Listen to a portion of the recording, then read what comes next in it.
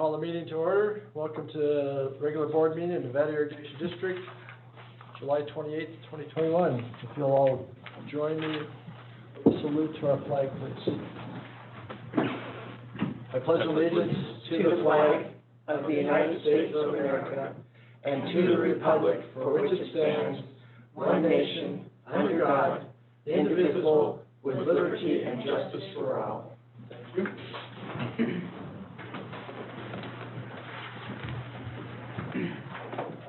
Madam Secretary, will you call the roll, please? Division 1. Here. Division 2. Here. Division 3. Here. Division 4. Here. Division 5. Here. Thank you. All present and accounted for. Okay, first item this morning is recognition of employees, presentation of service awards. Who's getting to do that? I am, Mr. President. Oh. Hello, everybody. Good morning, Jennifer. I'm sorry. Good morning. Good morning. It is with great excitement. I'm going to share my screen here. And it is with great honor that I get to do my first one of these. I think it's very, very special to be able to celebrate our employees. And can everybody see my screen? Yeah. Yes. Perfect. Very good. So first and foremost, this is really exciting. It is always very fun to be able to recognize our wonderful employees and their loyalty to the district. The very first one is Miss Monica Reyes. She has been with the district for 25 years, and it's my understanding she has served in several roles and most currently serves as the recreation manager. Monica truly has a commitment and enjoyment for her work, and it shows with how dedicated she is. She is one of the top-notch employees, and I've greatly enjoyed getting to know her and admire how much she truly cares about what she does, and specifically the recreation experience. So thank you, Monica. Thank you, Monica. Thank you, Monica. Thank And you, I Monica. ditto everything you said about her. Yep. Yeah. And she is truly wonderful. Next up, I have two gentlemen who have served for 15 years for the district, Ken as an equipment operator and Philip as an electrical systems superintendent. Both of those require a lot of dedication. There is a lot of safety and risk that is associated with operating large equipment. And I've always truly admired those who do it very well. And same with electrical systems. As most of us know, electrical work is something most people shy away from. So anybody who can rise to level of superintendent should be definitely commended. So thank you, Philip and Ken. Thank you, Philip. Thank you, Ken. Thank you, guys. Yep. Next up, we have two individuals that are both special in their own right. Pamela Robinson is a management assistant for Chip Close's area, and she has been nothing but wonderful and helpful since I have joined the district, and I've heard nothing but excellent things about her. And Mr. John Fabiano IV, he's a water distribution operator too, and he's been with the district for 15 years now. So thank you so much, John and Pamela. Thank you. Thank you. Pamela, John. Next up, we have three individuals who've been with the district for 10 years now. We have Dawn Bird and Cindy, and most of us affectionately call her Safety Cindy. Dawn and Cindy manage our safety program. And I got to tell you, when I first came to the district, I was more than impressed with how thorough and complete the safety program is. And it is definitely something that is needed. Keeping our employees safe should always be of the highest priority. It definitely is one of my highest priorities.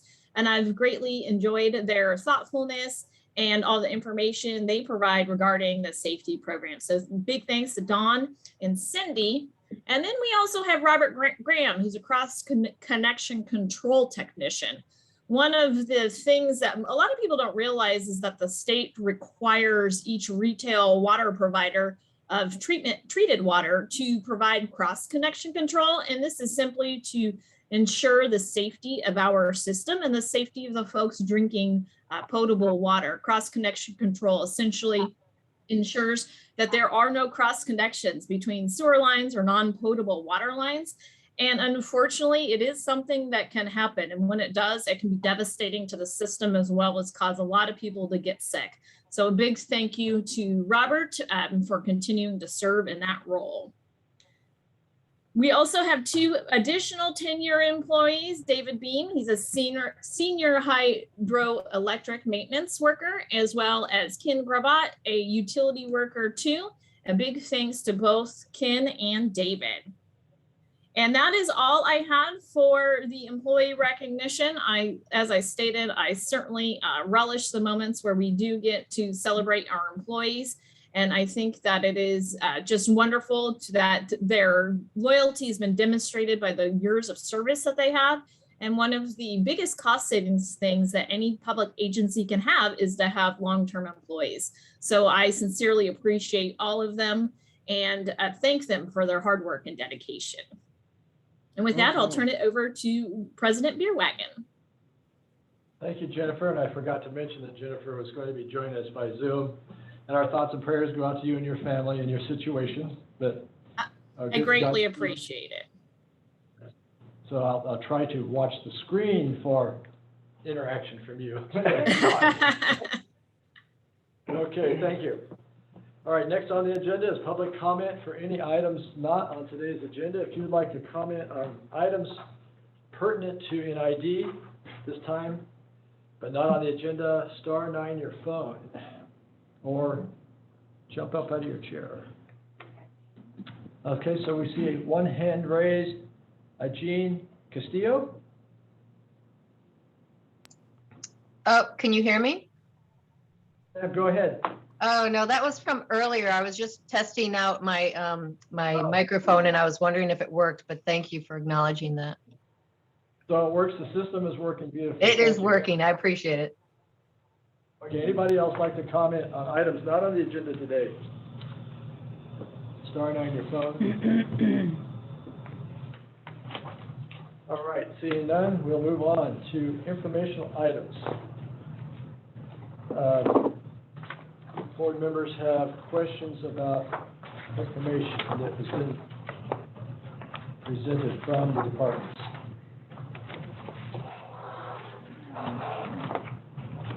Anybody?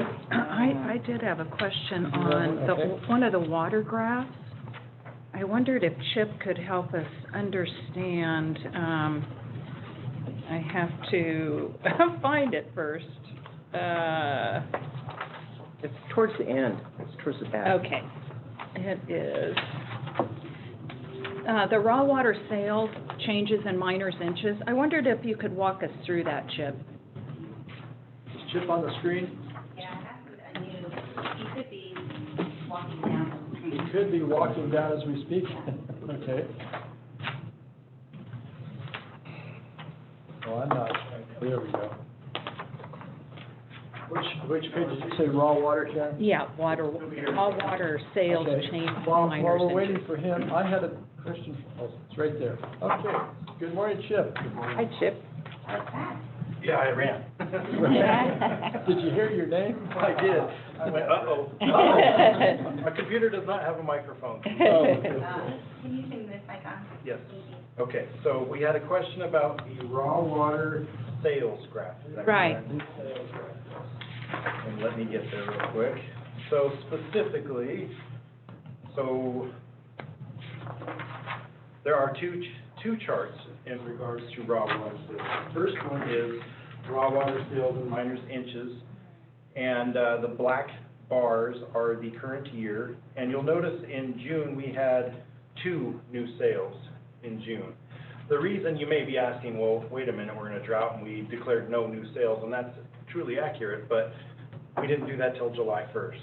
So this is reflecting the 2 new purchasers we had in June. We'll probably see 0 from here on out now that our drought resolution has been passed. The next page is raw water sales changes and miners inches. These are the changes that existing customers have requested. So all the people in this graph are existing customers. Sometimes they ask for increases, sometimes they ask for decreases. The black bar shown in June shows that we had a bunch of decrease requests, which is exactly what we've been asking. Yes. So we are getting response, and that's great news, and that's basically what this graph shows. And that cumulative minus 1155 on the right, So that is the difference in acre feet between what and what? So that would be the amount of reduction in acre feet over the summer season. Compared to last year or 2013? No, that's just the total realized reduction. So if these Okay. customers had just purchased what they normally purchased and done zero change, that number would be zero. Okay, But because we've had an overall reduction for the summer irrigation season, that's how much water we will be saving this particular year, which is 1,155 acre feet okay. through the duration of the summer season. And like the minus 68, those are actions taken in June in isolation of any other month. Correct. Okay, That's the number of customers, so it's 1,155 acre feet over 68 customers, is that correct? 68 is the miner's inches. That's Oh, the 68 is the height. miner's inches. Oh, okay, so we you just produced translated. 68 miner's inches, but over the total of the summer season, that results in a savings of 1,155 acre feet. Okay, thanks. Oh, now I see. Yeah. Okay. and then the next chart, then the red line is showing kind of the projection, or kind of the impact of those changes.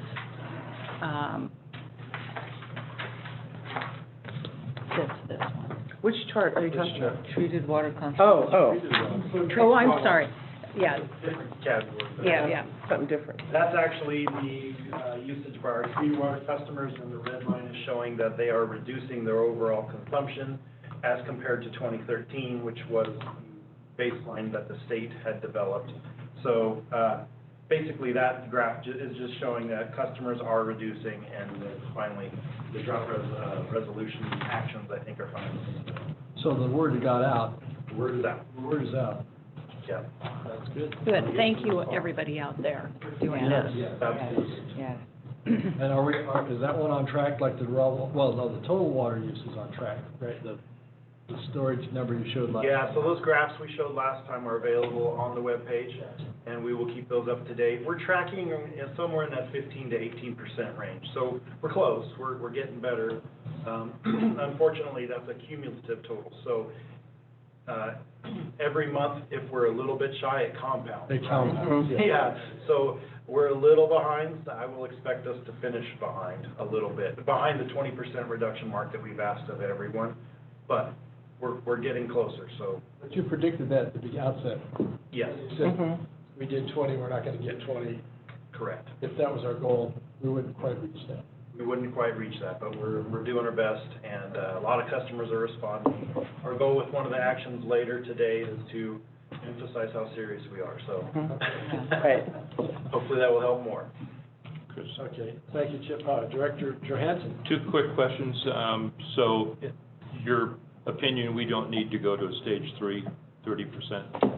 At this point? At this This point in point. time, folks are starting to respond, and our carryover targets at the end of the season we're keeping fingers crossed, will be above 110,000 acre feet, which is one of the goals in the resolution. Right.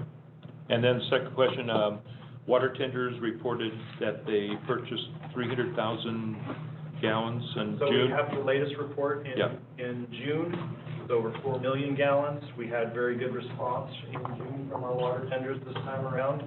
We have 91 permits out there, and I think only about 12 did not report any usage. So they are getting on board and doing the right thing and reporting. So 4 million sounds, was that 40,000 a day? 43,000 a day or something, 45,000 a day. Okay, Yeah, so that's progressing nicely. Good, we're going on board. Okay. Thank you. Thanks, Chip. Director Peters?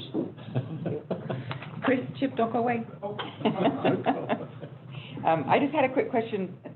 I understand you're the interim maintenance manager now, so I have a maintenance question. Okay, I'm not going to answer that. Okay, on the, I guess, the first table, the treated water summary of select routine work, on the meter replacement program, starts in April and runs in the year, it's 0 Yes. on any meter replacements. I know that over the winter, we've bought in a lot of meters, we've been spending a lot of money stocking meters, We have tried. and I'm wondering why we're not putting them in. So the chip shortage has struck, Mm. and you cannot get meters, smart meters. specifically. We've been buying them all year, all winter long we've We've been buying bought them. them all year and we put them in all year. We have crews that are dedicated to do this and they've done a marvelous job. And they've gone through everything we purchased and then they ran out. We've got on order, somewhere in the neighborhood of about 3,000 more, but we have not been able to get them. I'm happy to report though, they did show up about a week ago, another 900. So this crew will be once again busy and putting those in. Oops. But that's the reason we had a bit of a lull, is we just couldn't get the meters or the endpoints, the parts that actually report out cellularly the usage. These are badgers we're talking about? Yes. Badger Okay. meters, right. The 'Cause- replacement, Replacing the old census meters, yeah. Yeah, because it seems like this number's always been low. I haven't gone back, I was gonna go back and double check, but it'd be interesting to know the trend of how many we've been putting in, because now it's even more critical to get these meters. Yeah. Yeah, and we do track that, and we can get an overall for the year if you're interested, but yeah. Okay, okay. We talked about chips yesterday, didn't we? Chip problem, not a chip problem. Chips problem. It's just Like problem. today, I wish I had a different name. Right, okay. Okay, you're I welcome. had a question about the recreation, but it's about Scotts Flat and Rollins, saying that the water levels are dropping, and I thought we kept those reservoirs pretty high through the summer. No, I can handle that one. That's Yeah. also your water resources question. So Scotts Flat is not one we keep full. We actually have to utilize the storage there to supply our customers, and then we spend the rest of the off-season trying to refill it. In wet years, we're very fortunate that the local watershed itself will help fill it, but in drier years, we have to import those flows from the Yuba Bear project, and that's currently going on now, and we have the South Yuba Canal darn near at its maximum capacity, putting water into Scotts Flat, but we're limited there, and obviously our customer demand is higher than what we can put in it currently, so the reservoir It's naturally dropping. draws down. Okay, Rollins itself, we generally try to keep it full, but keep in mind at Rollins, there's two different players. There's NID and PG&E.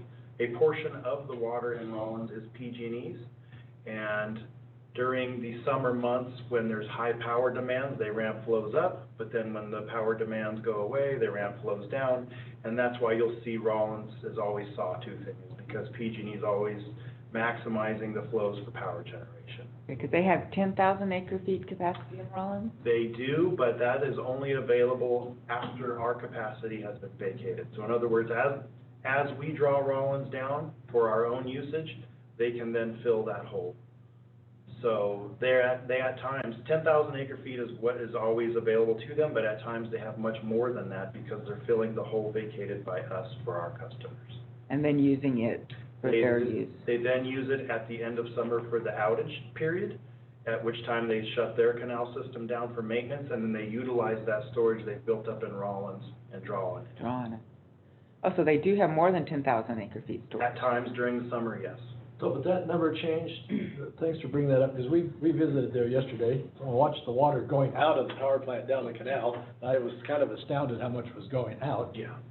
But that number, that was the one that changed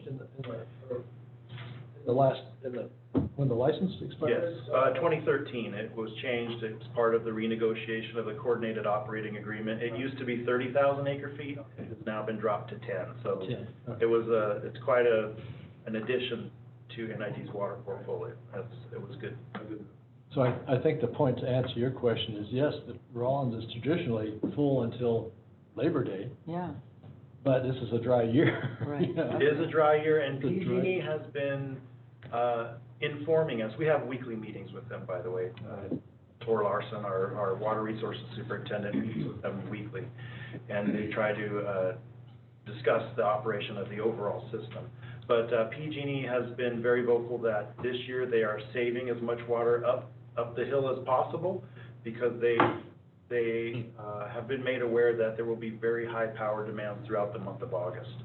So because of that, Rollins has been taking a little bit of a hit and is a little bit lower than we've experienced in the past, due to drought and due to the operations of PG&E. It didn't look too bad. No, it looked good. It looked good. I mean, compared to other reservoirs. Folsom. Yeah. I appreciate that. We are on the cusp of maybe having to notify some customers of some boat docks that they're getting close to being inaccessible. but we're keeping a very close eye on that, and we're communicating with the recreation team. And in turn, I think Monica's reaching out to those customers, but we're monitoring.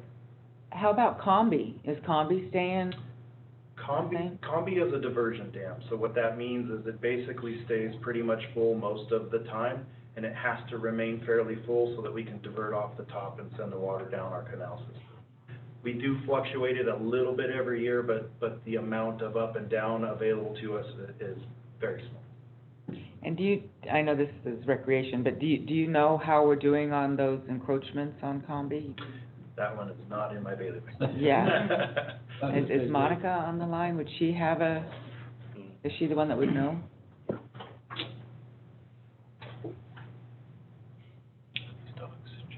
Is she here? Yeah. There she She's is. there. Where is she? Monica? Monica, you're still muted.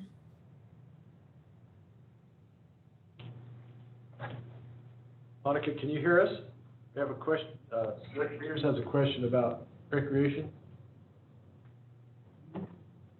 And we can also always get that information for you and provide it back to the entire board. Okay, that'll be fine. Then finally, I just have one hydroelectric question about South Sutter Water District. I wanted to hear the status on. Yeah, me that too. one. We're a little off topic on this particular agenda item. Would it be okay if I sent an update out about it? Sure. Mhm. With the last page, NID staff continues to coordinate with South Sutter Water District on issues related to the transaction. We're still coordinating with them, and we were working through some final items with their particular agreement, and we would expect to see something before the board at the second meeting in August. Okay. Do you know if they're generating electricity? They're really Right low. now, I do not know. Okay, all right. Well, that's it then. Thank you. Okay, Director Heck. Nope, I don't have Oh, any you don't have questions. any questions? Nope, my questions have been answered in the Okay. dialogue. Thanks. So far, mine hasn't, but go ahead, Director Jansen. I'm good. Okay, mine was for Doug. I had two, but I only remember one, I didn't write them down. I saw that, we're required to do an EIR for, plan for water, is that correct? Did I read that right? And Jennifer may be able to jump in on this one, the plan for water doesn't need a specific EIR, but when we go through and develop our raw water master plan, then in section 8 of that, which is the actual CIP, the capital improvement program component of it, Oh, okay. you have to do an EIR for that. Okay. It's a programmatic type EIR where we identify all the projects and the impacts, and then when we start to develop each project, then we go into its own individual. So how big a deal is that? How expensive is that? I'll put you on the spot now. Yeah, I don't know, I'm trying to remember, Gary had one consultant on board a couple of years ago when we started that process back, $100,000. and it was a couple hundred, I don't remember the exact number, but Okay. it was in that. I was just shocked, and they go, we're just gonna sit here and write a plan, right? So that's why the. Yeah, no, it really comes at the tail end, after we go through the plan, and then at the end, you're developing the actual raw water master plan and the improvements on individual canals, and we're developing flows, et cetera. Right. Then we would do that as part of this, the EIR document. And I'll assume that we'll have to do one to repair Scott's Flat Spillway. Correct. Okay, that's all part of it. All right. Go ahead. So I don't know if I'm out of line here, but I'd like to make a motion that we move Yeah. the informational item to a workshop on a Tuesday prior to a board meeting week, so we can actually talk about some of these projects instead of just not being able to ask questions on them. Okay, so Jennifer, we've talked about this. I don't know about the motion part, but, It's Right. not agenda. it's Yeah, not so- Part of this item. We are not able to make motions on items that are not presented as action items on the agenda. I have spoke with the board regarding having a workshop type item, but I would recommend that we revisit this offline. We are getting a little bit out there on our conversation, and we do need to kind of tend to stick to the agenda. But we are certainly able to provide an update on the capital program if that's what the directors would like, and we can put that on a future agenda. So and I fully agree with you. And Yeah, we're I've talking wanted to it for Jennifer. months, We've and it just already never. had I do too. some preliminary discussion about this and hit one little glitch so far, so we'll move on. We'll be Okay. moving towards that. Sooner I think than later, it's- hopefully. It needs, It needs for to some be of moved. these things, I missed the committee. Okay, thank you, Jennifer. Thank you, Chip. If there's no further questions about the informational items? Public comment? Yes. I need a little flashing light up here. Is there any public comment on the informational items as presented this morning? If you'd like to comment, star 9 on your phone.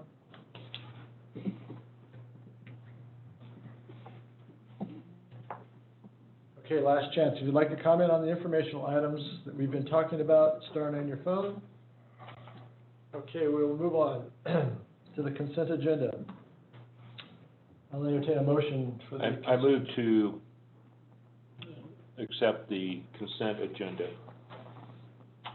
I second. Moved and seconded. Public comment? Public comment. Is there any public comment on the consent agenda? Start on your phone.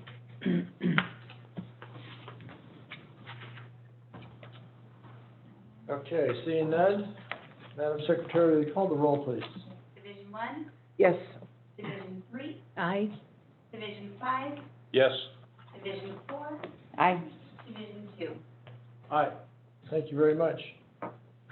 Okay, general orders. Number 4, Hemphill Diversion Structure Project. Morning, Doug. Good morning. Morning, board. We're here to have a public hearing on the EIR related to the Hemphill Diversion Structure Project. This project is being spearheaded by Tanya, which is our senior engineer, so I'm gonna hand it over to her. She's working remotely, but I see that we're having some internet trouble, so we're trying to see if we can have a visual picture, otherwise she'll just have to call in. Okay, so we, I'm asking her to unmute and to start her video, so.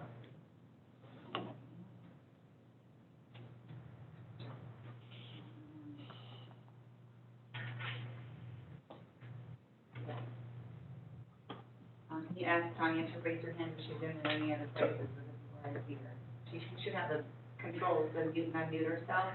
Tanya, can you? Go ahead. Sorry. Tanya, can you hear us? If so, you need to unmute yourself.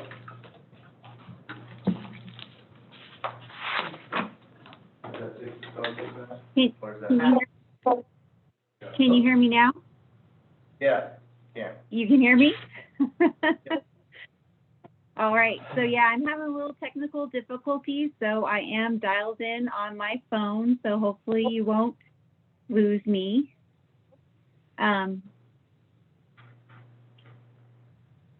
But I'm, one second, so you can still hear me, right? Yeah. Okay, so thank you for your patience. So I'm here today for the Hemphill Diversion Structure Project certification of the final EIR and request to approval of a project. I have Chris Sabenfeld here today. He's with ECOR. ECOR developed in consultation with the district the final EIR that was brought before you. For today, what we'd like to do is have a overview presentation of the EIR, after which we'll answer any board questions. Then I'll go ahead and open for a public hearing, and after which I'll request a motion for certification and approval of a project. So with that, if Chris is there, I can't see the boardroom very well because I'm on my phone. If Chris is there, Chris, I'd like to turn it over to you to start the presentation. Sure. Thanks, Tanya. Good morning, Thank you. board. Appreciate you here. I'll give you a quick overview of what we're going to be covering here. We're going to have a little background on the environmental review process. We're going to discuss the project alternatives at a very high level. We're going to talk about public noticing, comment letters received, an overview of the mitigation measures that were identified in the document. Then I'm going to hand it back over on project timeline to Tanya, and she's going to talk about AB 52 consultation as well and how that went. and then we'll open it up for the public testimony. Control of it, Chris, if you want to use it. Yeah. Wait, Follow it, tell me. So, first of all, I just really quickly want to go through the background on the review process that we've had for this environmental document. We did prepare a notice of preparation and initial study. That was circulated for public review back in September of 2020. I would note that we used that process to narrow the scope of the EIR. We eliminated about 7 or 8 topic areas so we can narrow down on issues that were pertinent to this particular project.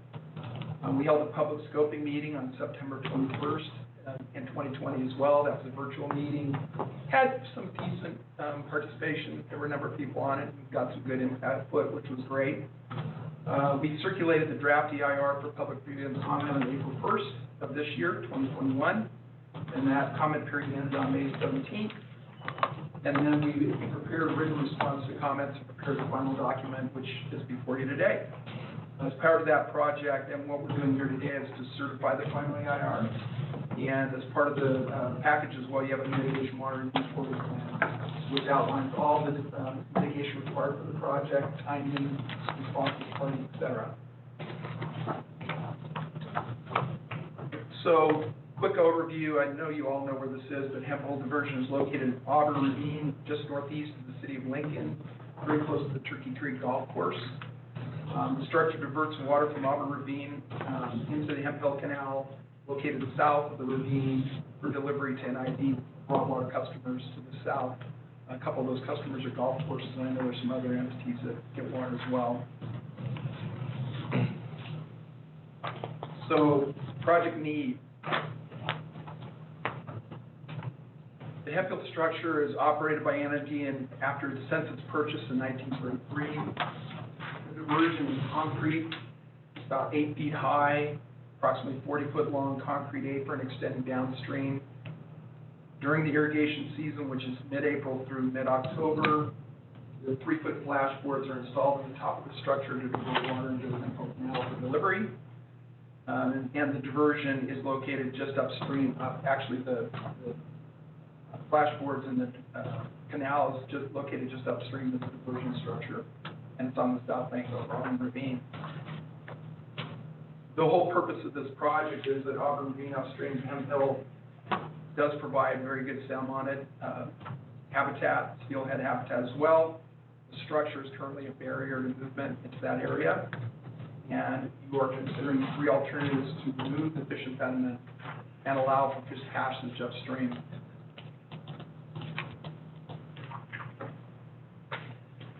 So, as you know, also, we looked at 3 alternatives. I will note that there was a fairly robust alternatives evaluation early on in the process. The district considered other alternatives, and we narrowed it to these based on a lot of input, felt these were the most practical alternatives to consider. The 3 alternatives included 1, a riverbank infiltration gallery alternative, alternative 2, which was a fish passage alternative, and then 3, which is a pipeline alternative. Go through those quickly. The riverbank infiltration gallery alternative, which was alternative 1 in the document, would remove the diversion structure and construct an infiltration gallery within the south bank of Auburn Ravine to facilitate continued water deliveries to the canal. The gallery would be located approximately 75 feet downstream of the existing diversion structure, and it would be on the south bank of the ravine. Alternative 2 is the fish passage alternative, which would involve installing a fish ladder within Auburn Ravine. We had a sub-consultant, Northwest Hydraulic Consultants, that worked closely with us in the district in defining a reasonable level of detail on what the fish ladder option would look like, so that we could do a sufficient analysis of impacts related to that. The recommendation was for a rough rock ramp at the fish passage for this location, which would provide year-round passage. Due to the existing conditions of diversion, the existing diversion would be removed. It's really not anything that can be modified. It really needs to be removed and replaced, which is what was done for this project. I would note that there needs to be modifications to the canal as well because of the change in the elevation of the diversion versus existing conditions with the flashboard in. The third alternative is the pipeline alternative, which would also remove the existing diversion structure and would involve construction an underground pipeline from existing NID facilities at Gold Hill Road and extend down to Hemphill Canal. This would involve a 24-inch raw water pipeline that would be primarily in Fruitvale, Fowler, and Virginiatown Road and within the right-of-way. There would be a cross-country element to get it over to the other side of the ravine, including a aerial pipeline crossing approximately in the location of the current diversion.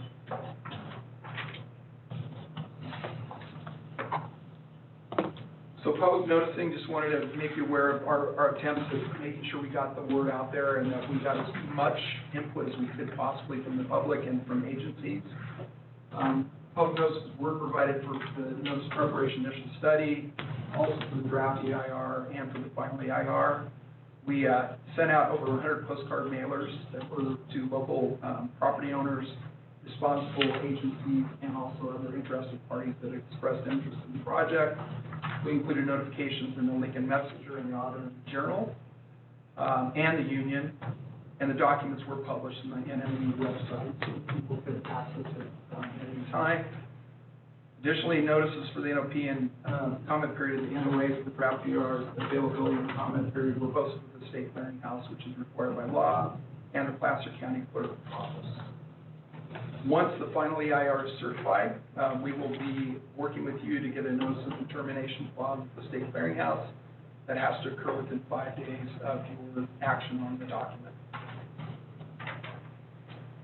So a quick overview of comment letters. We received a total of 6 comment letters. 3 were from agencies. 1 was from the National Marine Fisheries Service. And these comments in that letter were a lot of suggestions and input on final design elements. It was fairly focused on what this should look like and how it should function. The second was from the County of Placer, which was focused on flood. They wanted to ensure that implementing the project wouldn't raise the flood elevations. They made some suggestions. Then the final agency comment letter was from the California Department of Fish and Wildlife. It was very much focused on mitigation, suggestions, refinements to the mitigation in the document. We also received letters from organizations and individuals, including Save Auburn Ravine Salmon and Steelhead, Friends of the Auburn Ravine, and from Water Audit California. Mostly general support for the project and recommendation on what they felt was the preferred alternative. So as indicated, the final EIR includes a summary of the comments received. We have responses to each of those comments. Where warranted, we've made, I'm falling behind. Thank you. Where warranted, we've made revisions to the document, which are shown in strikeout, bold, underlined. That's also reflected through the MMRP and the executive summary.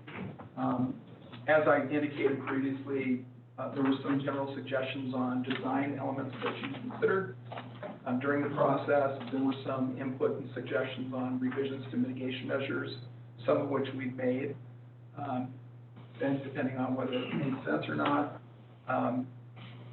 The document includes an errata section where we show where the changes are made into the document and some mitigation measures.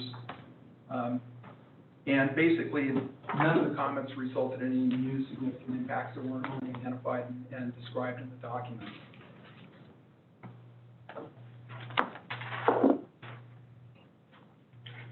With the exception of one impact associated with alternative 3, all of the impacts identified in the document under all alternatives that were identified as significant are mitigable. We identified 31 mitigation measures that are in the document. Those mitigation measures focus on biological resources, cultural resources, paleontological resources, hydrology and water quality, noise, and tribal resources. And the full text is in the final EIR mitigation measures, is contained in the final EIR, both in the MMRP and in the executive summary chapter up front. It's worth noting that that NID is responsible for making sure the mitigation monitoring and reporting plan is implemented. There are identified timing, responsible parties, et cetera. So that's part of your responsibilities moving forward with the project. As I indicated, there was one significant unavoidable impact that was associated with alternative 3, which is the pipeline alternative. Because water to be diverted upstream and brought down and extend across and enter the canal segment of the ravine would have less flow in the summer, which is critical time, resulting in potentially higher temperatures and less favorable habitat situation. That was identified as a significant unavoidable impact. If you were to select that alternative, you would need to adopt a statement of overriding considerations to support that conclusion. So I'm going to have a quick drink.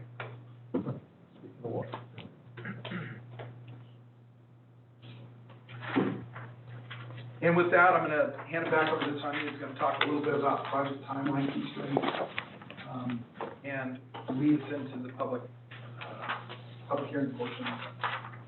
I have a question. Director Hick. Thank you. Hi.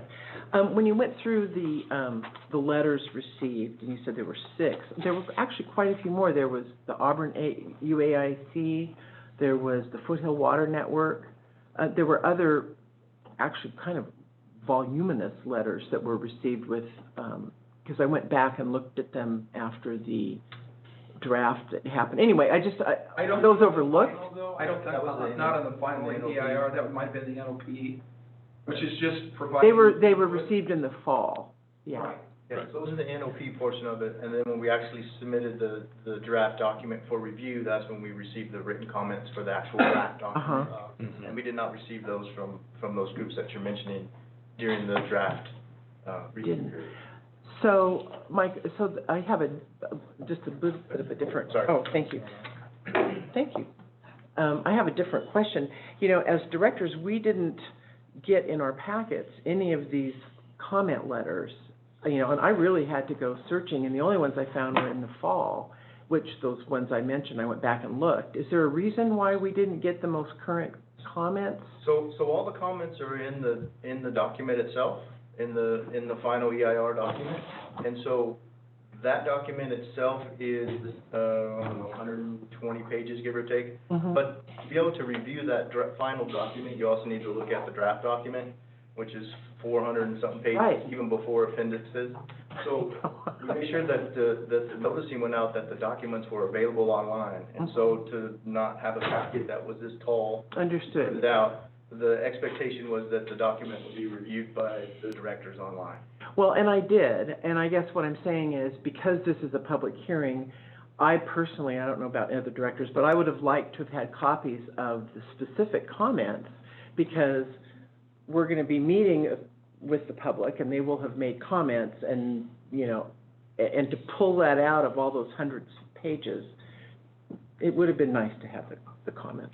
If I could, I'll try to. Yeah. As far as the process goes, you know, we circulate the document, you ask for comments. Those are all embedded right in the final. There's very specific responses. They're bracketed. You can see exactly how we responded to every single comment that was submitted.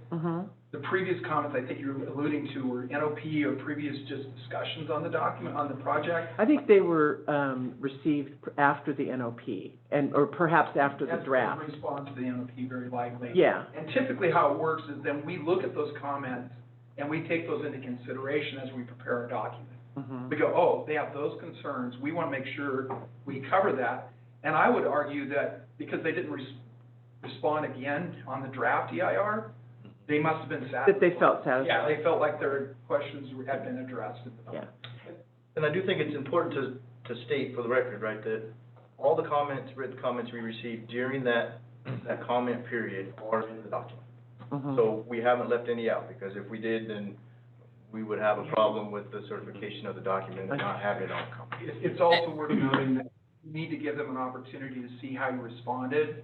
And we did send them the final and provided links to all the commenting parties and gave them sufficient time that if they had an issue or problem, they could then come forward and raise that issue here at the meeting or previously in writing, we didn't receive any Okay, feedback. so then my last question just about that, thank you, is, so then,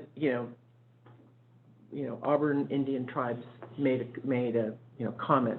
Did they then receive a letter back from NID or from the consultant that said, thank you, we've received your comments, we've incorporated them into our final, or is there any sort of recognition that these folks get who make these recommendations that we in fact are incorporating or not, and why we're not? I don't want to steal Tanya's thunder, but the next slide talks about that. We did engage the United Auburn in a AP52 consultation. We did reach a conclusion and an agreement with them on mitigation, which is reflected in the final. That was documented, certified letters, back and forth, closed, consistent with the law. So we did comply and. No, I chose that was a bad I think that choice. Like the network, for instance. Yeah, did we respond to all of the comments? Yeah, did you respond and say in writing, hey, thank you for your thing? Okay, I'll let Tanya. And moving forward, if I could just provide a little bit of information, we certainly can provide the comments received on the final EIR on future projects in your packet, so you don't have to look for them. I think that's a good idea. Well, That's no problem. We've gotten stacks of this stuff in the past with all that stuff, and I was surprised that we didn't on this one too. So. And if the board so desires, we can also move to printing you out the entire final EIR as opposed to giving you a link. That's also very easy for us to do. Okay. And Chris, can you keep Jennifer's picture on my screen? Because I heard her. What's that? It's on your button there. It's on my button? Yeah. Well, I don't even have a button right now. How do I do that? She's on there now. She popped up when she started talking. Yeah, move it over. All right, so I can keep track, see if she has her hand raised. Okay, thank you guys, Yeah. and thank you, Jennifer, and maybe that what we receive and not receive is a topic for another day, but so I get it and thank you. I think that it's a very reasonable request to provide the hard copies of the EIRs. I know that they are very onerous and large, so it is no problem for us to provide them to you. Well, as long as we recycle them after, I think it's probably fine. Yeah. And I'm really, I can read it online. It's the public comments when we're having a public hearing that really, I felt like there was a missing piece for me. Yeah, I concur. I think we could read the voluminous document online, but it would be really helpful to hear. Director Johansson. Yeah, you may be handling or answering this later. So like particularly the fish and wildlife mitigation measures, do you have a cost factor? Right. How much that will cost us, and for any of the other participants? Can you be able to separate that out? Yeah, a little bit, and maybe we can talk about that once we get through this process, and then we can have Tanya discuss a little bit with regards to the cost estimates that she had put together as part of that. Perfect, just didn't want to miss it. Okay. So I was passing it off to Tanya to take over on the project out of my constraints. Okay, thank you.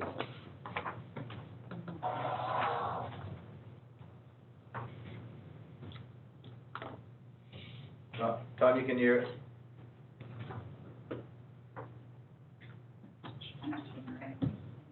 Yeah, well, she had my phone, and so that maybe her phone lost connection or something. Here's the unmuted. Tanya, can you unmute your phone? Can you hear us? Can you hear me now? Yeah. Can you hear me? Yes. Yes. Okay, good. All right, so we wanted to point out we have a project timeline constraint. Due to the nature of the work being in stream, we expect that permitting is going to be limited to June 15th through October 15th. And obviously that's due to the salmonoids that are identified in the stream there.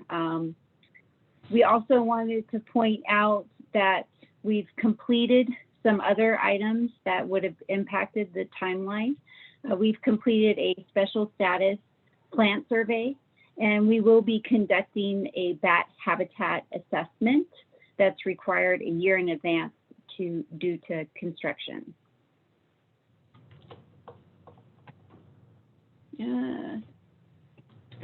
have a question. There we go. Let her, Okay. let her finish. Okay. Yeah. So as Go ahead. Chris mentioned, we did conduct AB 52 consultation. So we worked out some modifications to mitigation measures, and those have all been incorporated into the document. We have completed consultation with the tribe, and some of the mitigation measures required with them include having a tribal member on site during excavation of our project. So if now would be a good time if you have further questions to go ahead and ask those. And after we're done with the questions, I'll go ahead and start the public hearing process. Director Peters, now's your chance. Okay, thank you. So you mentioned the permitting process. When is, so once we adopt an alternative, how long are you saying, you thinking we're going to be ready for construction next June 15th? Is that what, did I hear correctly?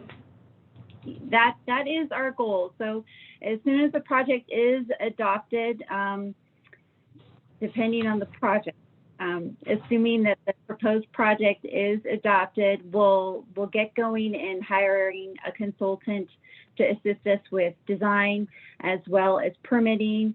We'll end up contacting the Placer County Conservation leader to see if we can be a part of their program to streamline some of the permitting processes. And we'll just have a quick timeline in order for us to be able to build a solid bid package for early next year so that we can start construction prior to this work window.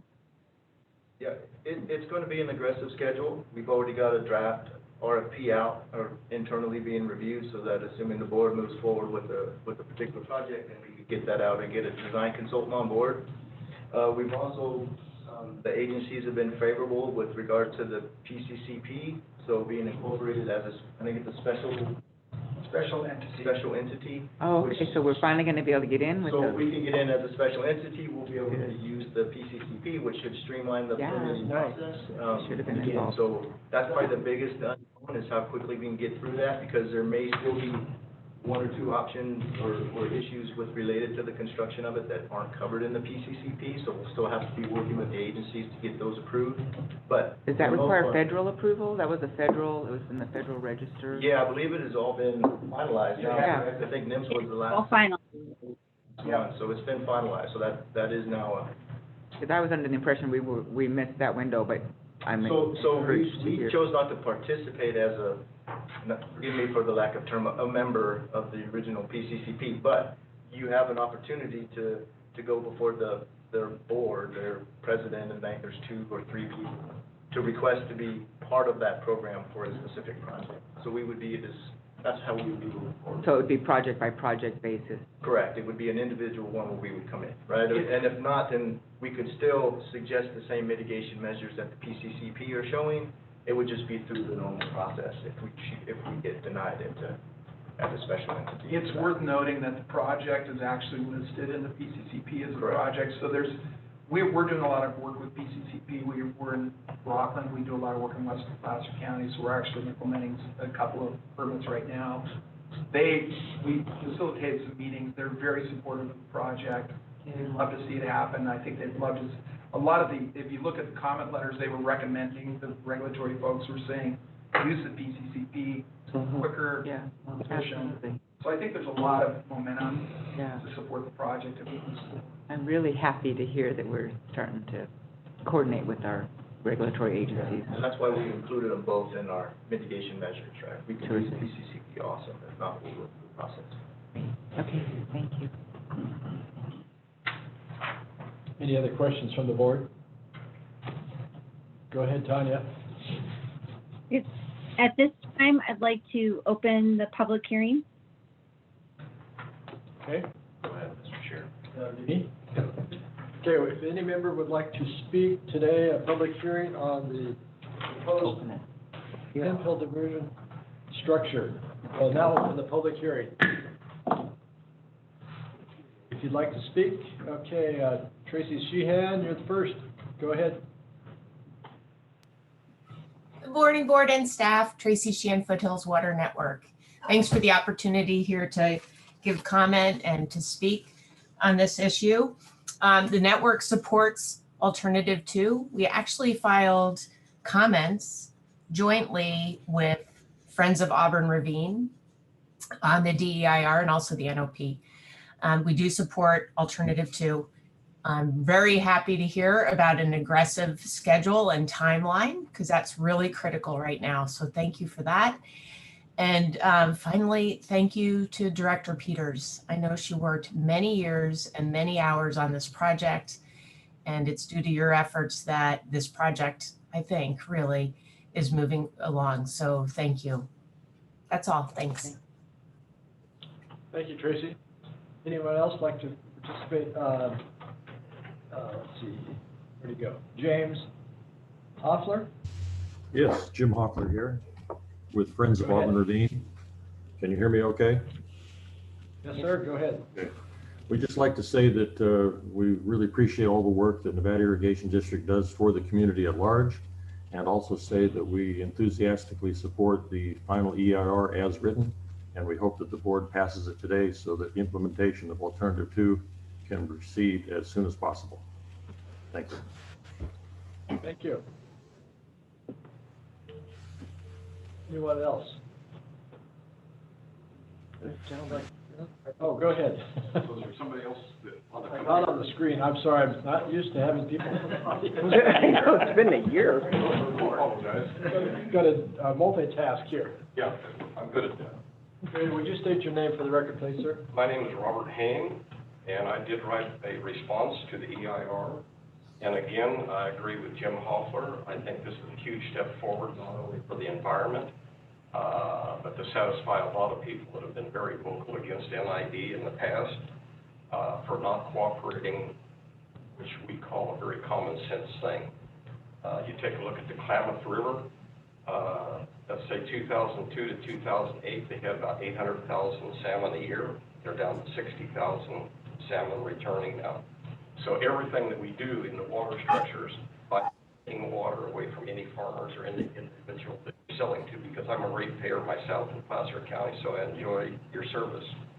So we strongly advise that number 2, I think it's the best. And so basically, that's all that I have to say. If you have any questions to me, I'll be glad to answer them. I've read everything that you produced.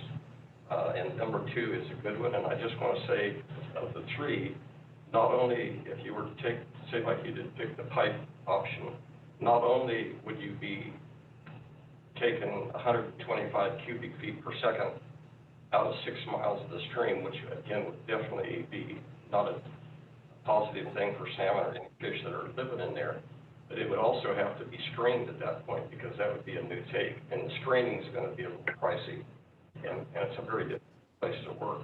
But anyway, again, we thank you so much for moving ahead with this project. It's a very positive thing, and we hope to work with you again soon. Thank you. Thank you. Anybody else like to comment this morning? Hemphill Diversion Project, structure project. Jane Castillo?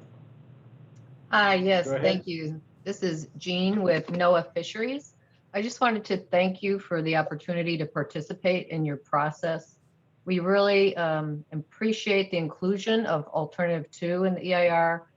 As we mentioned in our comments to you, that we feel that this alternative provides a beneficial use for the fish. We think it's a good selection of the alternatives. We also look forward to any future interaction with NID to assist in the development of any alternative that is selected, so that we could just stay collaborative and move forward to just make it the best project that it can be.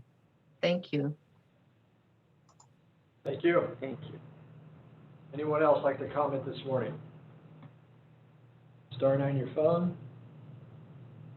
I encourage staff to take advantage of those offers of What's assistance that? regulators. I encourage staff to take advantage of the offers of assistance from the regulatory body.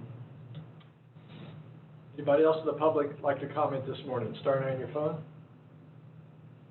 Hemphill Diversion Structure Project. Okay, seeing none, we will close the public hearing. Just Comment. with response to Director Peters' comment, that is the plan. Once we get the draft document together, we'll be reaching out to the agencies and the NGOs and other groups interested to be able to get input into that document so we can clean it up and get it finalized, and then go through the process of Terrific. getting that done. So that is all part of the plan. That's great. I like it. Board, just for the record, you do have a draft resolution, and we have prophetically selected alternative 2. Prophetic. Prophetic. Oh, The resolution that really does 2 things. It certifies the document, and then it approves a project. So you have 3 options as to the project you could select, and obviously staff is recommending alternative 2, which is consistent with all of those comments. And on that subject, thank you for mentioning that, because that was on my mind. I asked for clarification about the why and how. Did any other board member want to ask about that? The selection of the project, selection of the Alternative. alternative, thank you.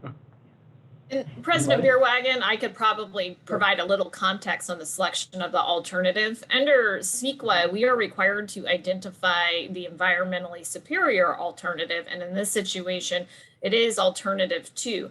If we were to select in one of the different alternatives, we would need to make overriding considerations as to why that alternative should be selected over the environmentally superior alternative. And you would essentially need to identify some greater community benefit. In this particular situation, I do find that that would be very difficult and would not recommend that course of action, simply because the cost associated with the other 2 alternatives greatly exceeds alternative 2. And so, we also would have it would be difficult to find another overriding consideration benefit to our ratepayers. So I just wanted to give a little bit of context on how CEQA works. You can select an alternative that does have unavoidable impacts as long as they're disclosed. But in our adopting resolution, we would have to provide for those overriding considerations. And in this case, it's difficult for staff to find overriding considerations that could be legally substantiated. Right. Thank you for that, Jennifer. That is, I wasn't questioning the choice myself, just would like the clarification. So thank you for that. Anybody else? Karen. Karen. I just had a question on the funding for this project, because we didn't really know the cost in the budget picture. So could you speak to that? Yeah, a little bit. You did see in the last 5-year CIP, we had, I think, roughly $3.5 million spread out over 2 years, 2022 and 2023 for this project. In this year's budget, 2021, we have $300,000, which we anticipated for design work. So we've already got that covered to be able to start doing that this year. With the aggressive schedule and basically now that we have a very defined project in terms of the construction schedule windows and understanding of how we're going to deal with this, we got to do it all in one season. So we're going to have to deal with it all in one shot. And so those are the things we're going to have to look at in terms of our capital improvement program, our capital budget, and how we're going to fit that in, because it's going to be a substantial hit to the capital budget, especially in the processes that we're, with regards to the rates being continued, et cetera. So we're going to be limited in the amount of money we have available in there, but we'll make it work. Make it work. I like that. So could you just speak a little more? Did you anticipate that speeding up the process will add to the budget? We'll add to the cost. $4 million. Oh, I'm sorry. Thank you. It shouldn't. What's that? It shouldn't? It shouldn't add to the cost just by accelerating the project schedule. One thing to keep in mind that this project also has another driver that is associated with a stipulation for dismissal pending litigation that was filed with the court system. So I have been reviewing the projected revenues for the next fiscal year, and I am confident, although we may need to reduce some of our other capital expenditures, that we will have sufficient revenues for this particular project to move forward. Okay, so, The construction side won't be impacted by the aggressive schedule. the aggressive schedule, okay, that was my question. The Are we gonna have- consulting numbers may be a little bit heavier than it would be if you gave them a year to do it versus 6 months to do it. Just means they're gonna have to dedicate more staff to be able to get through it in a timely fashion, but it's gonna be a relatively small number of an increase, if any. Good, okay. Director, Heck. Thank you. I know, you're having, here, I'll put my little sign here Put so your you sign can over here see. so I can see your So you can name. see. So my comment is, when I first arrived as a director, this was an issue that I would say NID was stuck. It was as if we had our feet stuck in cement, and it just could not, there was just no way of moving this forward. And so what I really want to thank you, Doug, and thank Tanya for, getting on this, and thank Director Peters, because without you guys kind of all working together and pushing this forward, we wouldn't be where we are. And I'm really grateful, having been out there and been listening and hearing the concerns of the public. And it's like, yay, we finally are there and are about there. And so thank you, Doug, thank you, Tanya, and thank you, Director Peters. I second that. Ricky always has a way of, she says what I'm thinking, right? Reserve my comment until the board members are finished. Go ahead. Thank you. Director Grant. So, this project almost gets into a categorical imperative. I mean, it's a moral obligation to get it done. Mm-hmm. Right. And, so, job well done. Mm-hmm. And then I would like to, about $4 million, I think we're looking at. I always find that people who have to work in 6 months get quite a bit more done than they would in 12 months. Mm-hmm. Because you got a fluidity there, you don't have to come back and refresh your memory. So I don't expect too much more expenses on that area. I'm still questioning how much, like fish and wildlife mitigation measures, how much more did that cost the project, or was there any other mitigation measure that added significant cost to the project and really didn't add much to the project itself? So I can't differentiate the number other than the estimates that we came up with for extra studies and consultant reports were just based on past experiences. With each alternative, we had to remove the diversion structure. So a lot of the mitigation was applicable to all three alternatives. So alternative 2, I wouldn't say that had more mitigation than the other alternatives. But the cost attached to it, did it add to the project, or it was just added cost? It's an added cost. To implement mitigation, it is an added cost. But we included that estimate in that $4.3 million that we expect to spend for that project. We base this on some assumptions from past work, so that number may fluctuate a little bit. But we feel pretty good about the numbers that we put in the cost estimate. Understood. Maybe I need to ask the question again. How much Okay. more is this project costing us due to these mitigation measures? And are these mitigation measures, I assume that they're essential to the project. I just want confirmation on that.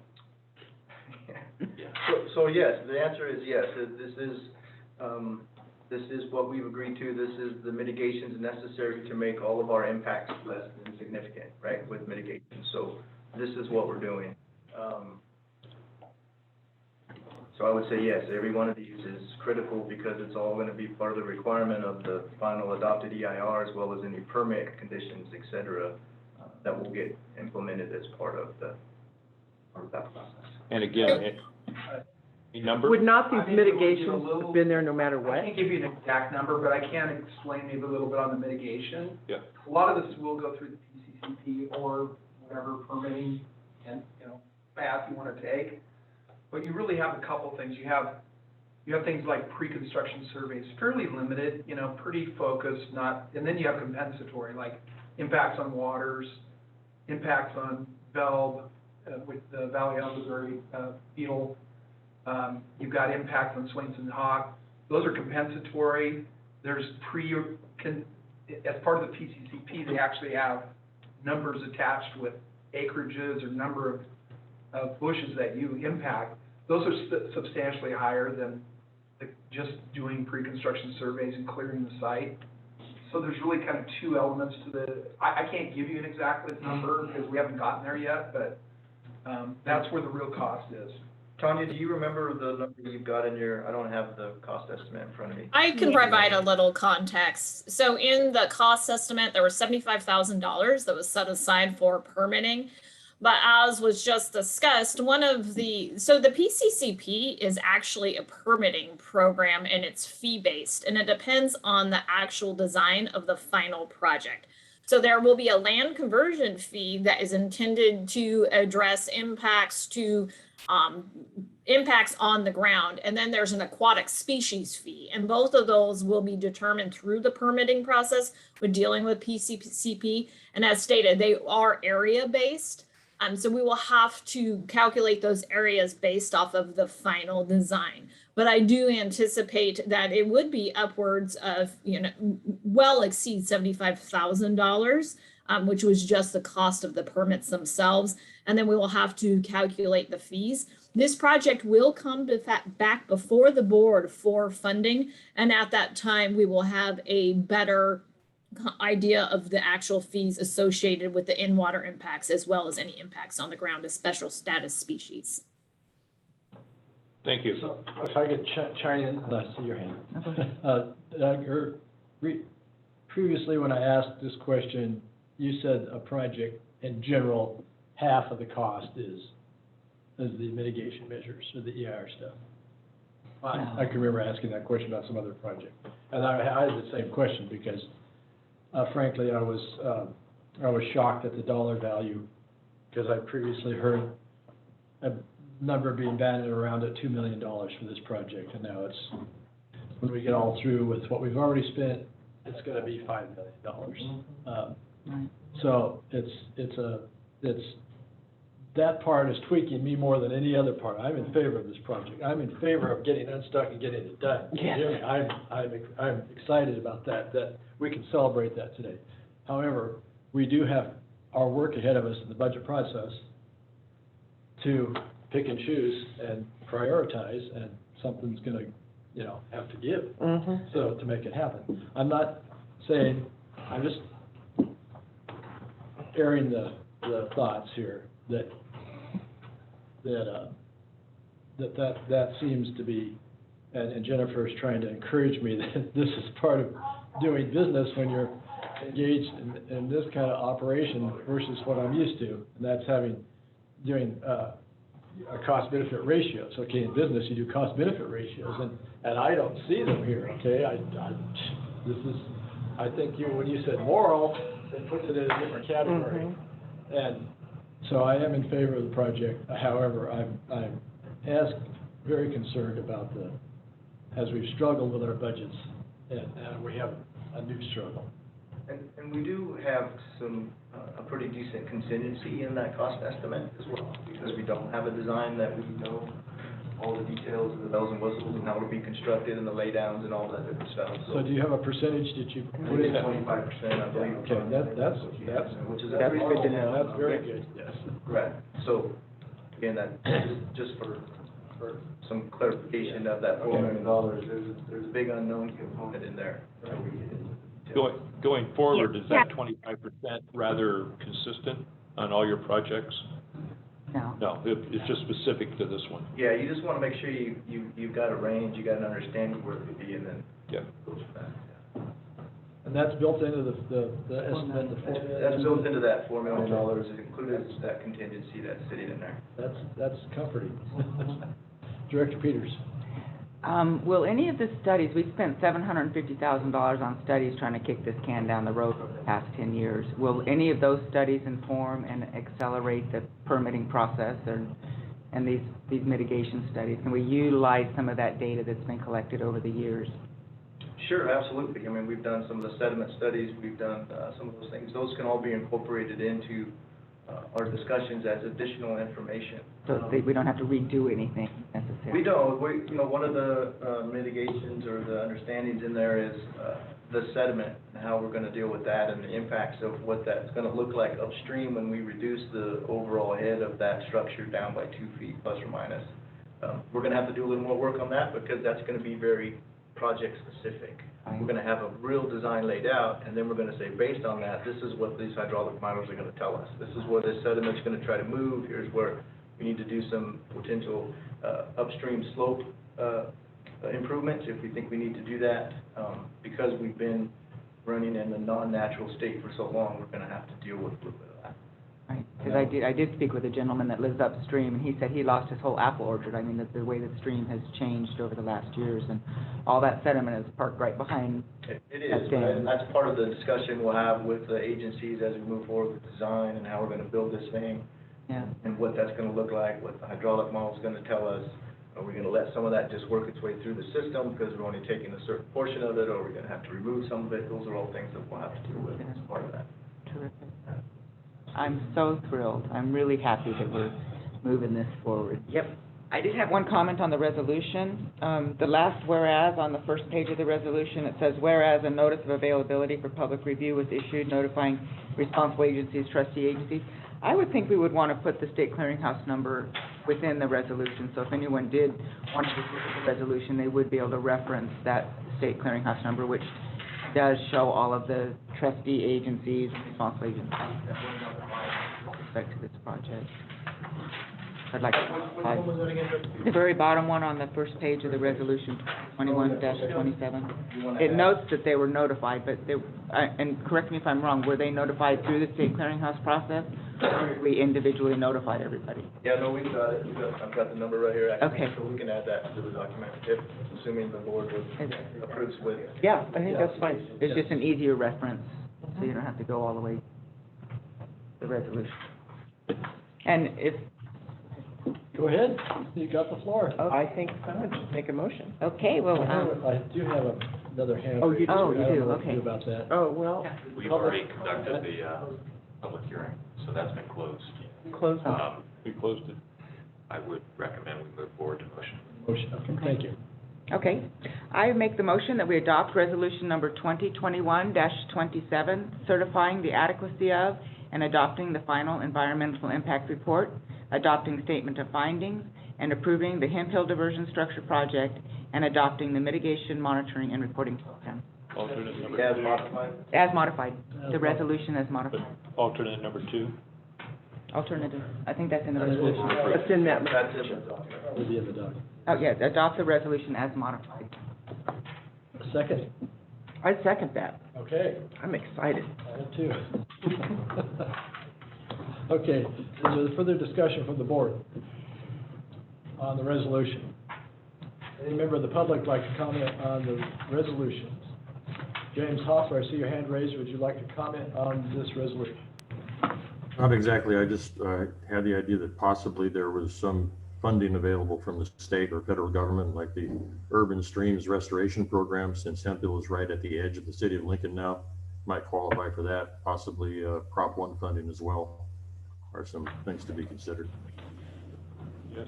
Thank you. I'm sure we'll look looking in at all those things, And all right? those alternatives, we did put in request for Fish and Wildlife, and we're denied funding from that one just recently.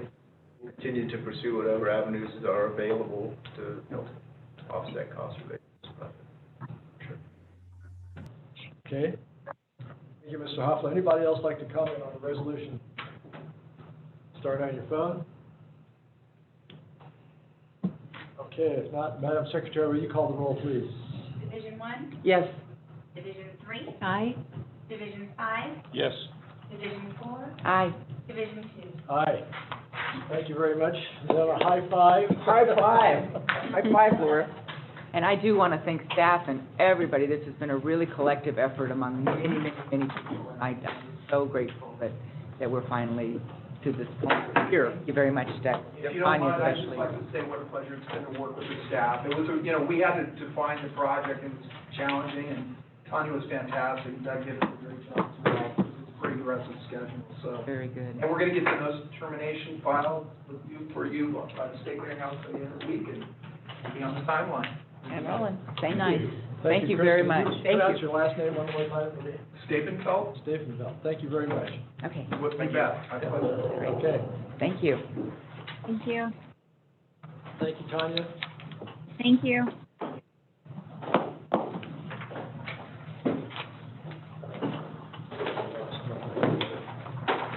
Okay, next up. Texas Creek. Texas Creek, yes.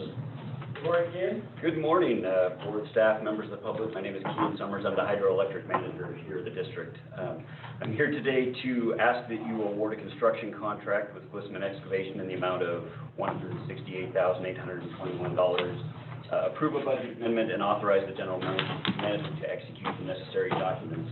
With that introduction, I'll ask Chris to pull up the presentation and we'll kind of walk you through the process here.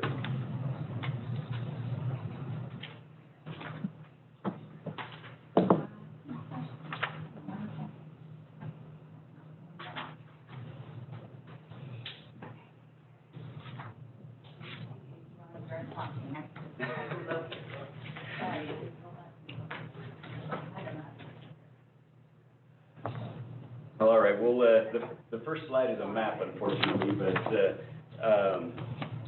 Hold on. It's not on the bottom left. yeah, that's the.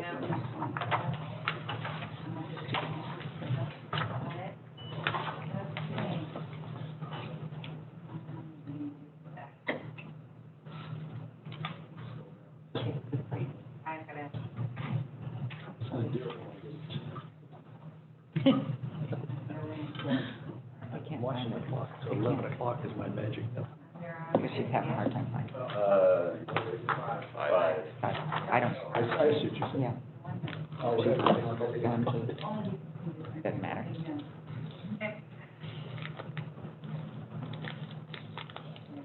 Right on, Sean. No, I had quiche, so I was good. I had the protein part of my morning.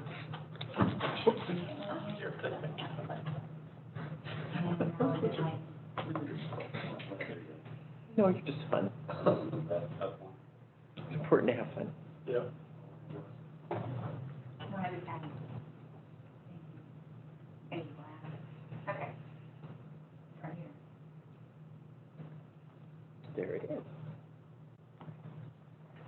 All right. Here we go. Let's go ahead and go to the first slide. The slide here is just essentially to orient you to where this project is. It's on the Bowman-Spalding Canal near the Texas Creek Diversion, just downstream between tunnel number 5 and the Texas Creek Tunnel. If you look at the map here on the left, Bowman Lake is up on the north, on the top end of the map, and then Spalding, Highway 20 areas to the south there. Next slide, Chris. This is a couple of pictures looking at the structure from, the first one is on the left there, is looking at the structure from across the canyon. You can see the flume coming down, you can see the shot creek. And then the second one is actually taken from below the structure there, looking up at the footing. Isn't it terrifying? Chris, you can go to the next slide, please. You have a clicker too, Oh, but you can, Should have done this when Right. coming, you can leave, you know. you can point things out. What you're seeing here on the left-hand picture is that, that shotcrete apron underneath the footing. You can see where it's kind of eroded up underneath, and you see the fractured bedrock there that is slowly coming out. And then the picture on the right-hand side, you can also see the bedrock erosion there. Slide. What we're proposing is a two-stage construction process to remedy this situation.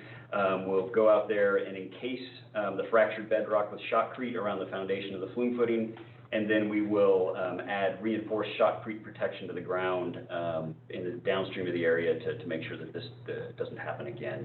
As water spills over the edge there, it'll safely pass downstream. In order to accomplish that, we sent a request for quotes to 17 contractors on June 11th. 4 contractors participated in a mandatory job walk on July 13th, and 4 quotes were received on July 20th, 2021. We have the summary here of the quotes. As you can see, they're fairly tight on the first 2 contractors. They saw the same thing when they went out there and looked at this job. This job does require a budget amendment. We had not planned on accomplishing this work this year. As we were identifying the situation late last year, we kind of missed the budgeting window for this. We found a little bit of money in the Dutch Flat No. 2 fire suppression upgrade project. We are currently installing fire suppression at the Chicago Park Powerhouse. That project has been delayed due to supply chain issues. We just haven't been able to get the materials that we need to install and commission that system. So we've had to slow down on the Dutch Flat No. 2 process, but that does free up some budget money so we can take care of this year. We will continue to move forward with the Dutch Flat No. 2 fire suppression project, but we'll do the design for it this year. There's sufficient funds remaining in the project to do the design this year, and then we'll budget to construct it next year is the plan, as I've put together for you here. So with that, it's staff's recommendation that we approve a contract in the amount of $168,821 with Glissman Excavation for the construction of the foundation protection of the Texas Creek Flume Spillway on the Bowman-Spalding conduit, approve the associated budget amendment, and then authorize the general manager to execute the necessary documents. That concludes my presentation, but I'd be happy to entertain any questions. Peters. Yeah, I have a question about the quotes received. So did they provided a line item breakdown on their quotes, and so it's interesting that the 2 were so close together and then such a big difference. What was accounted for? What did they not see, or what was the biggest component of that? So it tends to be the shotcrete cost. So when you look at their subs, there was a pretty wide range of costs for the shotcrete installation out there. So depending on which sub you chose to use. So it was labor or materials or both? Yeah, they don't break it down in the quotes for the sub. It's simply the installed product cost at that point. So interesting. That's a big. Yeah, I was shocked at the wide range here too. I have a question. Go ahead. Are you done, Laura? Okay. So we do have, the board has a policy, of 10%.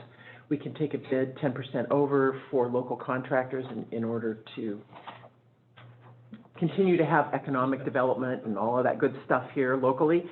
And so I looked up and I saw Glissman was in Placer County, is that right?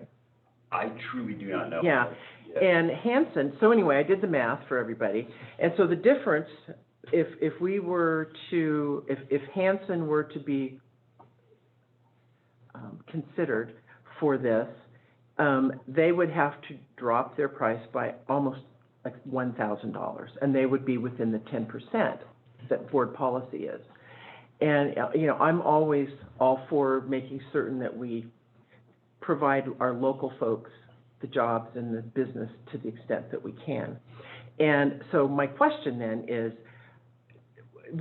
did Hanson Brothers, was their bid greater because labor costs, material costs, as you're talking about? We typically don't see that level of detail in their bids. Typically, it's the price for an installed finished product is what we're looking at. And I don't, I'm not trying to second guess or put my knowledge ahead of you guys, because that would be a mistake.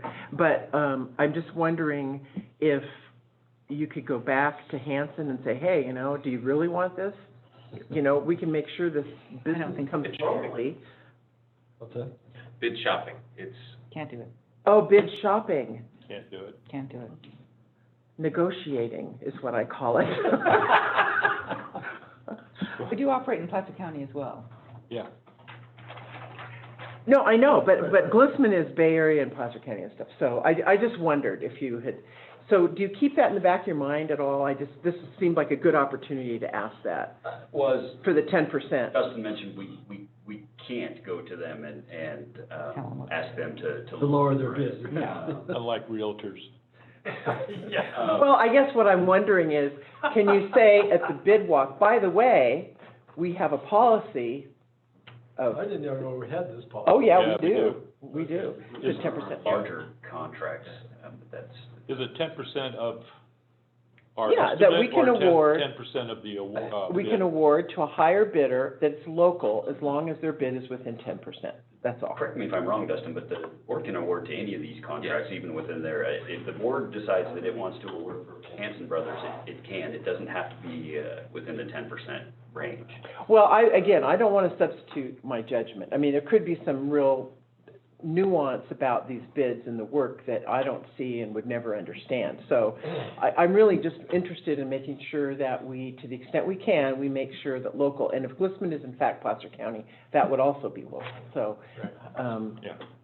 that's, you know. You know, it really depends on what we said in our RFQ, and I didn't review this one, but, that really dictates the parameters under which we then select. So if we are very specific about we are going to give this 10% local contractor preference, that would be housed in the RFQ. Or if we say, no, this particular project, we're gonna go with the lowest responsible bidder, then we go with the lowest responsible bidder. Okay. I suspect we were a little more nuanced, and we probably said we would consider the lowest, but we reserve the right to go with the higher bidder. That's exactly what we said. Yeah. Yeah. That was, Or something to that. okay. Okay. Well, I just had to ask. So we still have that option here today. I suspect you do, yeah, to go with a higher bidder. But again, it all depends on what we put in our RFQ, because that sets the rules under which we then select the winning bid. Okay. Thanks. Director Johansson. I just needed to ask. Yeah. So when did these bids come in? They were received on July 20th. So they're current, Yeah, as they're far very as current. current concrete slash Yes, concrete yeah. prices, because they have really gone up.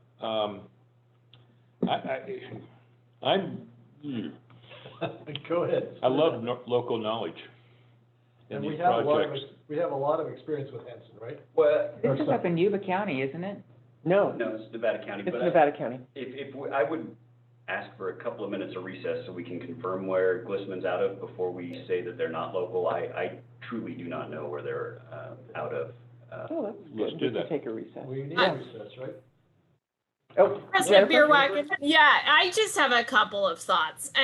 With construction projects, I would recommend in this particular situation that we do go with the staff recommended, just from the standpoint that it would be hard to substantiate a benefit to the ratepayers within the district for going with a higher cost in this situation without some identifiable benefit to the district itself.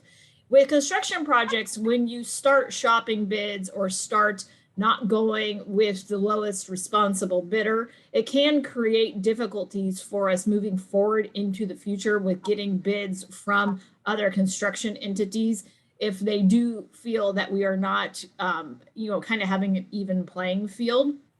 One thing to keep in mind is that oftentimes with these construction companies, whether they are based out of a different city or not, they do typically use local labor. And so that does provide a benefit to the economy. I agree with your assessment, Jennifer. That's a good point. That is a good point. Good point. Just as a follow-up, Doug snuck in, and Glisman is out of Newcastle, so they are. Okay. Okay, well, that's good. Perfect. My point is, we want people who are experienced in that type of terrain, who've been there before, Mm-hmm. and have anticipated every contingency, because it's gonna be rough to do that job. And that's why we had the job walk. We made sure that they got out there, made sure that they saw what they were gonna be dealing with, made sure they saw the access issues, and are prepared to tackle that, so. Oh, the boulders in the road. Yeah, well, and in this case, they're gonna have to use some sort of fall protection. In some of the pictures there, I don't know if you noticed, but the people were tied off with ropes. Right, I saw that. This- Terrifying to me. Yeah, it's extremely steep. Fun for some. Fun for some, terrifying for others. Yes. Okay. Well, thank you for that. Thank you, Yeah, that Jennifer. was- That's that was a- helpful. That was a good discussion. I like it. Okay. Public comment? No motion. No public comment? Well, we got public comment Oh, okay. I after the motion. I'll move to approve a contract in the amount of $168,821 with Glisman Excavation for the construction of foundation protection at Texas Creek Flume Spillway on the Bowman Spalding conduit and approve the associated budget amendment, and also authorize the general manager to execute the necessary documents. All right. We have a second. Second. Moved and seconded to a flume. Fix the footing on Texas Creek Spillway Flume. Is there any further board discussion? Any member of the public like to comment on this item? Start on your phone. Okay. Madam Secretary, will you call the roll, please? Division 1, Yes. Division 3, Aye. Division 5, Yes. Division 4, Aye. Division 2. Aye. Thank you very much again. All right, thank you, Board. You want a break now? Okay, at this time, we will take a short break, Thank you. 5-minute break. Thank you.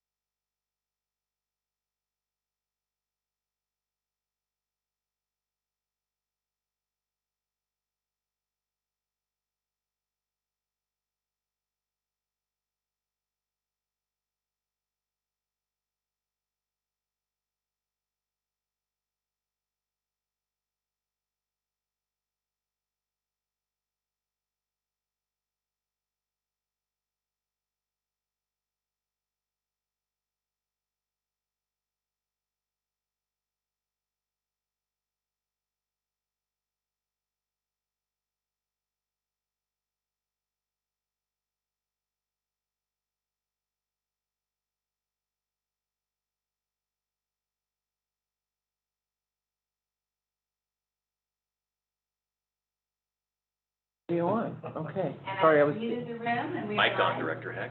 and mic on? Okay. I'm Okay. we're going. back- Are you back in ready? session. Here, see, I put my little sign right here, so. Next item is the CMMS system update. Receive an informational presentation on the status of computerized maintenance management system. Who is doing that? So Jennifer can kick it off, and then I will take over from there, I believe. Okay. Thank you so much. The item that is before you is intended to be an informational item to provide an update regarding the CMMS, which is the Computerized Maintenance Management System update, which will essentially be our asset management as well as work order system. And then I did want to touch briefly on the ERP, which will be the district's new financial system. As the district directors are aware, the district has been also undertaking an ERP at the same time as a CMMS project. Those two softwares are intended to speak to each other once fully implemented. However, I do want to propose some changes in the very near future to the board regarding how we are distributing overhead costs, which will fundamentally change the chart of accounts that will be feeding into the ERP system. So the chart of accounts are basically how the financial information will flow into the ERP system, which will enable us to run more efficient reports for the board and provide a higher level of transparency. But due to the changes I'd like to make on the back end of the finances, I am also recommending at this time that we put the ERP system on hold till we can finish cleaning that portion of the finances up.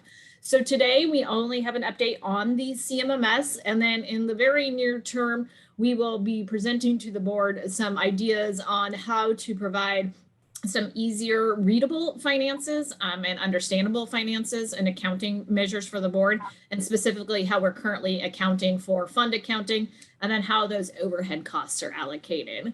And so if there's any questions regarding the ERP, I can answer them now, but do stay tuned for a more in-depth conversation regarding the ERP and accounting in general. And if there are no questions, then we will move forward with Kian's update regarding the CMMS.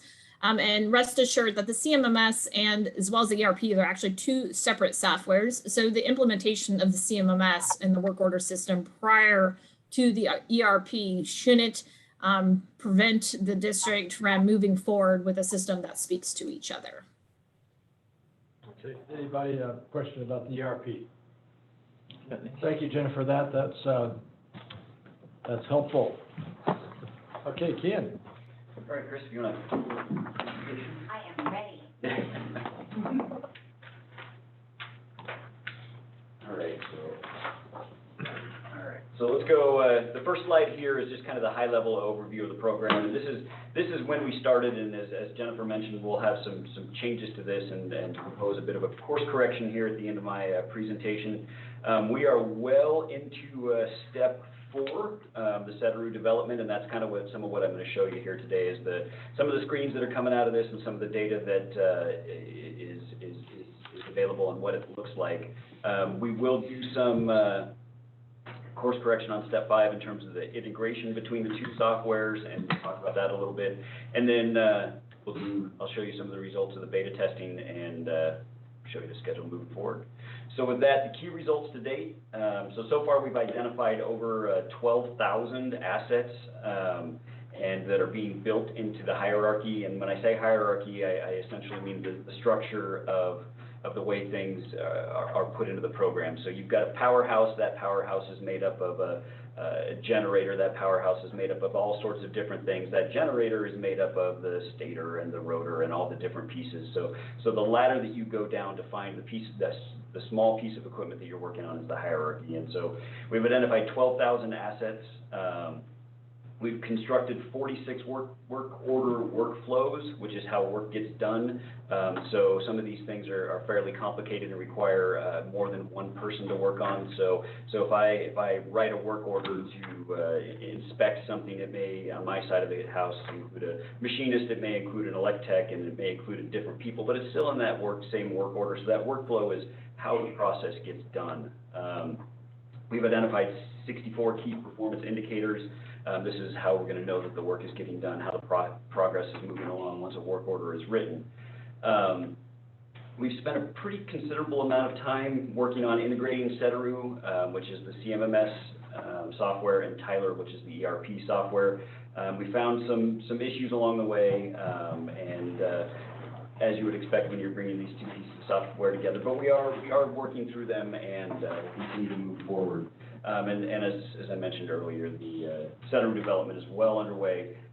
The first beta testing actually happened in February of this year. We broke beta tests into different groups so we could kind of focus on them individually. This is a CMMS for the entire district, so it is not just hydro. I happen to be here today talking about it because I was pushing for it first, I think. So I've gotten put into this position here, but we are including all the water assets, all the water facilities, all the recreation facilities, anything that the district operates, owns, maintains, is going to be in this system. So we'll track it that way. Excuse me, could you tell us what beta testing means? So this is, they've got something in the computer. They want us to take a look at it and see how it works. It's probably still got some bugs in it.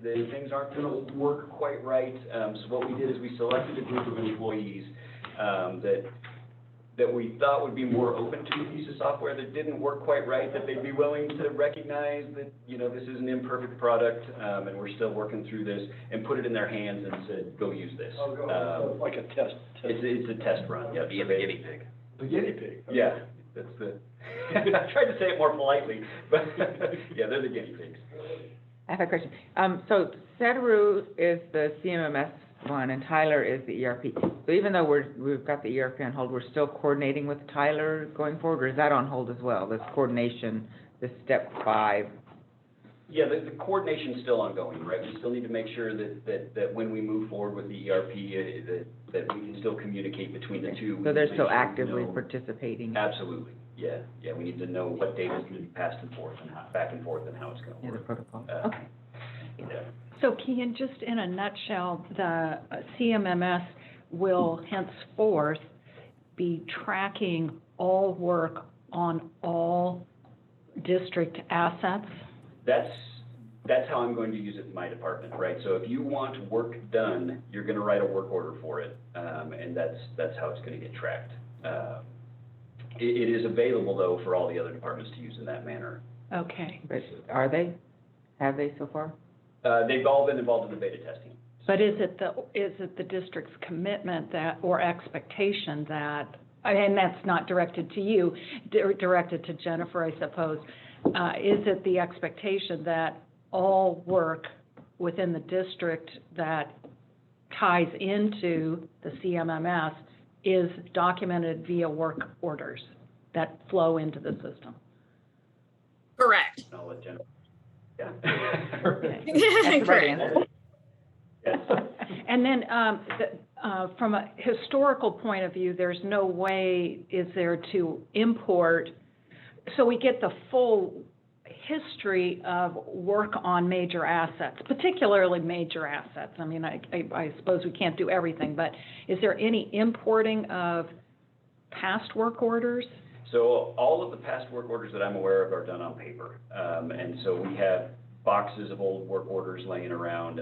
So it is certainly possible to put them in, but it is a tremendous lift in terms of effort.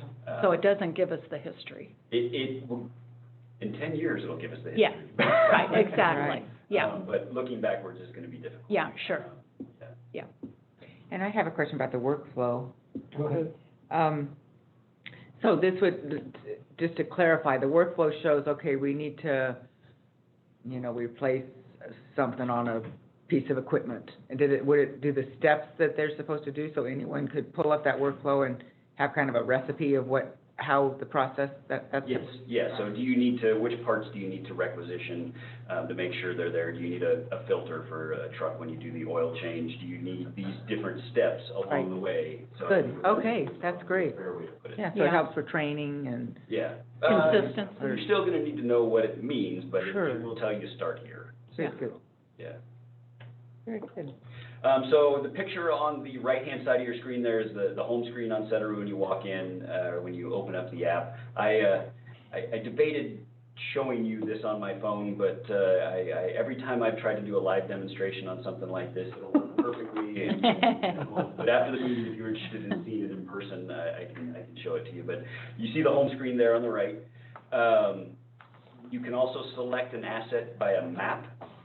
So that's the picture here on the left, so you can zoom in and out if you know where the water treatment plant is, where the pipeline is, where the meter is. I haven't shown the level of detail of a meter there on the map just because it really clouds things up. So I've kind of shown the major facilities there, the pump stations, the water treatment plants, the hydroelectric powerhouses. So what you'll do is you'll zoom into the facility you want to work on, you'll click on it, and it'll open a screen similar to the one on the right there. You can see that's the Loma Rica water treatment plant, and then you can see the various subsystems in the hierarchy under the water treatment plant. You will select one of those subsystems, which is what I've done here.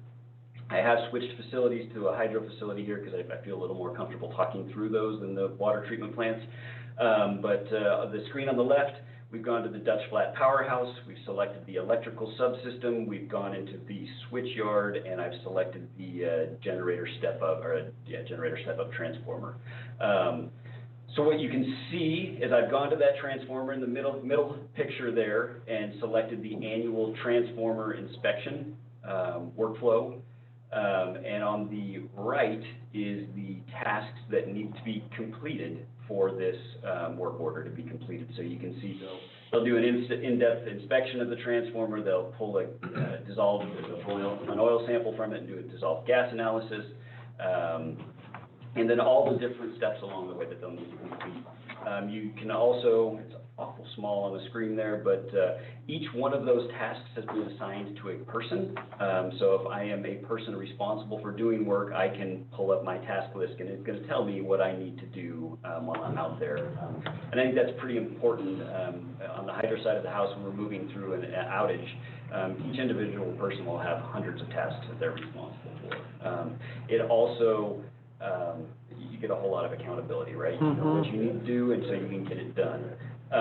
When you do that, and I don't have a picture of it here, you can, so for the oil sample there, for example, we'll get a report back from a lab that has what the various parameters that they tested are, any concerns that they have, anything that we need to do to follow up.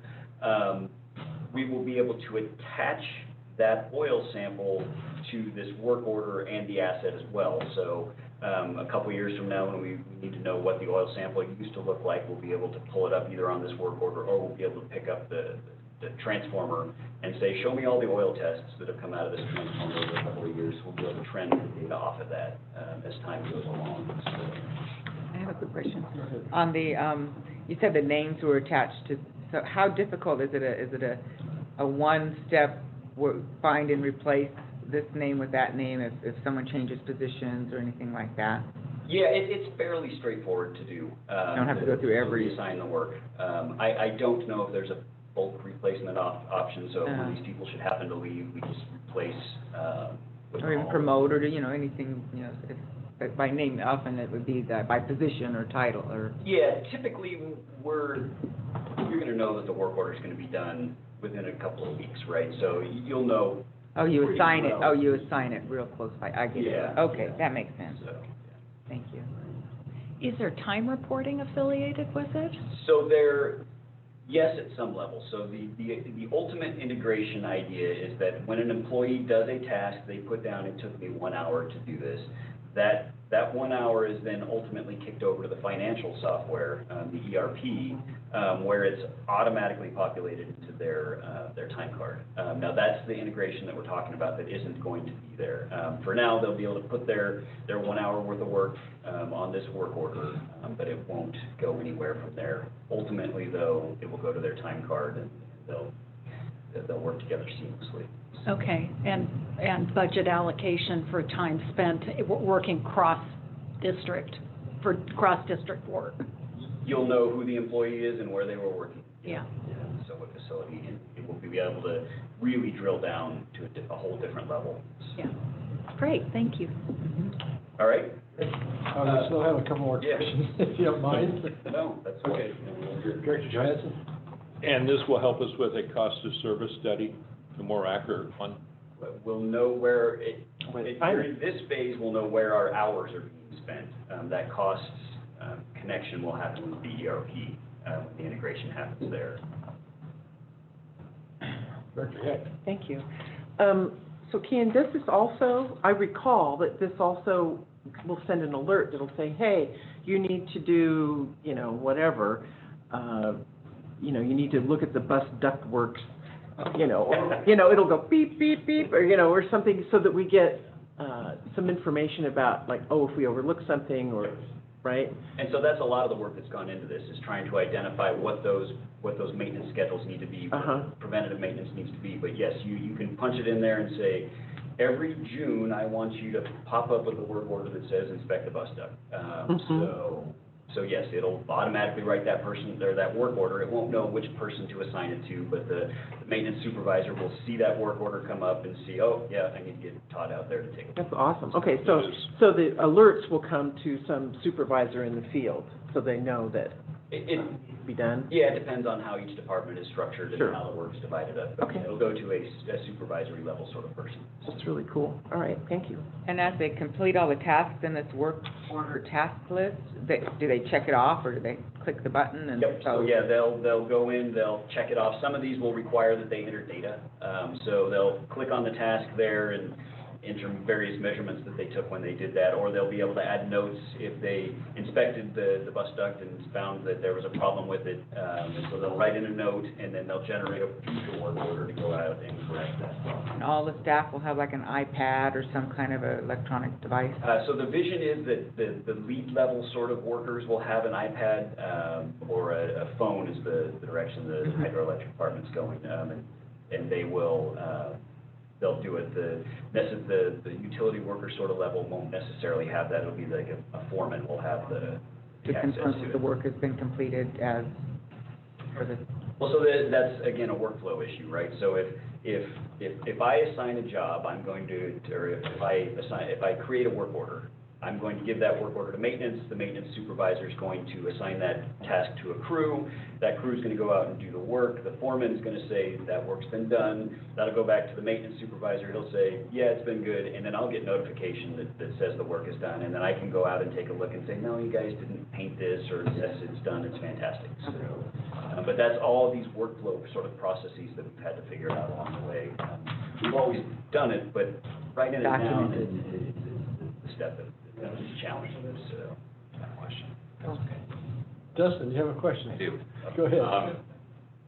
If you're comfortable answering this, Kian, we can talk offline if you're more comfortable. The security, cybersecurity, and then infrastructure security with this, does it help or hurt? I mean, I can see kind of both sides of it. Yeah, and so that's one of the things that we're going to have to address, and where the data is stored, right? When we went into this, we had the option of storing all the data up in the cloud, and we could upload every drawing that we have and leave it out there. We said, no, we're not comfortable with that.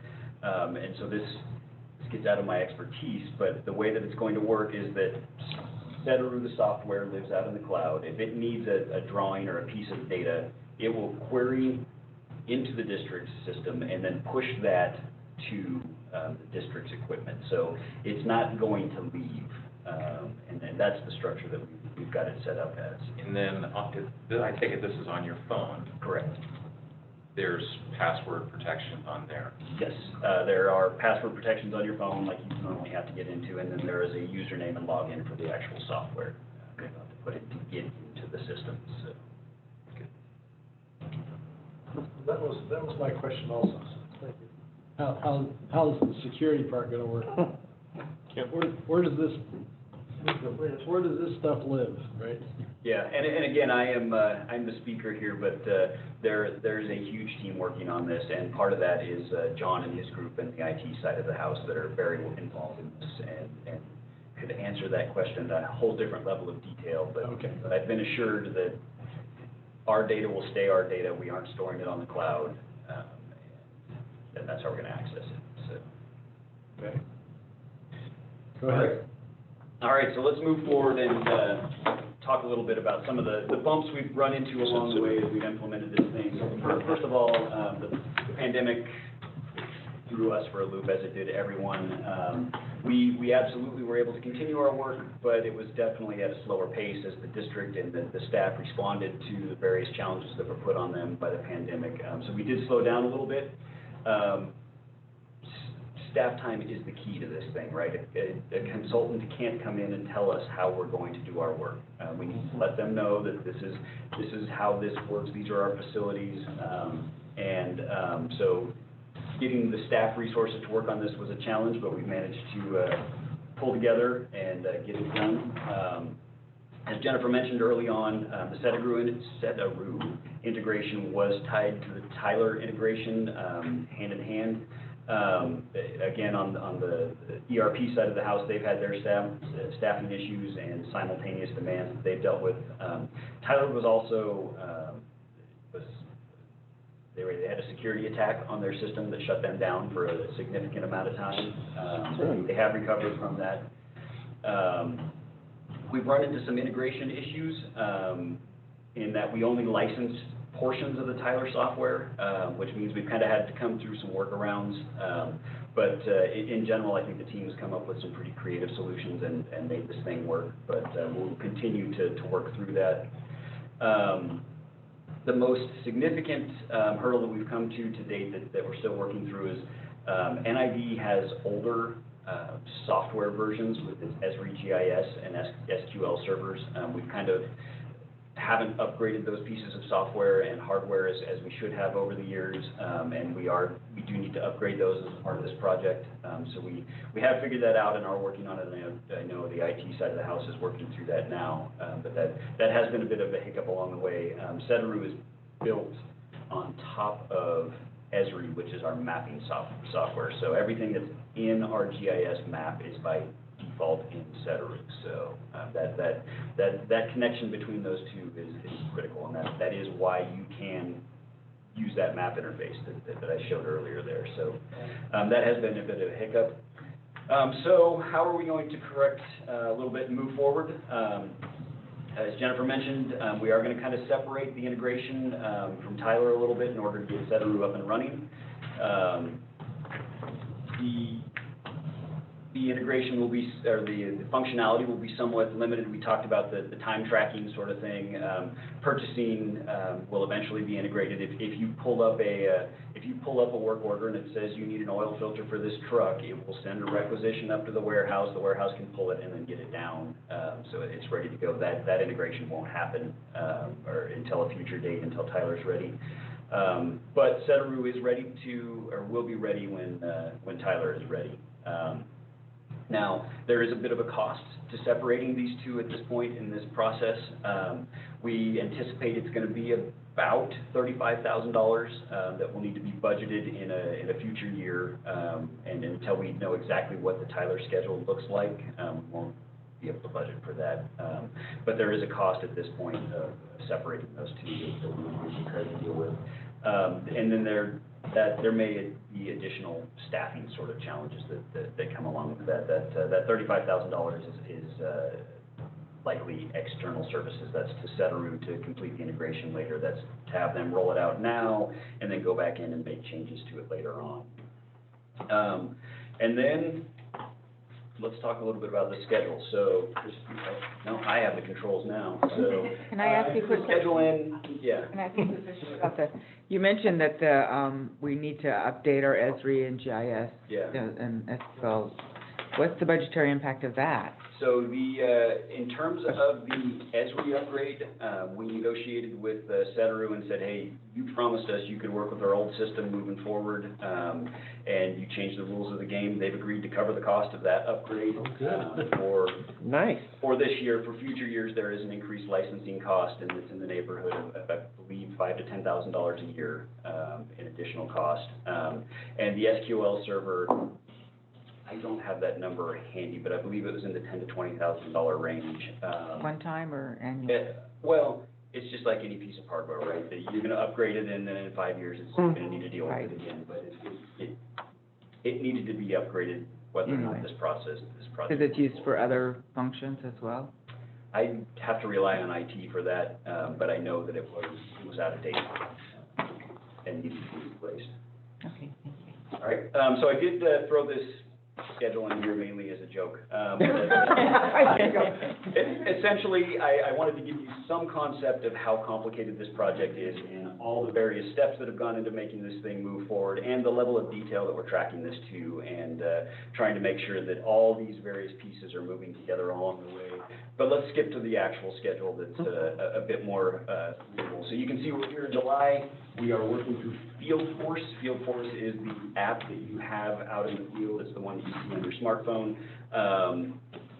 There is also a desktop version of that, which is a bit more for the analytics side of the software, right? The Fieldforce is for the guys out in the field that are punching in the data results. The Omni desktop is more for those of us in the office that are analyzing this data and trying to make it more efficient. And so those are starting to move forward. You can see that the next real steps are, we're going to start rolling this out to people. We anticipate starting that in October. As with any new piece of software, there are going to be bumps. People are going to have to be trained. There are going to be hiccups in the software that don't work quite as we expected it. But Cedru will be there. They'll work us through all of that. And all in all, we anticipate having this product live in February of next year. Just kind of a high-level summary of what I've just told you. It has been a tremendous effort to collect and organize this data, get the content together, tens of thousands of assets and sub-assets and building that hierarchy. Cedru then used all that content that we developed to build the application. We're beta testing it now. A lot of the feedback I'm hearing is positive. One of the reasons we selected this particular piece of software is because it looks like an app on your phone. When you go in and look at this thing, everybody is familiar with this now, or the layout and how to get from A to B. Some of the other software packages out there are much more old school, where you're entering data in dozens of fields. This is, you click on it, you click on it, you click on it, you click on it, and then you punch in your number. So it feels like what people would expect. We are separating Cedru. I'm going to have to work on that name in these presentations, but we are going to separate the Cedru integration and continue to move forward. But Cedru will be ready to integrate with Tyler once we're a little farther down that process, and we expect to go live in 2022, February. And with that concludes my update, and I'll open it to any questions. Thank you. I mean, this has been like this big mysterious thing for a couple of years now, so. I finally clued on when he said 12,000 assets. Somebody has to put that in the computer. Right. Some person had to put that in the computer. After we identified it, right? We've got all these assets, so which ones do we want to track the maintenance on, and how do you not go down too far? If there's something that needs to be greased, it can probably be greased as a part of a bigger asset. We don't need to go through 47 levels to get down to that. So there's really some art involved there, so. There is. Thank you for the presentation. And so all the assets are entered right now? I can't say that they have all been entered. I believe a substantial portion of them are, but that's part of the beta testing, right? So they've kind of rolled this out. And that's assets in all three departments? Correct. Yep. Does that include employees and us? Eventually, the employees will all be in there, because they are the people that work gets assigned to. All the employees are not in there right now. It's just the beta testers that we've thrown in there. And so the beta testers that have the logins and the passwords. And directors, I mean, we're sometimes heavy maintenance. Being tuned up every now and then. No comment. I really appreciate the tremendous effort that this has been, and also appreciate the power that this will create for the district going forward. So really appreciate everyone's leadership and great work on this. And to the staff who are going to adapt to new work processes. That's not always easy. This is absolutely a large team of representatives from every department in the district, so, yeah. Excellent. Very good. Thank you, Ken. Thank you very much. Very informative. Beautiful. Would you like to ask for public comment on that? Oh, yeah. They're not sitting here. Just get like a little sign. Give you a little buzzer. I know we have. Is there any public comment on the presentation for the CMMS program? Any public comments started on your phone? Okay, with that, we'll move on. Thank you, Kim. Thank you, Jennifer. Thank you, Marvin. Thanks, Marvin. I've seen Marvin in a long time. Next is drought enforcement procedures, fines, and penalties. Adopt resolution 2128. Good morning, Chip. Good morning. Again, good morning, board staff, public, Chip Close, Water Operations Manager. Today, I appear before you with the recommendation of the adoption of Resolution 2021-28, establishing enforcement procedures, fines, and penalties for violation of the district's mandatory water use restrictions as established in the district's drought resolution 2021-21. But for a little background, as you all remember, on July 1st, 2021, the district adopted 2021-21 resolution. How about that? Yes. That's why I couldn't say it. Escalating drought response and enhancing conservation measures. The resolution included mandatory water use restrictions of 20% for our treated water customers and an additional water use restrictions for raw water irrigation as well. Additionally, the resolution included a provision for the development of enforcement procedures to impose fines and penalties for violations of water use restrictions.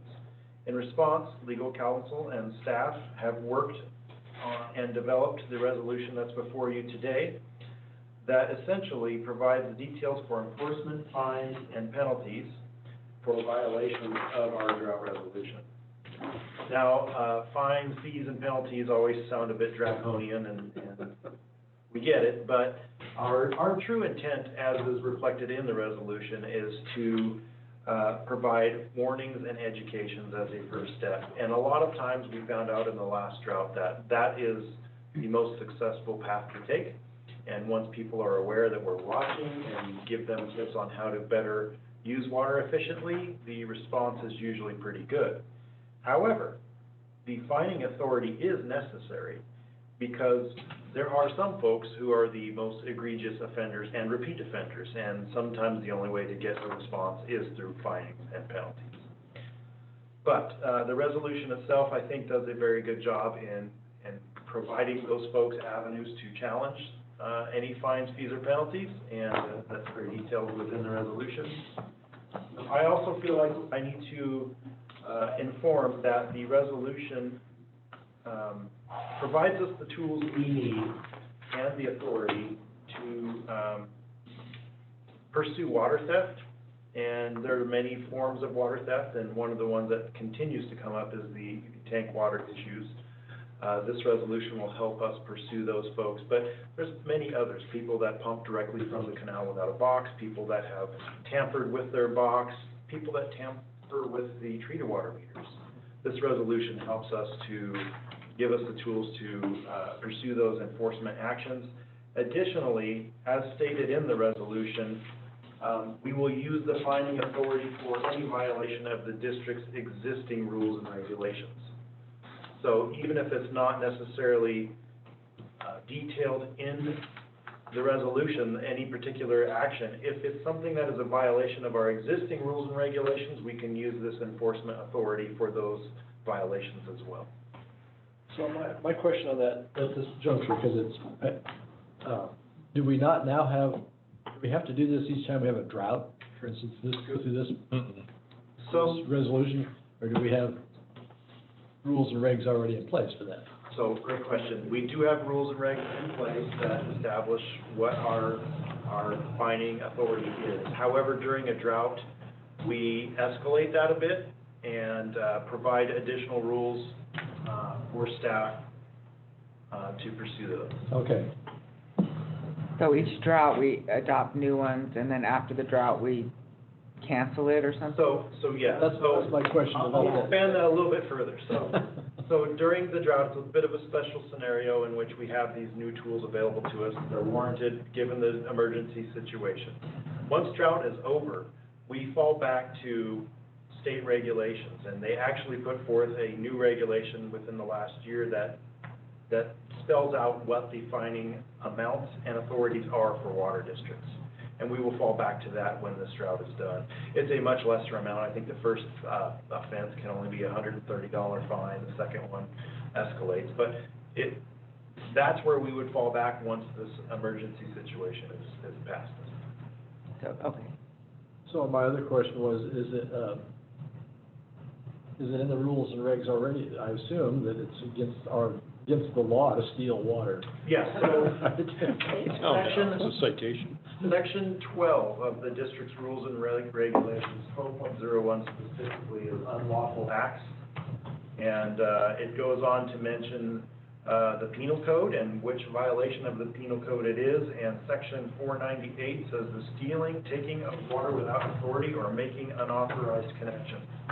So that carries over and applies to a drought situation if you have a mandatory cutback. Yeah. And you don't abide by that. Yeah. Is that considered stealing water? It absolutely is. And it is covered in multiple locations, not only through this resolution, it's covered in our rules and regs, and it's a violation Of the water code, Of the right? water code. Yeah. Penal code. Penal code, yeah. And is it a civil penalty or criminal? It can be criminal. It can be. The problem is getting the DA to Sure. take interest in something like We that. have a new DA now, so. Does he get interested in water tenders that we're after? Well, anybody who challenges or harms the public health and wellness under section 2331 of the penal code is a domestic terrorist. So it kind of goes strong. And anybody taking water at the expense of others who can't get water kind of is impacting their public health and wellness. So, appreciate that. I think this resolution before you today speaks to all of those issues and gives us the tools we need to start pursuing those violators of all of those topics. Lack of efficient water use, thievery, all of that. I will say that on the specific issue of stealing water, one of the challenges we run into is that we're not the police. Right. We can certainly turn these folks in if we have the proof and all of that to the sheriff's department and pursue it under that path. And we will do that as well. But we will also utilize this resolution to pursue fining and fees and penalties for those folks that are doing that. Have we caught any of these folks yet? So, yes, the answer is yes. The way we have caught folks to date is that we know they have a permit, and we have seen them pulling water, and we've reached out to them through their office. A lot of times the truck driver himself is not the guy to contact, he's just there filling the truck, he doesn't know the details. But when we call the office, we get a very different response, and I think that's what's helped to lead to better reporting in the month of June. A lot of our water distribution operators are out there in the field and asking questions when they see them, but it's a bit of a fine line for us, right? So if you're a single employee accusing somebody of stealing water, it can lead to a challenging discussion and sometimes violent discussion, and I don't want to encourage that. And that's why we also would be leaning on the sheriff to help us with these things. They all have phones, they can take pictures, and so that's thank you very much. They see someone, they just take a picture of it. Yeah, we take a picture and then we check the verification with the office. The more challenging ones are the folks that don't have a permit with us and they're just flat stealing. Mm-hmm. And those are a little more challenging for us, and those are certainly ones where we'd have to call the sheriff and let the sheriff pursue them. Mm-hmm. Go ahead, Director Trent. Oh, so I've gotten numerous phone calls from people who, there's a cadre of people out there checking out water tenders. And they go by, there's no name on the tanker, there's no license plate. So the CHP has been asked by one of them to start cracking down on illegal use on public roads by water tenders that do not have a California license plate. So these guys go by, there's no identification, they take a picture and they go, how do I report it? Right. There's no identification. So the requests that a company name on the door or tank on both sides be there that we request that at a minimum, that a California license plate, All right, Rich, just to sort of clarify, this is what you're proposing, yes, right? And this is prior to giving them a permit? correct. Okay, I just wanted to clarify that. If I can pause you for a moment. Yeah. So our current application requires a license plate number. The California license, driver's license. Oh, no, the license plate on the truck. That way we can verify, a driver's license, they can hop on any truck they want. So I agree. It doesn't really do us any good. What we need to know is the license plate of the truck that's actually diverting the water from the fire hydrant. And I've seen that on maybe 3 tenders versus a bunch more. Sure. They just don't have them. They also don't have the truck, I don't know if water tank trucks are required to have state, truck numbers besides. 'Cause Yes. I've been involved in that, and, you know. There's no anti-flow devices. So I appreciate the comments, and Dustin, maybe I'm out of bounds here, but I think this is kind of two topics we're heading down, right? So the one before you today is the resolution for violation of the drought regulations. The one on the tank water permits, I think, is a valid point and a good discussion we need to have, but I think it's an opportunity to change our rules and regs to reflect those changes you're requesting. So I'm going to, how do we enforce? Well, in your particular scenario, if they don't have a license plate and they don't have identification, the best we can do is call the sheriff. And the sheriff shows up half an hour, 2 hours later. Yes. There's no enforcement, and they know that. I mean, I was encouraged that they reported 4 million gallons of usage in June instead of the 300,000. Yeah. Because that is just such a pitiful amount. So the fire marshal has requested NID decals. I have a list here. I'll get it to you. NID decals with the year, both sides of the truck, easily readable. So if they go by, and they're also. They have a permit. They have a permit. They've been approved by us. It's almost like take Lake Wildwood, the boating. You have a permit for the year to use Lake Wildwood. And because they want to go by and make sure that whoever is using that, and they don't have to stop, talk to them, readily available. Okay, that is a permitted truck. They know what they're doing. They're not hammering the system and hurting the fire hydrants. They know what they're doing. Usually it's the guy who's not permitted, who's just in there to grab that water and hammers the system that damages it. And then this is all part of enforcement for auditing. Meter is preferred. We don't have enough, so a tally sheet that shows date, time, amount, and where filled. We need a log of sales, date, time, and amount sold, customer's name, address, and contact information, who's actually ultimate buyer. Signed agreement that the water is used for legal operations, basically public health and safety. Want a signed agreement that we can audit it. And I put in there something for Dustin, indemnification on their part. And I wanted to see these handed in every weekly, because if we're 1 month behind all the time, we're not going to be able to audit or enforce these operations. And I guess I'm looking for a heavier enforcement. I don't mind a citation, a warning, or someone who is a customer of ours and, okay, somehow they didn't efficiently use our water. Let's use education. But if somebody's out there just strictly taking our water, $1,000 fine the first time is just basically could be their cost of doing business. $3,000 a second time, that's still cost of doing business. So I'm kind of wondering, how do we make it hurt enough that it no longer cost of doing business? And Can I jump in? And Yes, please. This process is really drafted to our customers, who we have a relationship. I understand that. It was not drafted with the theft issue, because we really don't have a relationship with those folks.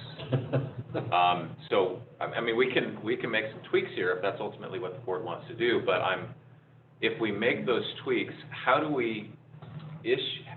So we're gonna have employees then issuing citations to these tenders that are not complying with the rules, however the board structures those rules. And then we're gonna have to follow up with that. So there's, with our customers, they're receiving a service, they receive a monthly bill. We have some legal remedies if they violated our rules and we have to go through this process. But with a third party, let's just say it's a thief, water thief, we can issue that citation, but I don't know how we're gonna force them into our little courtroom and then collect against them. Okay. We really need the sheriff's office to cooperate with us on that issue, and then we need to talk to our DA to make sure they understand how significant and widespread of an issue this is. Because I agree with you, we want our hydrants functioning for emergency use, and we don't know if that's never or tomorrow, right? So, you know, these folks that come in, that don't know what they're doing, they're damaging our hydrants. As you mentioned, they're potentially hammering the system, which leads to likelihood of failure.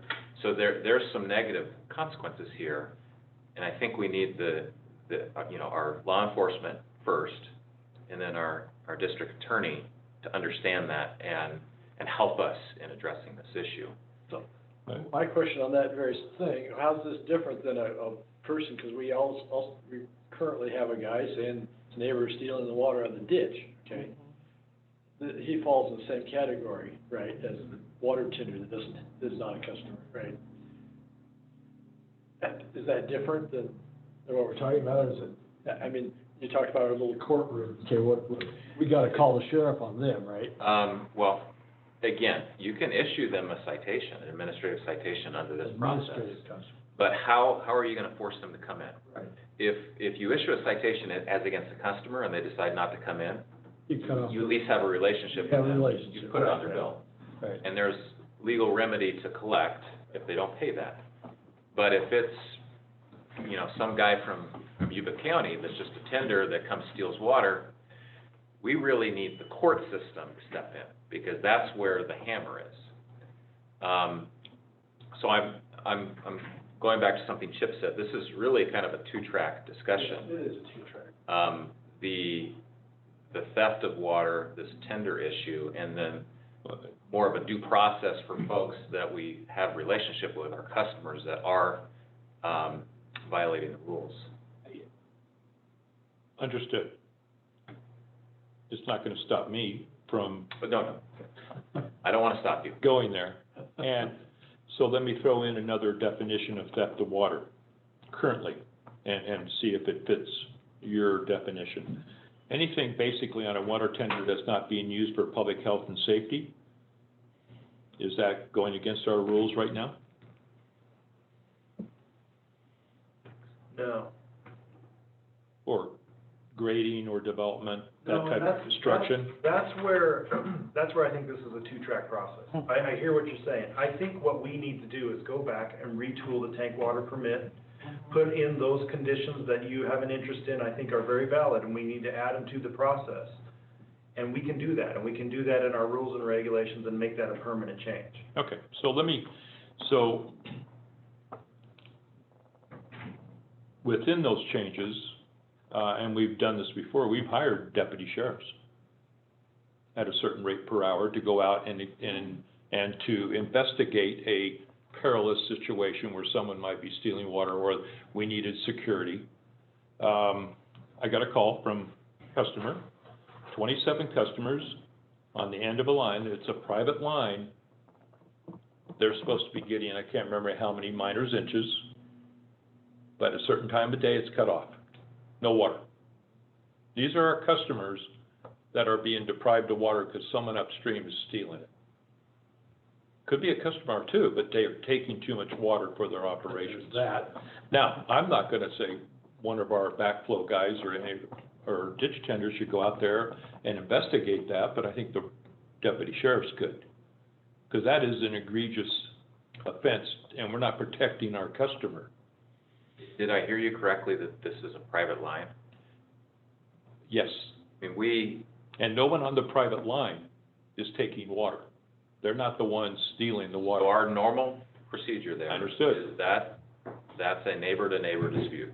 And they need to resolve that civilly through Superior Court or whatever. But they're taking water out of our distribution line.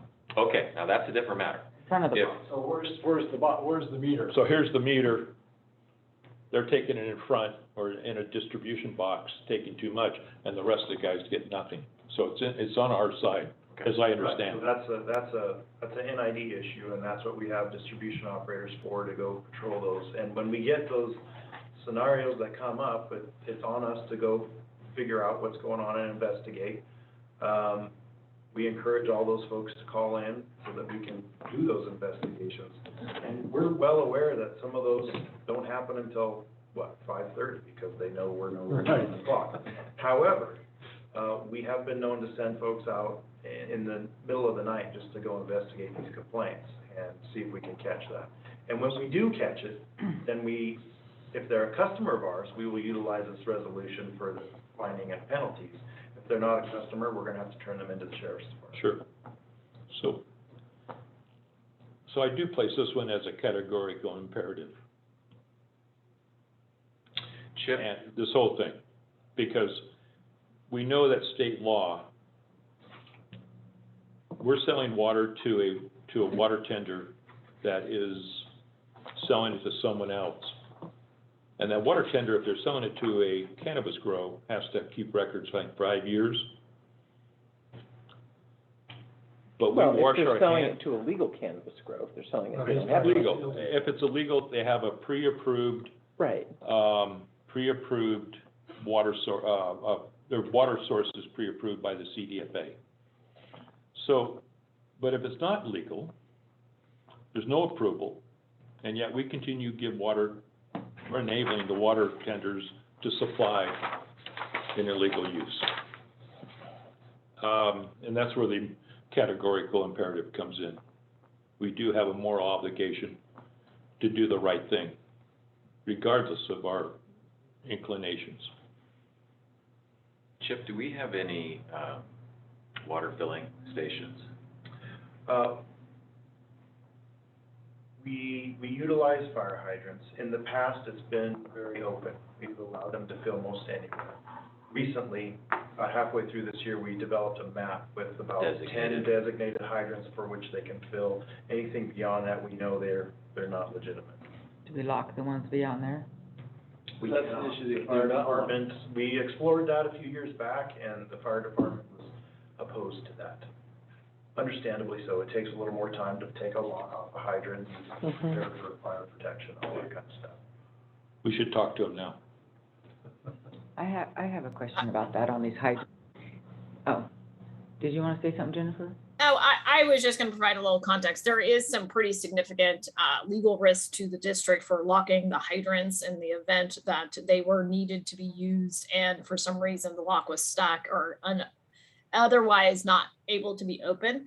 I think one thing I just wanted to provide a little bit of context on is, so the felony level in California right now is currently $950 threshold.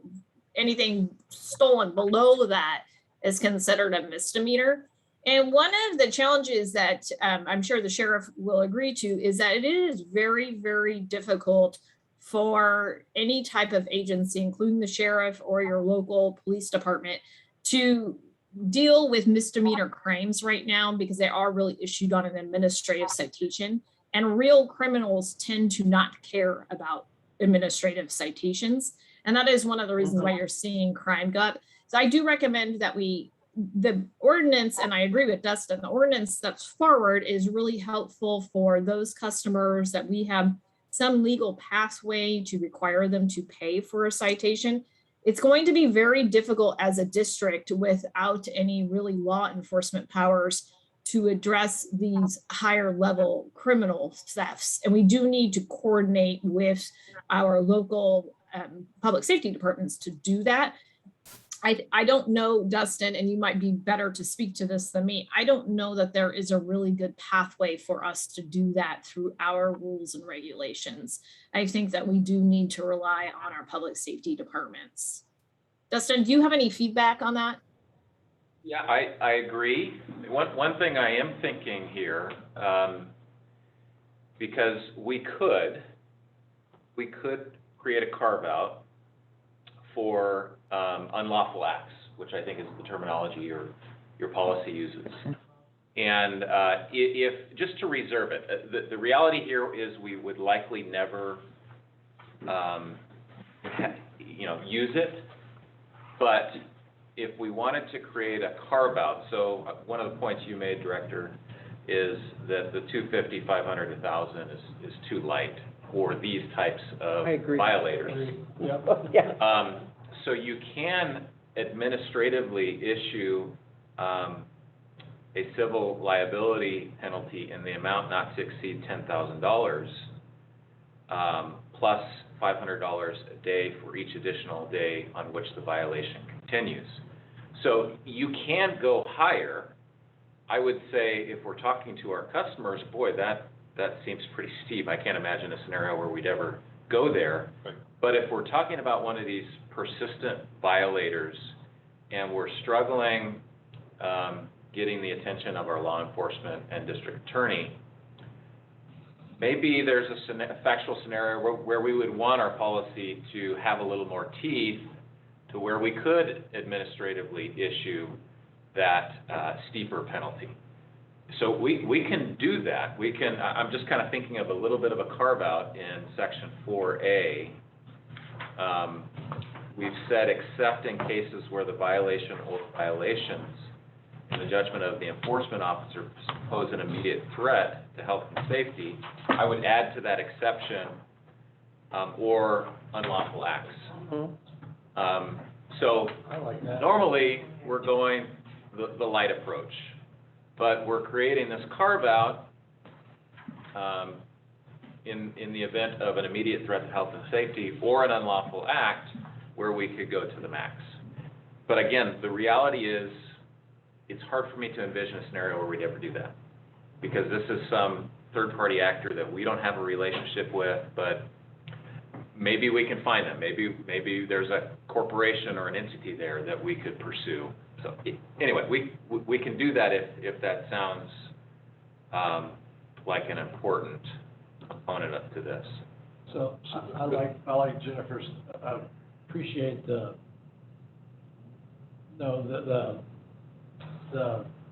how much they actually stay. What do we charge, 10 cents a gallon for tanker water? What's that? Something like that. So we're talking, a 4,000 gallon truck is $40, right? Or is it I can't do the math in my head. I mean, when you're talking about a theft not being investigated unless it's becoming a felony, right? Over $950, whatever. But a 4,000 gallon truck can sell over $1,000 worth of water. So it'd be what they would have purchased it for. So I just received some information from customer service, and she indicated that the average bill runs, the minimum is $85 per month, and then the maximum is $5,000 per month. So that would be multiple refills. And the June average was $332 a month. So one incident of a water tender theft wouldn't reach that felony threshold. But what could essentially happen if they got caught multiple days in a row, then it could be $1,000 for each individual violation. So once they got to their fourth violation, any violation after that would be that $1,000 per day. And then I think that Dustin proposed a reasonable consideration for some type of extreme behavior or criminal behavior, in that if there is the individual who's pulling water out of a canal that is then prohibiting the end users from meeting their health and safety minimum water requirements, then that may be a situation in which we could apply that $10,000 per day. One question I do have is whether, Dustin, is whether or not we would be able to send them to collections for non-payment. In my You mean just experience, like you a- can. Yeah, you're, just so I understand your question, you're talking about just a third-party debt collector. Correct. Yes, yeah, we would, Okay. we would need to run through the administrative process. They show up or they don't show up, they get their day in court, so to speak, but let's say that process results in the imposition of the administrative liability, then yes, you could turn that over to a third-party debt collector. That's actually a good idea. Okay. And if there's something there, maybe the district ultimately gets some of that fine back, but. So could I just walk through the scenario, because I'd still go back to your point, Dustin. I mean, how does this actually happen when you're, so you have somebody stealing water out of a hydrant or a canal. Yes. And the sheriff is unlikely to get there in time to, the person has no license plate or identifier. So it's up to our staff to, not up to our staff, but the sheriff won't get there in time. I really get your point, Rich, and I get because you're seeing it all the time. Yesterday morning for 4 or 5 hours, it was phone calls about water being stolen. So I appreciate that. But I think it still comes down to, what can we do about it? And so creating an infrastructure to deal with something that is unenforceable, I appreciate it, but I'm kind of going, we can create all the rules in the world. We can have $100,000 fines, but if the sheriff doesn't get there in time and doesn't have it as a priority within the other responsibilities they have, then it sits there. And So this is how you do it. Yeah, I agree with you, and I said this, the factual scenario in which you would actually utilize this, I think is pretty narrow, and it's unlikely. But here's something that I have experienced. I think we can get our local law enforcement to issue citations. They're usually pretty good about that, especially when they are starting to recognize the problem. The problem, again, in my experience, is then getting the district attorney's office to pursue it, especially if it's at misdemeanor level. So we could have the sheriff's office do the work of determining who these bad actors are. And they identify them, and they just continue, knowing that the DA, there's very little legal repercussion here. right. The sheriff's issuing these citations, we know who they are, they're repeat offenders, but we can't get the DA's office to really pursue this. That would be then the scenario where I could see potentially the district saying, okay, we've had enough. We'd like the option to go through our enforcement process, knowing that at the end of this, if we impose a fine, it may be difficult to collect, but we feel like we need to do something. So, and that's where you'd probably want, rather than the $250, $500, $1,000, you'd probably want the ability to go up to $10,000 plus $500 a day. So again, very narrow fact pattern, I think, under which that would ever occur, but it's possible. I think it's more than possible. If you can identify the user with decals, license, company name, then that user has to have a meter, date, time, amount where, let's say, a legitimate one. And then when they have the log of sales, this is where it gets tricky for them. They're going to have to give us the date, time, and amount sold, who they sold it to, and the address. The customer, the ultimate customer, signed agreement that it's for public health and safety, legal operations. That a signed agreement from the ultimate customer that NID can audit it, indemnification, and the duplicates. We get a copy of that every month, every week, so that it's if it's being sold for illegal cannabis, the water tender has to keep its certain records anyway. Legal, it has to keep it for 5 years. So if it's being sold for illegal, then we know. I guess They have to report it. that the illegal bad actor keeps records. Why would they keep records? Well, they're probably not, but we're forced, That's the but the point is, we're forcing, wait a minute, we're forcing the water tender to keep records, like they're supposed to, and we can audit that. At that point, we have an audit trail. But I think we're kind of diverging here. I mean, we have people who are working with us legitimately, and, we can add some of these things if that's helpful and not overly burdensome to the district, but then we have these people that, what I heard is, they show up, they have no license plate, they have no decals. Those are the people that. And they have permits, some of them, Permit from who? us. So I can name No, them, Chip is shaking his head How no. would we know if they have a permit, if they have no markings, no? because I stopped and I talked to them. Well, I'll maybe give you they're lying. names. I'll give you names. I have a higher order question. It's just, and I just don't quite understand how this all works with these fire hydrants. I know that on our charter, in the government code or water code, we are to provide water for fire suppression. But now we seem to be in the business of owning these hydrants. Shouldn't the fire districts own these and have a relationship with the fire districts? How does that, it seems like this is a self-created problem that we've burdened ourselves with, but I don't know, but I don't know, because I don't know how it That's works. a good question. We have an agreement with the fire agencies about who owns what and who maintains what. And it's a mutual agreement between the two. They are generally responsible for maintaining, brush clearing, painting, that kind of stuff, but the hydrant itself is NID, because it's tied to our system. And we need to. And the water sold is our water. In this part, what I'm hearing is, I think we're kind of mixing up two different groups of bad actors. We have customers who have an account and may not be turning in their logs. My biggest recommendation to address some of those issues is to ensure moving forward that we start getting each and every customer on a hydrant meter.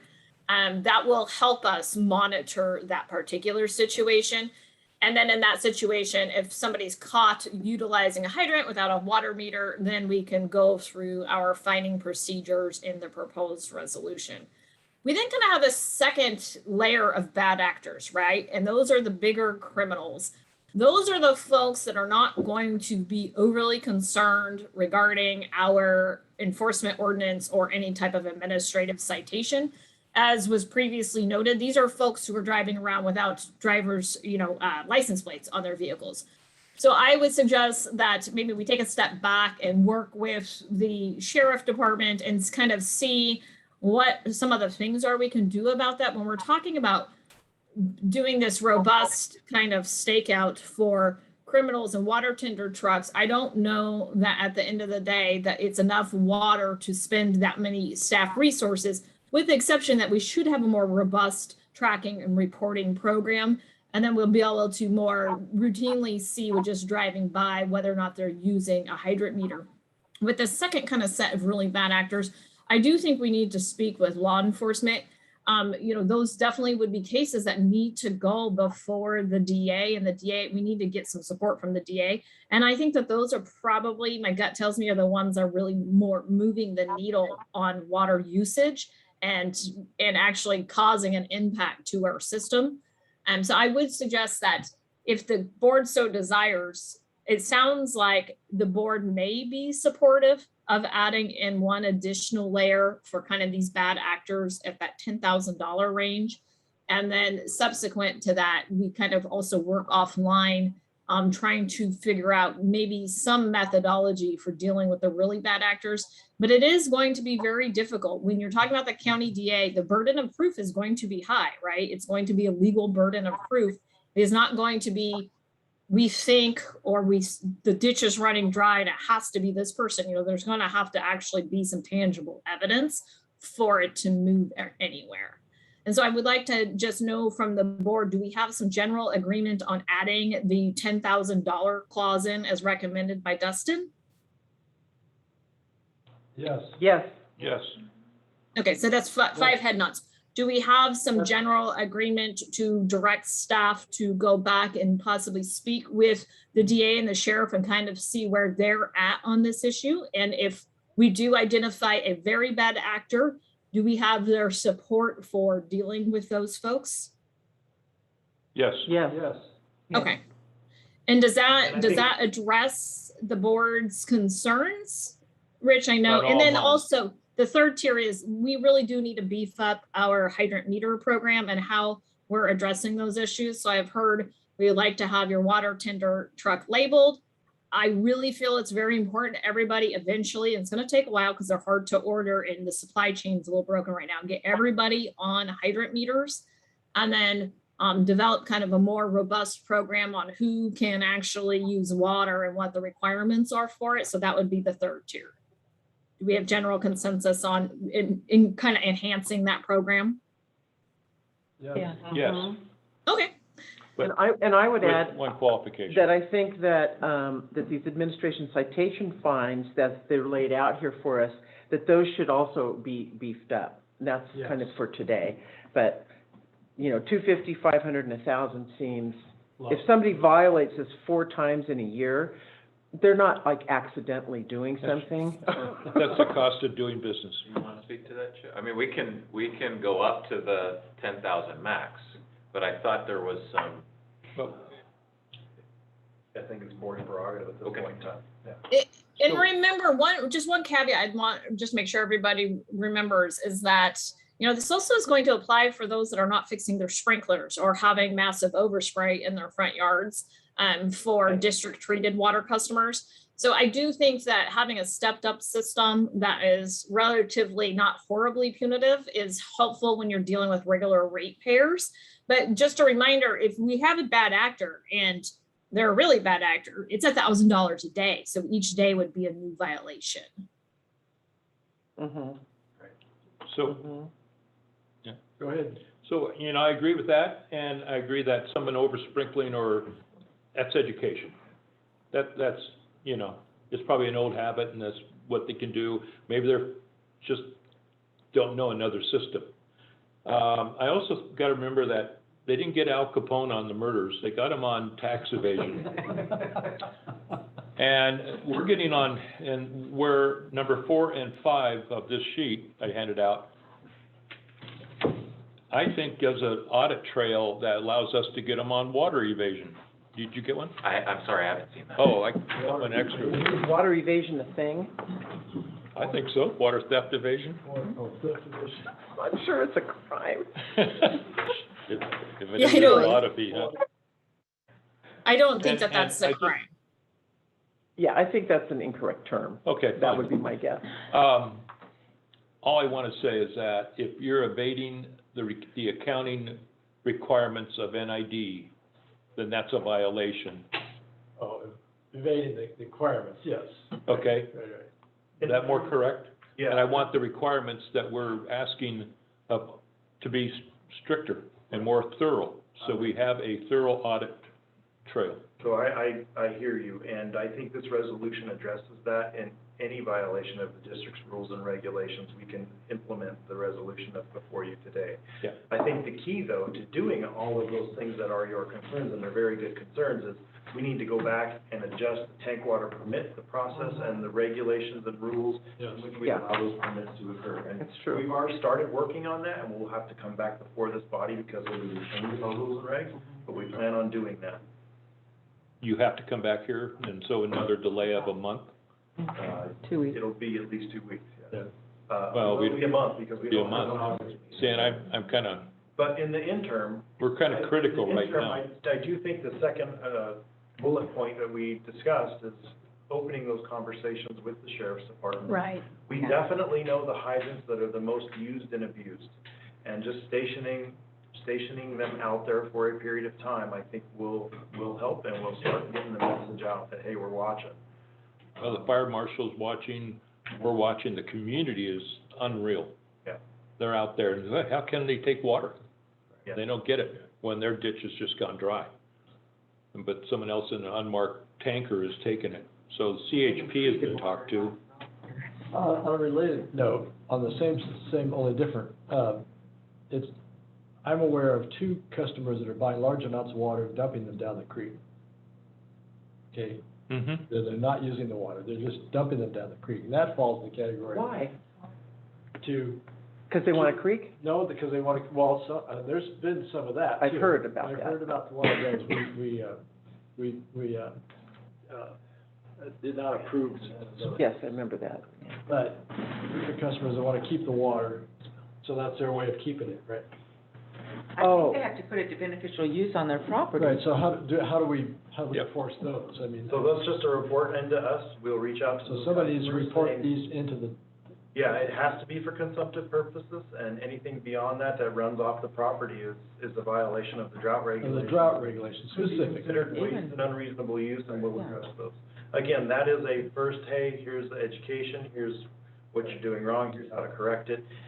Keep in mind, if you cut back, you won't be penalized when the drought is released, and you can go back to your original purchase allotment, but buying water just to put it in a creek, it's really not even a legitimate use of our water. Well, I think they're buying it just to hang on to their water ability to buy that water. Yeah, I get it. And it's hard to get some people past that old thought process. Right. We're not doing that anymore.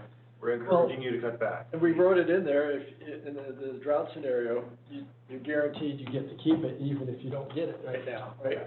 Yep.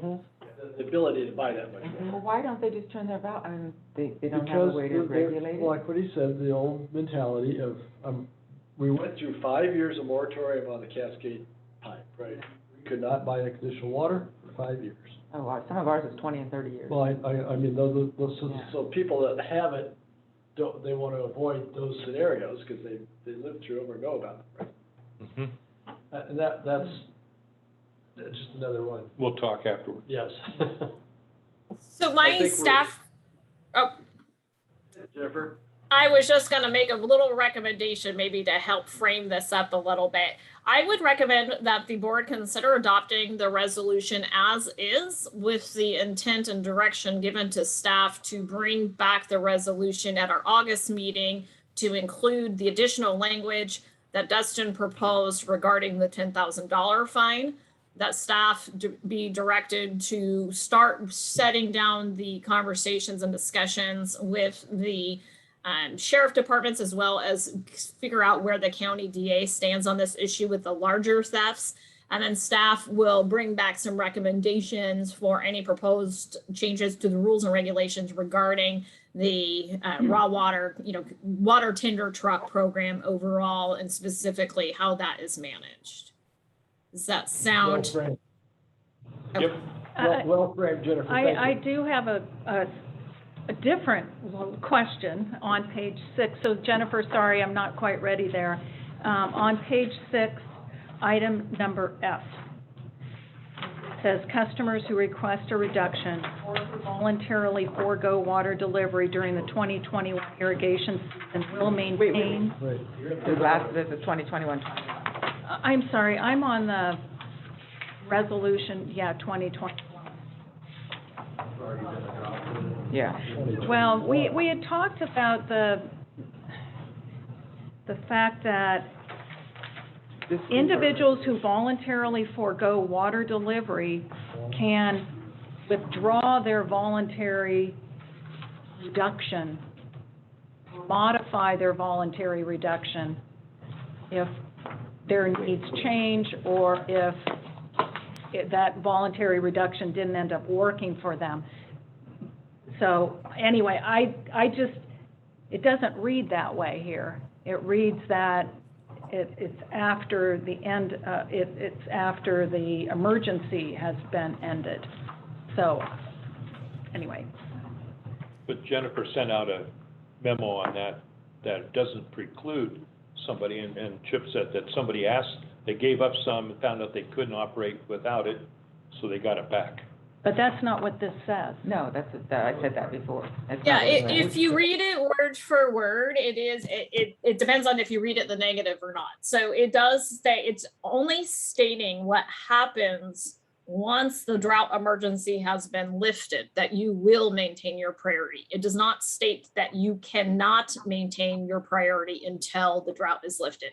So I'm comfortable from a legal perspective, and Dustin, you can weigh in further, that we do have the authority on staff if somebody voluntarily chooses to forego their water delivery and it's not working out, that we do have the authority under this resolution to reinstate their water delivery. Yeah, I agree. Dustin? Okay. How does that work? And I think, well, Chip, didn't we have at least one example where this We've has had occurred? So somebody drops a miner's inch or whatever, and they realize they just can't make it, their crop suffers. Right. So they say, I gotta go back. And we have at least one example where staff has allowed that to happen, and that would be the case moving forward. Well, and I would point to Director Beerwagon's example, where people are purchasing water even though they know they're not using it, and because they're afraid of losing a future allotment. That's what this was written for. So that was historically the concern of our customer base. This bullet point was written to say that if you cut back this year, we're gonna say that once drought is clear, we'll go back to your original purchase allotment. Please don't be afraid that we're gonna limit you forever. That was the intent of this. The intent is not, hey, you cut back, you're forever locked in until drought is over, because I think that would discourage people from cutting back. And that's really what we are trying to do, is encourage people to voluntarily. Well, then maybe cut if we rephrase this item, F or whatever it is, then we'd get more people voluntarily cutting back. I think people are reading our resolutions, actually. No, every single one. So I appreciate the input, but Yeah. this one is not particularly agendized for today. Yeah. So Yeah, I think that's right. we need to expedite probably a different Or item. they could be when we come back in August. We'll take them, the wording, you can read it both ways. I just think, I think it goes to Laura's point that, and I agree, people aren't reading our resolution. Got it. At the same time, we have to be clear, and I think that when we first started having this conversation, the interpretation was, if you cut back voluntarily, you couldn't go back up during that season. So, I mean, we've come to a different interpretation of it, but our first interpretation was a more conservative one, and so that's been part of our board conversation. Yeah, and I think from staff's perspective, our view of it is, if you're cutting back voluntarily, the likelihood is you weren't utilizing all that water to start with. And so it wasn't a hardship to cut back. We truly have had those folks who have cut back and experienced a hardship, and it's going to affect their farm and their outcome. And it's for those folks we said, okay, we realize you can't make it, thank you for trying, we encouraged you, here's a little bit back.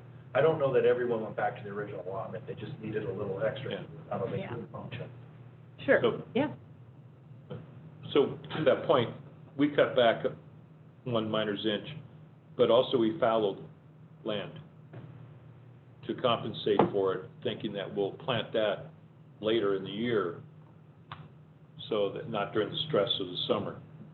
So there's ways of managing water and land, but next year, we'd probably want to plant it all, both crops. I guess my concern that I had with it before is, oh, well, the board passes these things, but we don't really need to abide by them. We can put a different interpretation on it and do what we want to do. So I just think we should be as clear as we can in our resolutions to make sure we say what we mean, and then we mean what we say. That's my concern. Yeah, I do think it's very important if this were to be written that you may not go back, it would be very direct, right? It would say you shall not go back to your normal delivery until, and it doesn't state that. I can see where we may want to have some additional clarification. So how about if we bring this, if we do another escalating of the drought resolution and we bring it back and it's on the agenda, then we can clarify that language for you. Does that sound reasonable? Okay. Great, okay. Do we have to do public, amendment? Probably. I want to check that, but my guess is yes. Okay, So public hearing, public comment, We or have- you want a motion? Well, I want to know if we can agree or disagree, or what we can agree on for these fines. Oh, Because I think yes. 250, 500, 1,000 is not I do correct. too. And I heard Yes. from various folks that that was correct. So, What you is know, low? I was gonna say 500, 1,000, 5,000, and then with Dustin, or 10,000 a day if you're really bad, kind of thing. I just wanna hear what everybody else has to say.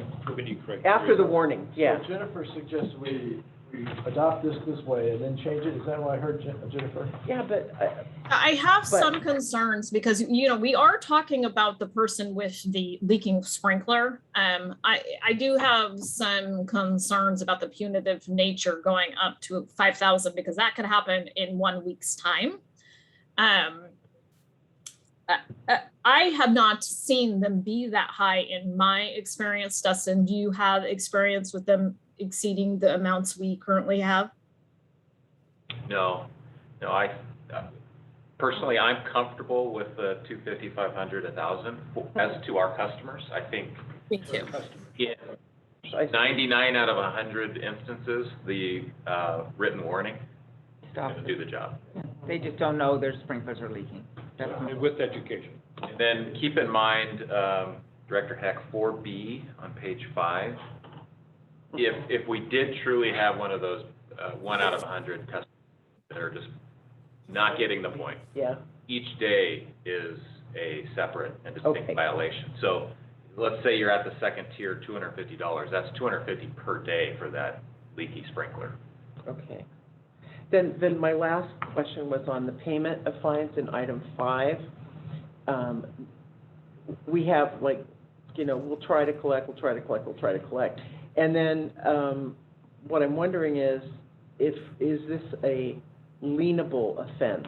So let's say we had the bad actor, we fine them 10 grand a day, they finally straightened up their act, they owe us 30 grand, can we lien their property for it if they don't pay it? We would, I think, as an initial approach, we would put it on the bill. Right, And then if they didn't pay the bill, then there would eventually be delinquency, and we'd recover as we do any other delinquency. but liening, I mean, do we need to say we can lien your property in the policy? We basically say we reserve all legal Oh, okay. avenues to Okay. recover.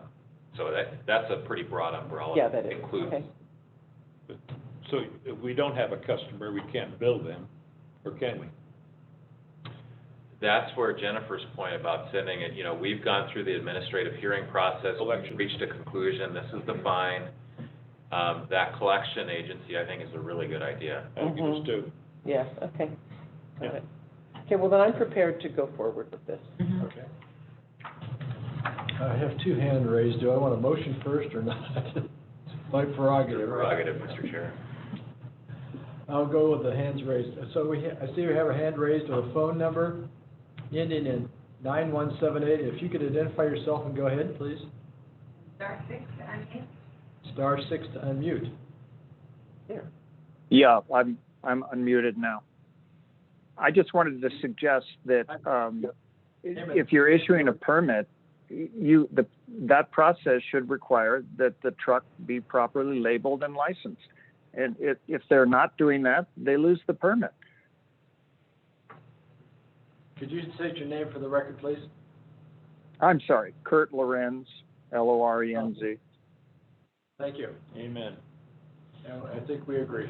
Yeah, we agree. I think what we're talking about now, Kurt, is this particular resolution that has mostly to do with our customers, our treated water residential customers, not the water tank. I understood that. That's Oh, what this okay. resolution is. But during the discussion about the trucks, I didn't hear anybody say, well, at least our permitted people are required to have license plates and labels. Yes, But that's a good point. No, we were making that point. That's good. That's a good But point. Chip is Rich is saying they proposing- do have that requirement already. Yes, it's In in place. the application, we record their license plate number, so yes, it is part of the application process. We're really struggling with the fact that there are water tenders that don't do that don't get a permit and don't have the plate, and then our hands are rather tied. But your point is well taken, Kurt, and again, we look forward to taking this back and adding to the tank water permit process and our rules and regulations to further narrow the scope on this thing. Okay. Thank you, sir. Next, Michael. Michael, your hand is raised. Could you state your last name, please?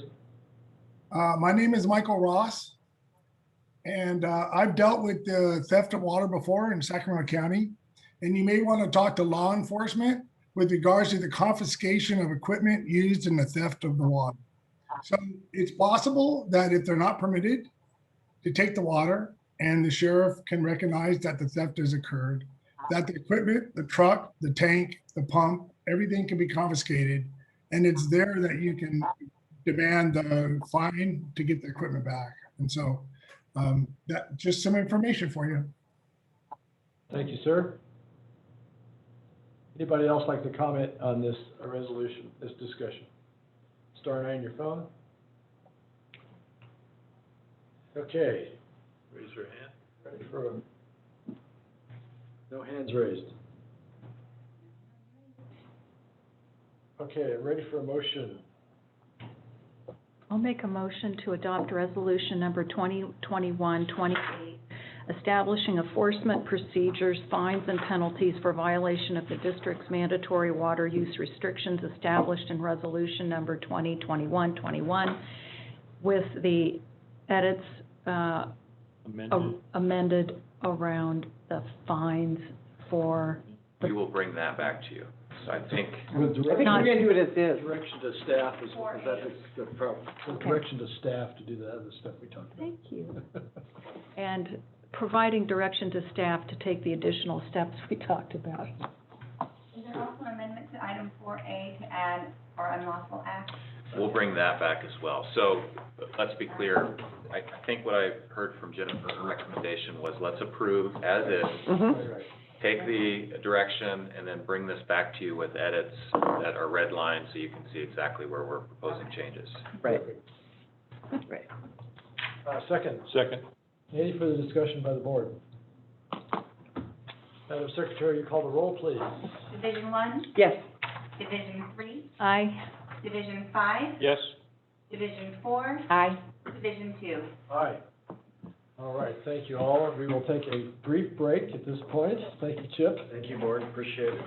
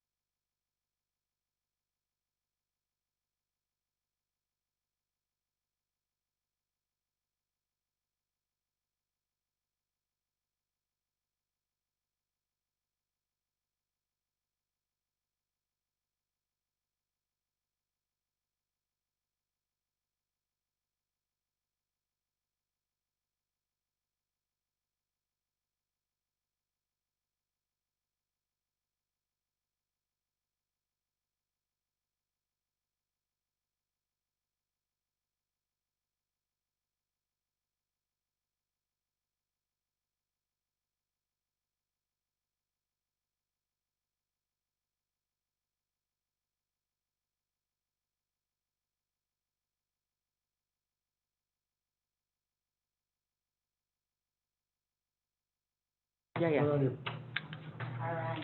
I think you're live again. Okay. Okay, we're back in session. Next item is plan for water process overview by Jennifer. Thank you. I am very excited for this particular item. I think this is going to be some really good work that's going to be undertaken by the board and by the district. And I hope that it helps to guide the district's future and our capital programs and moving forward into the future, dealing with climate change, drought shortages, and essentially ensuring that we can still provide substantial or appropriate water supplies to our customers. So with that, I'm going to go ahead and share my screen with you and start through this presentation. So this presentation is intended to be, sorry, I'm kidding. This is intended to be informative, and it is also intended to receive feedback from not only the directors, but also from the community. As the board is aware, there has been some previous direction given to staff to enter into a plan for water process. And this is going to be a comprehensive process that is intended to outline what our water needs are for the future and strategies for developing those needs. My original plan was to, and for some reason, here we go. So it's a comprehensive evaluation. It's going to be a multi-stage process with public involvement and public input, data-driven, science-driven, and then an integrated approach. Right now, and I have understand that at some points in the past, there were different components of kind of the outcomes that we so desire now, but we're going to kind of bring all those back to the table so that we're having an integrated approach to managing our water system and our water supplies moving forward. So I have envisioned this to be a multi-stage process, that the stages are done in a consecutive manner, and we will march through each stage. Each one would be conducted within a public meeting or a series of public meetings, and that's intended to allow for public involvement and also to be able to dive deeply in each one of these sections. So I've developed a 9-stage program that I think that if implemented will give us the desired outcomes. However, as I go through each one of these stages, if there are any comments or input or revisions requested, please let me know, and we can certainly have a discussion regarding those inputs and then make modifications. It should also be noted that it is intended to be somewhat flexible. I have found that when you go through these large kind of strategic planning processes, that it is important to remain flexible so that we ensure that we get the desired outcomes and don't have such a rigid process that we can't kind of take a step back if needed or find more information or do a little bit of research when that's needed to be done. So this very first stage I refer to as system overview, and I do have to thank Director Hold. She actually proposed this idea to me, and I think it is a wonderful idea. I think it's very important for not only the board, but also the public to start on a level playing field with a point of common understanding of the entire system. And so instead of discussing the system in bifurcated pieces such as upper division or even hydropower versus water operations versus canals, I think it's important that we look at it on a watershed basis and really start from the top of the watershed all the way down to the bottom.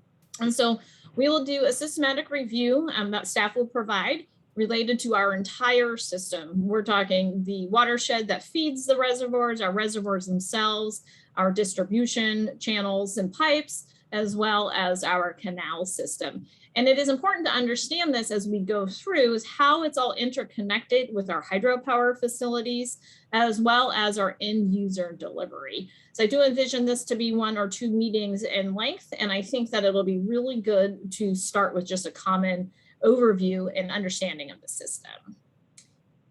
The second stage, which I think is also very pertinent to the conversation, is an overview of our existing water rights. Where are those water rights located? Our years of seniority. We have a variety of different water rights with different seniority, and then how we're currently using those water rights, and then what the restrictions are on any particular water right. So that would be considered stage 2, which would be a separate meeting or series of meetings in our first stage. Stage 3 then kind of takes a step back. This goes back into strategic planning. I do know that the board and as well as staff spent some very significant effort on doing part of a strategic planning process, but was never brought to the end of fruition. And I do believe that there is some work that was previously completed that we can leverage. Although I do believe that it's important that we revisit that work during this process.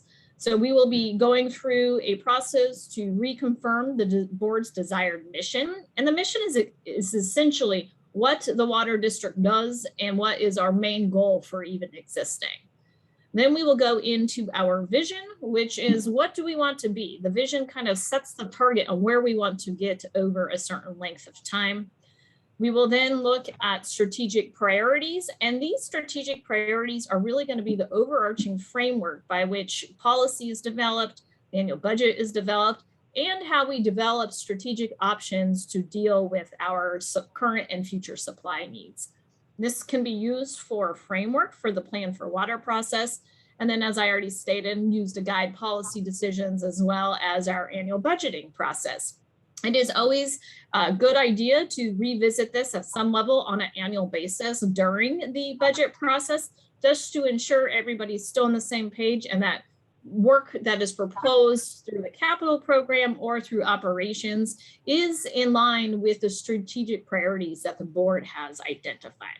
And please interrupt me at any time if you have any questions or input. Stage 4 is a little bit of a planning exercise, but really is to develop that basis for the plan for water. What is going to be our planning horizon? In my mind, I think that a long-term planning horizon is very beneficial. A 50-year planning horizon would be ideal in this situation so that we can really lay out kind of where we want to go for the next 50 years. Now, with that said, as we all know, well-laid plans never always plan for the future adequately. So it is intended to revisit the plan for water on some type of frequency. And that would be determined, that frequency would be determined through this effort. And then we also need to decide how is this plan used and what is it used for? What are the outcomes? I have some proposed outcomes, but that might not be what the board is foreseeing or would feel that is ideal for the district's future. And we would also be flexible based off of input from the public. And then responsibility for the plan. How is the plan held? What do we do with the plan?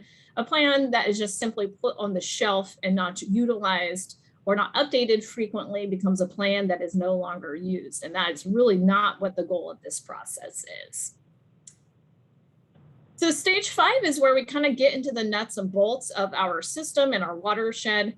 I do understand that there was a very significant effort done through the FERC relicensing program regarding hydrology and the hydrography of the area.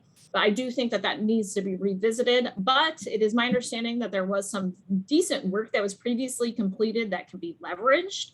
We will be looking at drought scenarios, taking into consideration climate change, considering impacts of watershed health, as well as it's important that all of these topics will be science and data driven. As you'll notice, each stage is intended to inform the next stage. Stage 6 will take, yes, ma'am. So could you go back to the last slide? Leverage existing work. I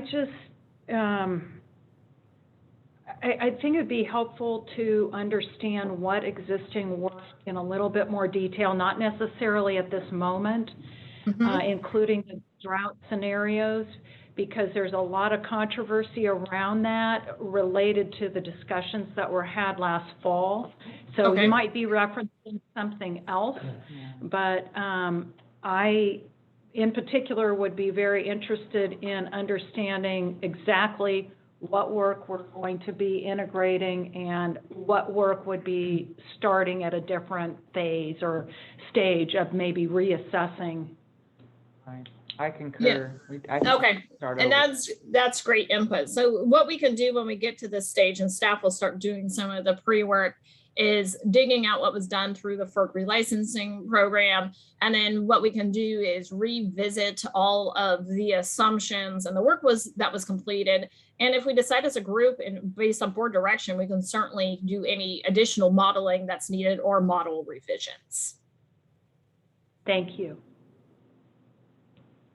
And stage 6, this is the one where I really think a lot of rework actually needs to be completed. Our demand model, my understanding, is based off of our most recent demand model was kind of tiered off of some older demand models. And it is my understanding that the board as well as staff desires to completely redo this model. So from a cost perspective, I do think doing a new demand model will be more of a heavy lift from a cost perspective. And I do think that, you know, we need to come to some agreement on assumptions utilized for land use, kind of taking a look at end user changes. And for example, as we're seeing climate change occur, we are getting longer, hotter summers. So does this mean we're going to have higher demands longer in the year, or the demand's going to be shifting based off of the weather patterns? And then kind of taking a look at demand for our current regulatory flows, as well as any additional regulatory flows we kind of see coming down the pipeline. In my perspective, I think this is going to be probably our most challenging portion of the plan for water process. And I think it's going to take some very, very thoughtful input from staff and from the board, as well as from the public. I know there's a lot of angst surrounding this. I can assure you that as from a staff perspective, we have no desired outcome at all related to what the demands are. I think that if we are all thoughtful in discussing and coming to agreement on the assumptions that go into any demand model, we'll end up with some really good data that will inform our decisions in the future. So like I said, I do see this as being the most costly portion of this effort. And this portion of the effort will definitely require some consulting services. We do not have the expertise on staff to run large scale water demand models. So do look for an RFP to be issued in order to secure the consultant services needed to complete this required modeling work. Jennifer? Go ahead. Go ahead. On the considers land use, I really want to emphasize that we don't have land use authority in our district charter, and Right. all of the previous plans always said land use assumptions were developed by NID. It's always made me very uncomfortable. Yeah. And so I think we absolutely need to closely coordinate with the cities and counties and the land use authority bodies that have jurisdiction over our district, and rely on their numbers and not make up our own numbers. Yes. Correct. One of the things I often see is where the assumption comes in this particular situation will be on the absorption factor of any proposed new land uses. And I do think that there is a lot of input that can be received and agree that it's going to be very critical to coordinate with the counties as well as the cities regarding their general plans. And even some of the building industry authorities to kind of get a good sense of what the absorption rate really is going to be. You know, it's always it's a two-sided coin. If you talk to developers, they always have a very, very high absorption rate. And in my experience, it typically isn't that high. And on average, it kind of averages out to something lower. So I think that that is certainly going to warrant a very robust discussion and coordination. With Director Johansson. Yeah, with respect to land use, also conversion to development is one thing, absorption rates another thing, but also we're seeing a change in agricultural changes. I mean, in how ag is being used on the land, and we're seeing a more intensive farming operations. And it's going to take time for that to happen, but I want to make sure land use does include agriculture. Yeah, sure. Definitely. And I also think another consideration is there are some fairly heavy regulations coming down regarding water budgets. As Director Johansson just stated, agriculture is going to be extremely important to take consideration of.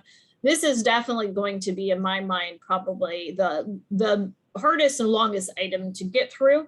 But I think that if we work hard and are thoughtful and pull in all of our partners and get as much information as possible, that we can come up with some reasonable numbers. And then stage 7, this is really where the tiering begins, right? So once we come up with our demand numbers, then we look at our supply needs. You know, we are going to have to, for budgeting purposes as well as capital purposes, kind of look at the short term, and then look at long-term needs consistent with whatever the determined planning horizon is.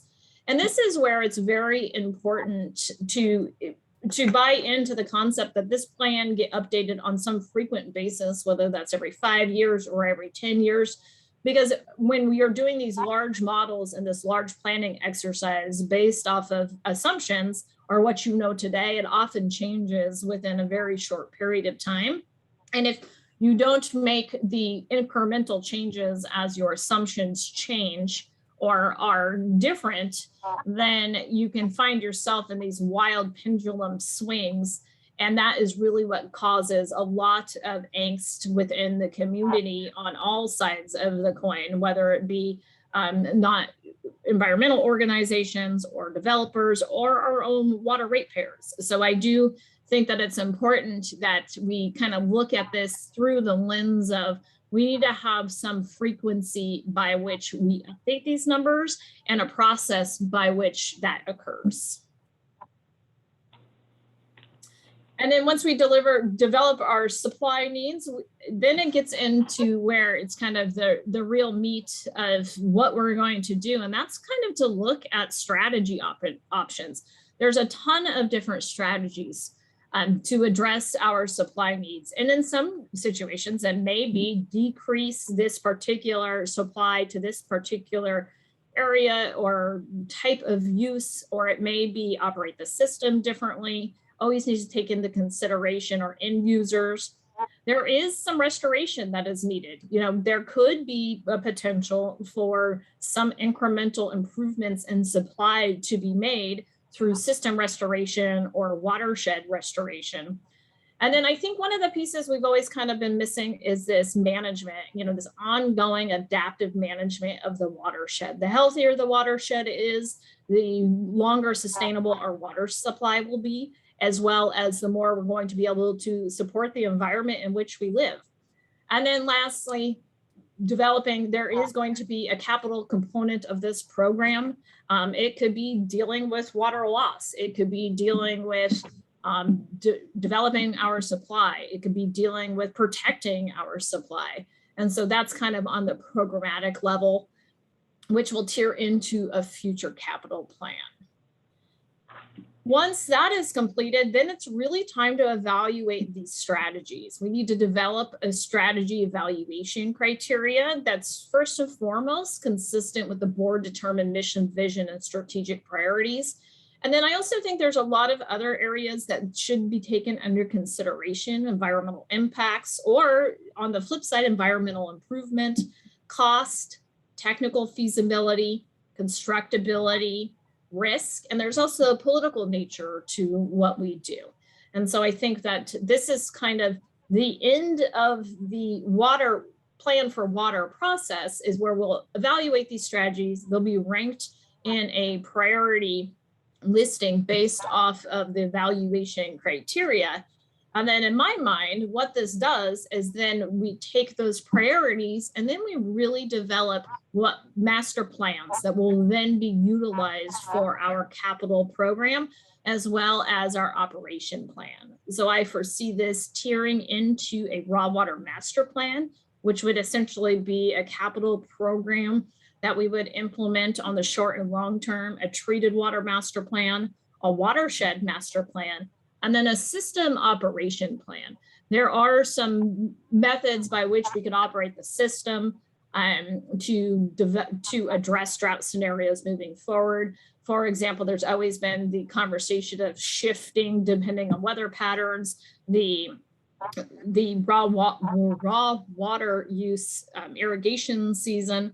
And so in my framework, I do foresee us utilizing the work we use through the plan for water process to develop these plans that would be actually develop actionable plans, whether it's through capital or through operations, where we would be implementing these items. And then once again, it would be intended that these plans would be revisited on a frequent basis.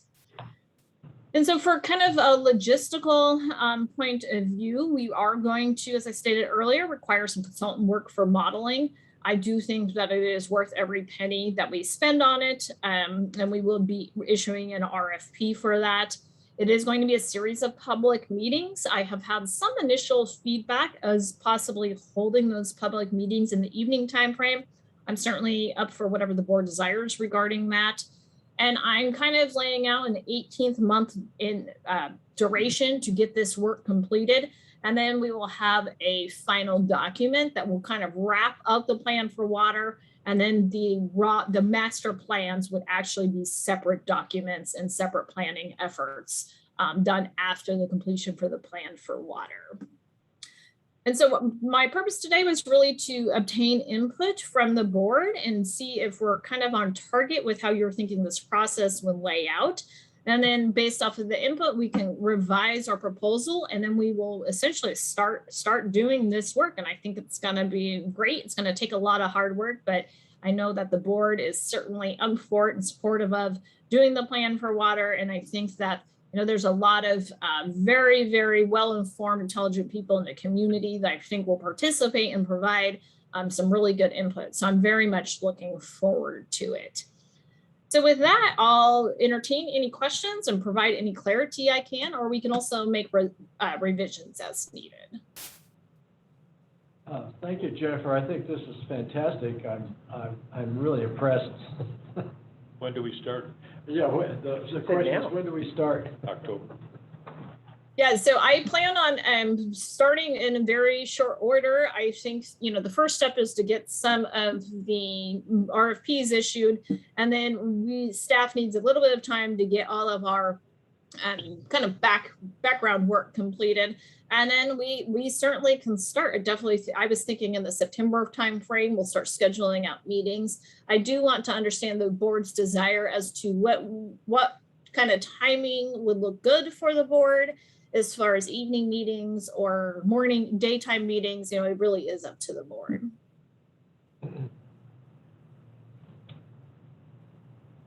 Thoughts about that, about the meetings? Same week as we have a scheduled board meeting. Same week?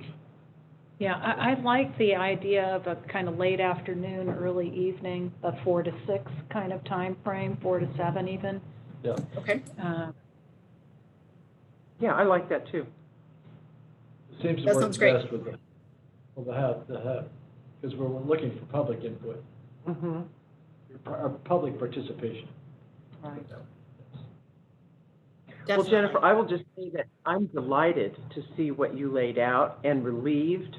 And Director Beerwagon and I were fist bumping underneath the desk. We were. It was like, oh my gosh, this is so exciting. This is like what we have wanted, but none of us could really articulate it. But you have done how to go about it. Yeah, or how to go about it. Yeah. Fantastic. So I'm delighted, thrilled. I think the community will be thrilled and be behind us. This seems very thoughtful and genuine, and that's what we wanted. So thank you. There you go.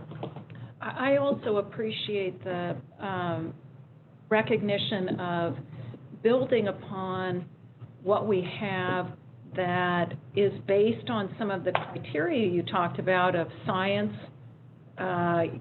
scientific data, accuracy, and in those areas where we may not have that, a willingness to do the work to get it. You also talked about having data that where underlying assumptions can be explained, and that if we don't have those assumptions identified, that we start from scratch, so we really have a strong foundation, not just for today, but for people that are working on these issues 25 years from now. And as others have said, Ricky said, the quality of the structure, I think, is really sound, and I like the integration of the strategic planning priorities, mission and vision.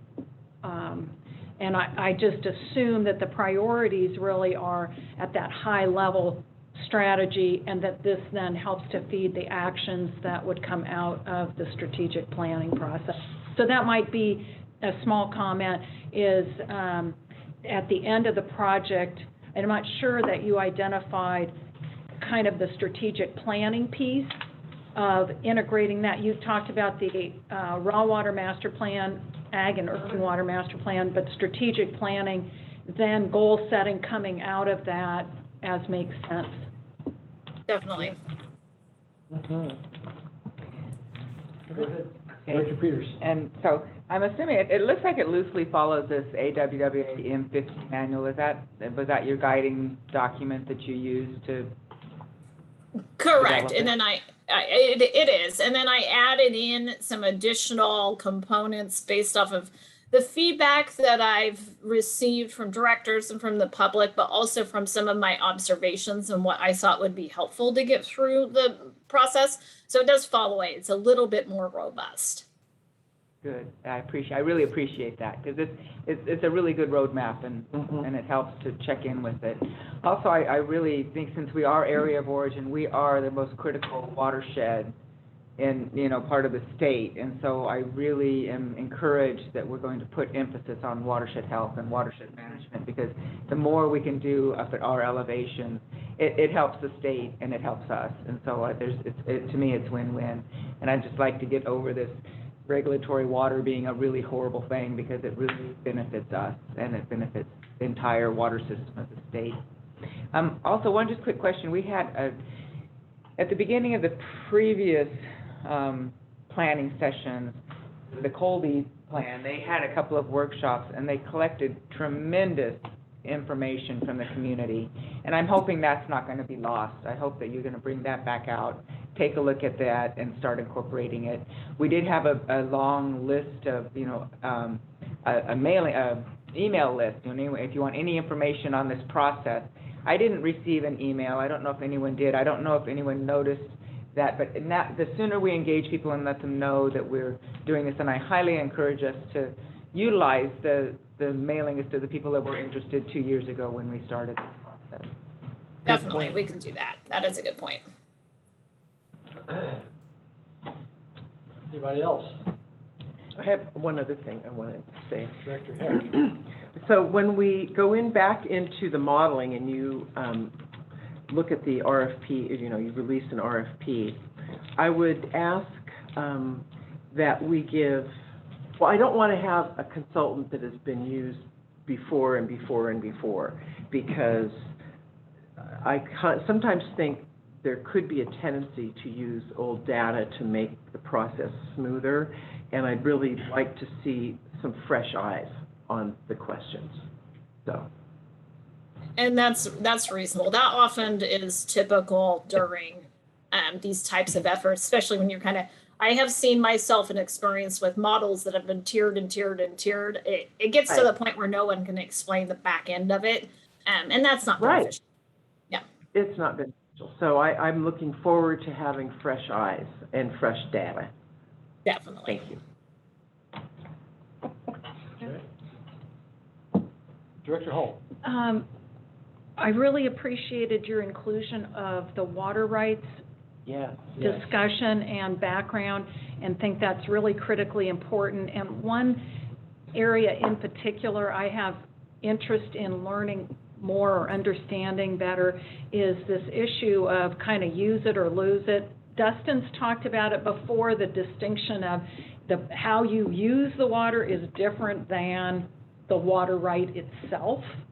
And I would like to understand more about this, about the vulnerability we have relative to our water rights if we aren't using water in certain ways.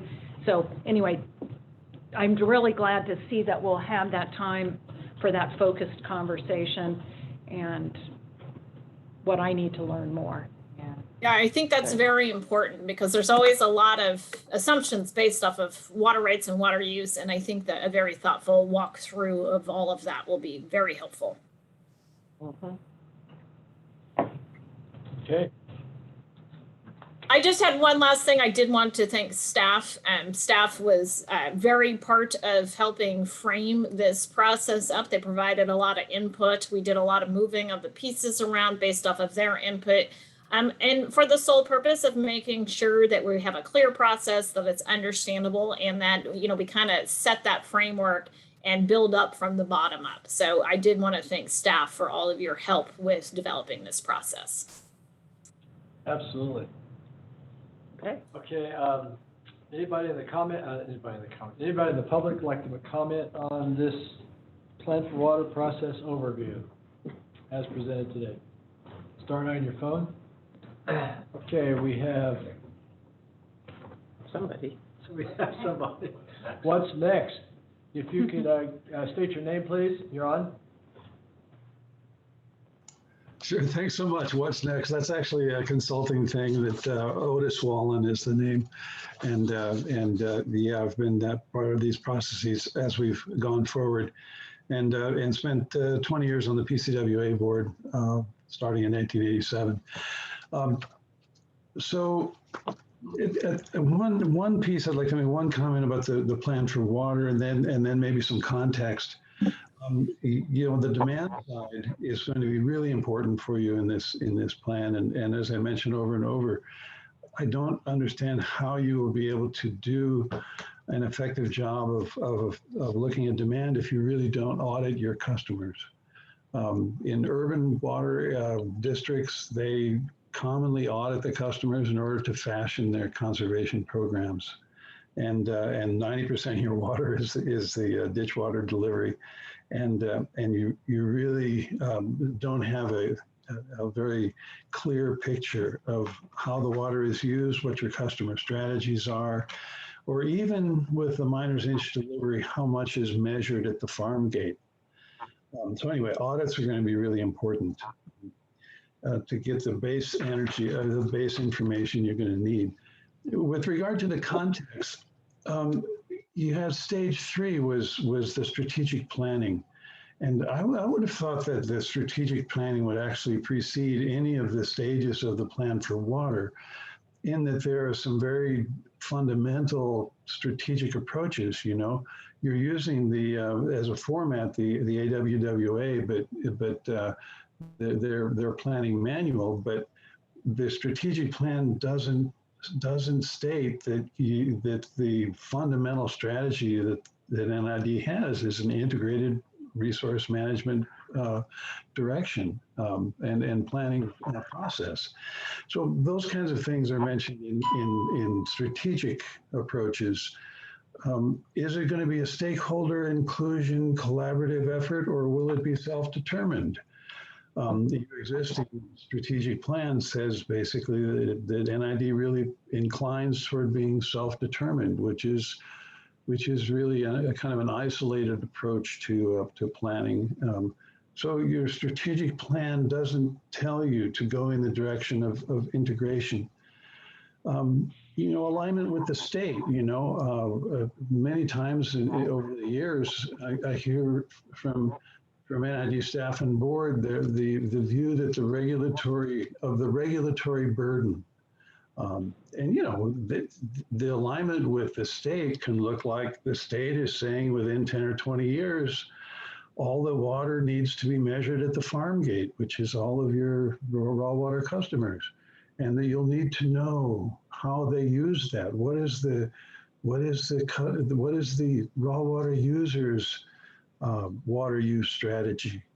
And, you know, so are you going to be in alignment with the state, or are you going to be rebellious and independent and libertarian when it comes to the state's direction? And these are all strategic directions that I would have preceded even stage 1, as you noted. But you know, some of these are included in your stage 3 as you've laid this out. And the last thing I want to just point out is is a lot of this stuff is as you look over time, it's a little bit tangled up. In other words, we've made a lot of water rights protests with regard to your water rights application for Centennial Dam, and we've had an NLP process and an NOI process. And this is from CEQA guidelines. It's actually section 15125. And it says, an EIR must include a description of the physical environment conditions in the vicinity of the project as they exist at the time of the notice of preparation is published. I'll skip a little bit. This environmental setting will normally constitute the baseline physical conditions by which the lead agency determines whether an impact is significant. So we have all of this work on a project from 2014, all of this environmental work. And if you proceed with that and are in concordance with the law, all of the baseline information for the environmental document for Centennial Dam would be based in 2014. So I'm hoping that all of this new information is going to be generated in the plan for water, which is robust and science-based and really good, will be able to be used when you do these final assessments of all of these things. And to kind of just the way I'm looking at it, when you're done with this plan for water, you will have a loading order for does user end does demand side conservation come first? Will supply side projects happen? If the supply side loading order calls for Centennial Dam, it would seem appropriate to reissue a notice of preparation at that time in order for you to be able to use all of your current information in your current EIRs. Anyway, that's just so this new plan, you're really mindful of the context in which it drops in. But overall, congratulations. And one other little piece is really congratulations watching your new general manager, Jennifer Hansen, working together with the board. It looks like a very collaborative approach, a very intelligent way of managing your business and the guidance of the governing board and the interaction with the management. So congratulations on a couple of different pieces. Thank you, Otis. Tracy Sheehan, you're next.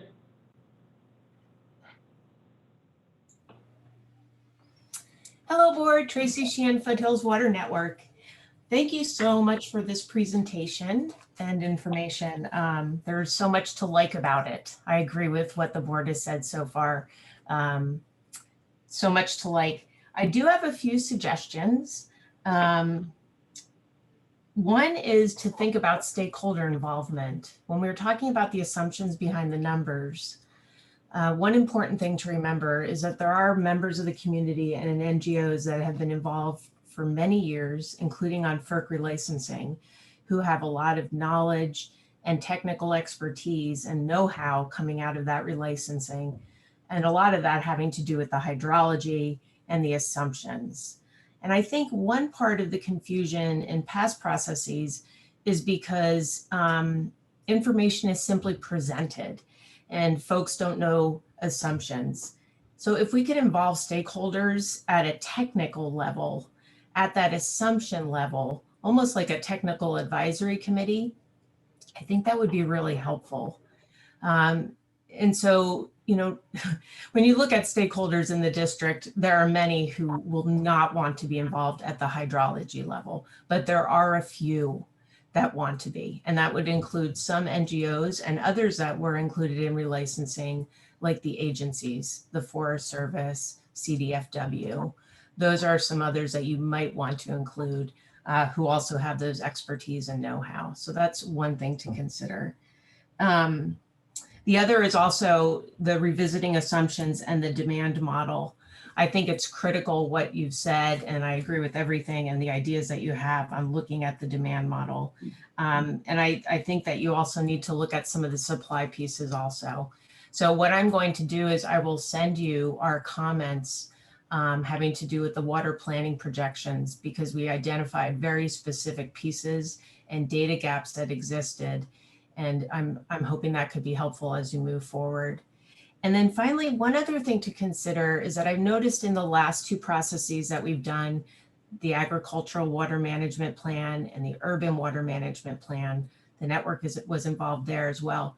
There was a lot in the comments that was written on the record for those state plans explaining that many data points would be solved during the plan for water. And so it might be helpful for the district to sit down and get a grasp on everything that, I don't want to say promised, but sort of kick the can down the road to the plan for water. There's a long list in the comments on both the urban water management plan and the ag water management plan from NID, from the consultant specifically saying, well, we will take care of that in the plan for water. So it might be good to look at those as well. And that's all I have for now. I'd like to say we've been involved with this since, I guess the inception of the new raw water master plan was 2018. So we look forward to working more years on this, or the next 18 months, whatever it is, we will be here. And thank you for the opportunity to comment. Thank you, Tracy. Anybody else like to comment today on the proposed time schedule for creating a Plan for water. Plan for water. Bruce Herring, you're next.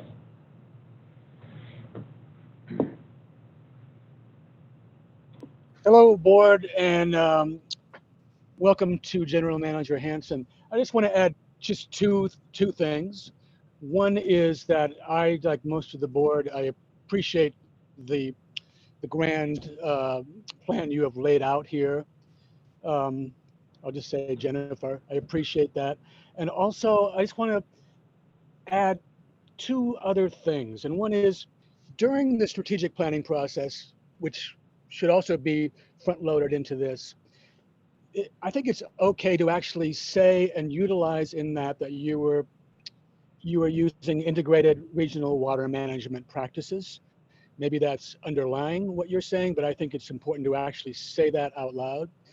And also, as far as meaningful stakeholder involvement, I know Tracy just mentioned involved in the technical aspects, but I also think it would behoove all of us if there was significant stakeholder involvement in the evaluation process towards the end.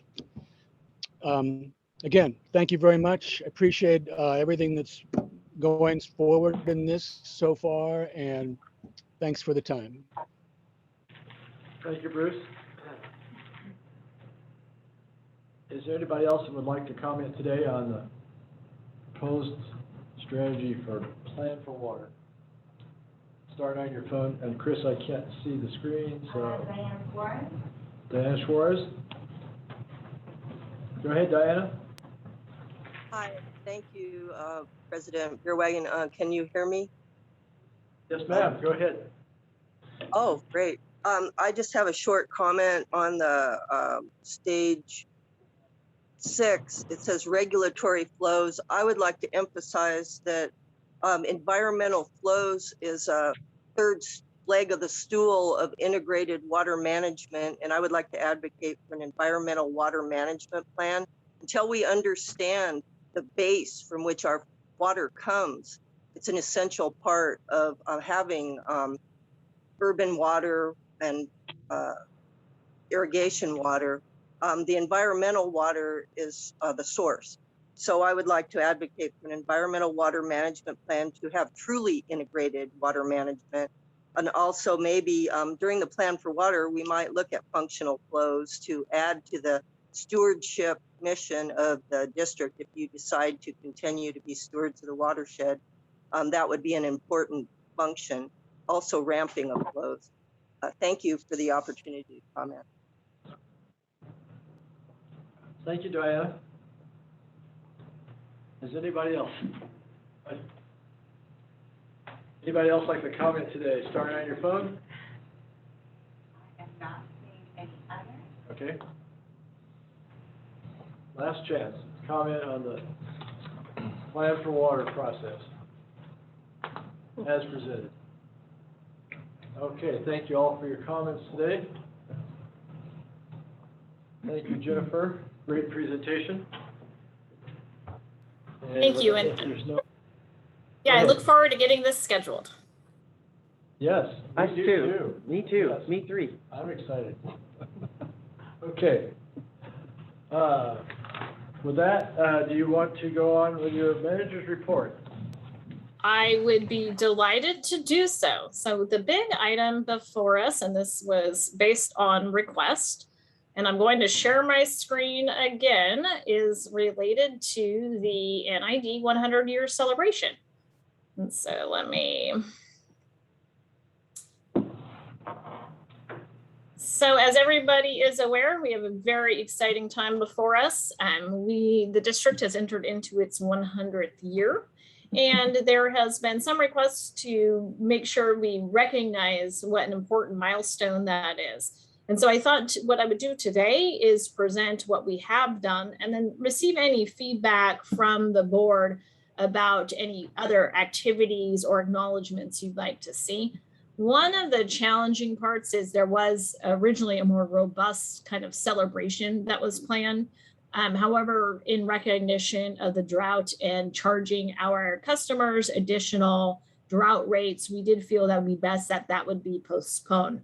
So I am kind of catching up a little bit. A lot of this was already planned for prior to my coming to NID, but I did want to brag about what staff has done and then talk about what the board desires to do. So as the board, and it is right here on the screen. There was an anniversary logo that was developed and released, and we do use it on all letterhead, envelopes, and materials. There is anniversary news released through our social media avenues and on the website.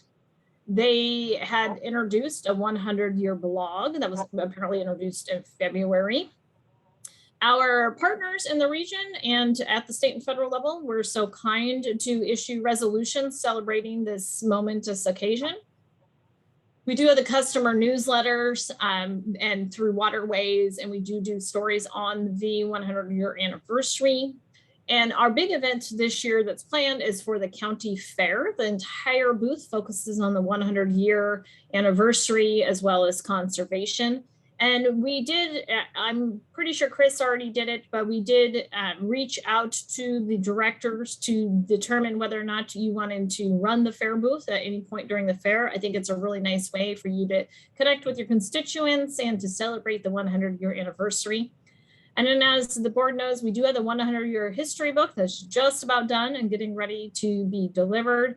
And then at the staff safety barbecue, we are going to spend some time. It's an annual barbecue that occurs every year. We are going to spend some time on the 100-year history book and talk about what the district means, not only to staff, but also to all of our ratepayers and to the region in general. And so with that, as I stated, there were some considerations. Originally, there was some talk of planning a very large celebration party.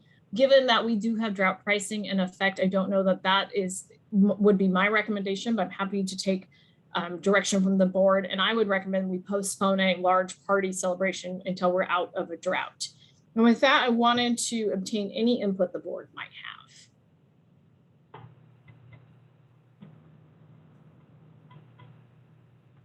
Thoughts? I think you bullseye. Yes, I do too.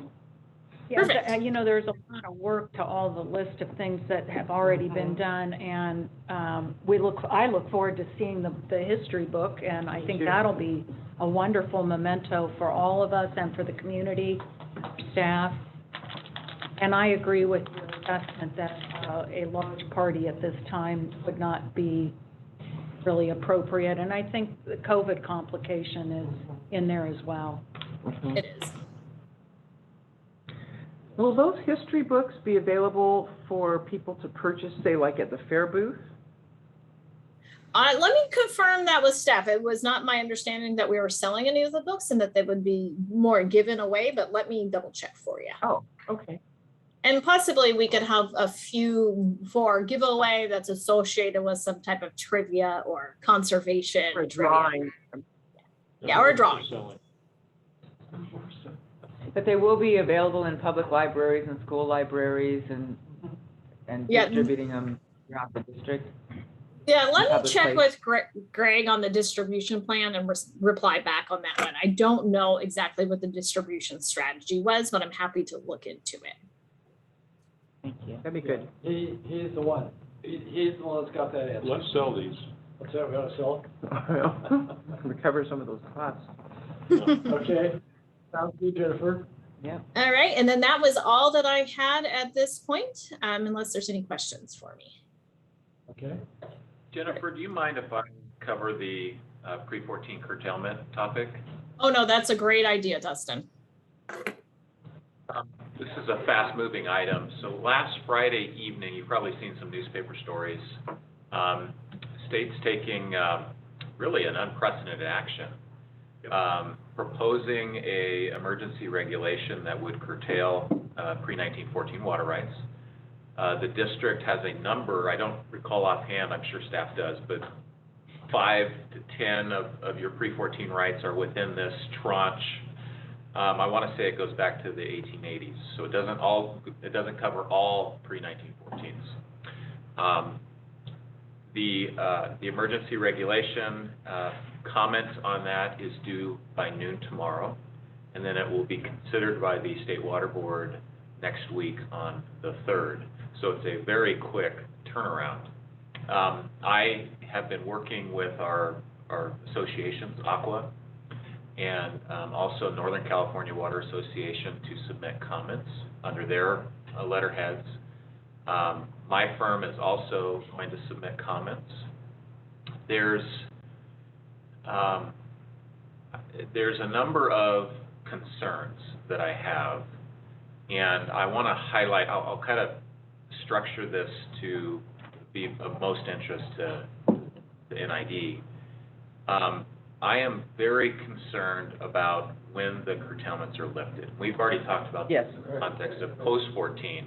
Now we're digging even deeper into the district's pre-14 rights. I want to make sure that we can capture every single drop we can, whenever we start receiving rainfall. So I'm going to have comments along those lines. I've gone back and forth in my mind. The draft regs as originally proposed have a year's duration. So I have thought to myself, maybe we propose comment that ought to end, say, November 1st, and then we can reevaluate things. Or maybe there needs to be, because I think politically that may be a tough sell to the State Water Board. So maybe there needs to be some other kind of reopener on the issue of when do you lift curtailments. So that to me for NID is the biggest issue. There are some other just kind of technical or kind of precedent type concerns that I have. One is the underlying authority that the Water Board is using is waste and unreasonable use. And that is, if you are diverting under your pre-1914 water right, when water is not available to you under your priority of right, that constitutes waste and unreasonable use. There's a legal reason why the State Water Board is doing that, yet nonetheless, that troubles me. I am 100% in favor of implementing the priority system.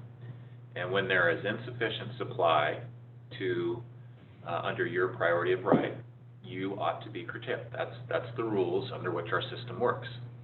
But that's a curtailment. That's not waste and unreasonable use, and those are two entirely different things. And maybe during our water rights presentation, I'll talk about why that's a significant difference. But just for purposes of today, waste and unreasonable use is really, it's like a scarlet letter. I mean, if you get labeled as a waster or an unreasonable user of water, that's like a scarlet letter. So I'm concerned about that. I'm also concerned the analysis, the methodology looking at available supply, demands, and when demand exceeds supply, you curtail. That sounds simple, but as you scale that to the Delta watershed, it gets incredibly complex. And I am not convinced that the Water Board has all of the data that they need to undertake that type of analysis. So I wouldn't, you know, we're talking about pretty significant things, and I don't want to see somebody curtailed in the middle of an irrigation season when they actually do have water available to them.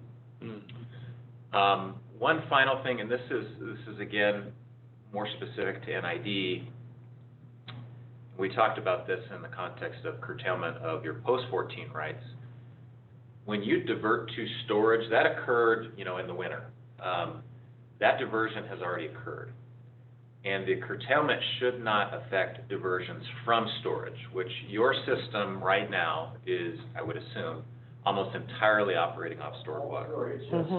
So we want to make sure the regulations are very clear, and they are not currently, at this point, clear enough and to make me comfortable, that you can continue to operate your previously stored water. You can divert that previously stored water. It's a rediversion, is technically the term used. So so you'll see comment letters from Aqua and NAQUA, and I will make sure staff will receive, and you ultimately will receive our comment letter as well on this. And then I expect to be before the Water Board talking about this on the 3rd.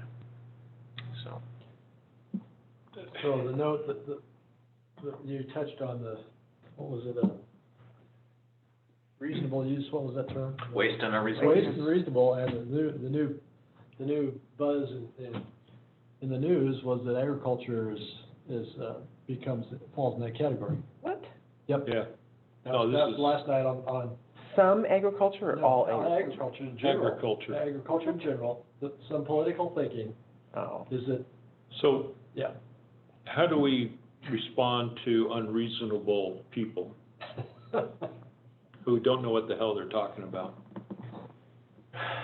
Well, I would defer to people that are much more politically savvy than me, but we want to be careful, because this is just my answer. We want to be careful because we like the priority system. That's a system we've always had since statehood. It makes sense. And they're trying to undo it. I would agree with that statement, that there are contingents out there that don't like the priority system. And in fairness to some of those naysayers, it is very difficult to implement the priority system on the scale that we're talking about. So on one hand, we don't want to be so critical or appear that we want something other than the priority system, because that's not the case. You know, this community was built around the priority system. It started with mining and it turned to ag. I mean, so if you really start getting away from the priority system, you start pulling strings on the very essence of a community, right? Right. So we don't want to do anything that says get away from the priority system. Yet at the same time, we want the State Water Board to do this the right way. And so that's the balance. Continue down, implement the priority system, but make sure you're doing it the right way. And in my comments and the State Association's comments, we'll be kind of trying to strike that balance, that you're doing a good job by implementing the priority system, but there's better ways to do it, and here's some suggestions and language changes. So have they defined reasonable use of water? Waste and unreasonable? Yes, so Reasonable. normally that is a fact-specific inquiry. Maybe, But there's let me no try to use an extreme example here. Flood irrigation in Kern County on sandy soil. Sandy soil, yes. That would be reasonable in a wet flood year, but maybe it's not reasonable in other years. Maybe you ought to use sprinklers or drip, or something. We're agreeing, all agriculture is waste and Yes. unreasonable. So what is defined as reasonable? So that, I'm trying to answer. So normally it's a fact-specific inquiry. It depends on the specific facts that are considered. And sometimes, you know, a water use in a wet year may not be reasonable in a dry year. So that's the normal discussion. What the water board is starting to do is more of a per se broad brush. Right, yeah. They say, if you're diverting and our methodology says you don't have water at your priority of right, that is per se unreasonable. I don't like that approach.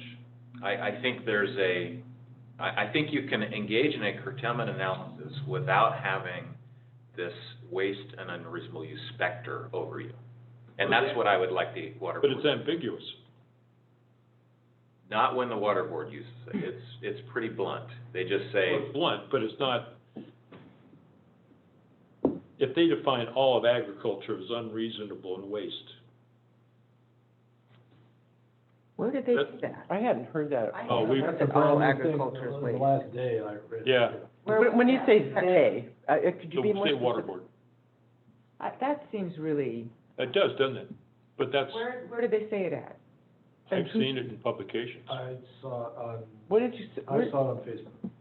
On Facebook? All I right, believe I saw it on Facebook. Okay. No, I'm just saying, all I'm asking, if they have decided agriculture, use of water in agriculture I can't believe. is unreasonable and waste, what is their definition of reasonable? Probably a fringe group. If they There don't might be have a one, fringe group or then we can't something, meet but the it's not challenge. a state water board. I mean, what are you gonna do, not feed people? I mean, No, that's, don't discount that. oh, well. so Justin, have you heard? I would have to. Think they're gonna be curtail all absolutely- agriculture and call it a waste? No, I have not heard that. I think that, I mean, it is true, there's a nugget of truth there, which the nugget is the water board is saying, if you are subject to this pre-14 curtailment and you don't curtail, that is a waste and unreasonable use. And most of those pre-14 rights are ag uses. Yep. Not all of them, but most.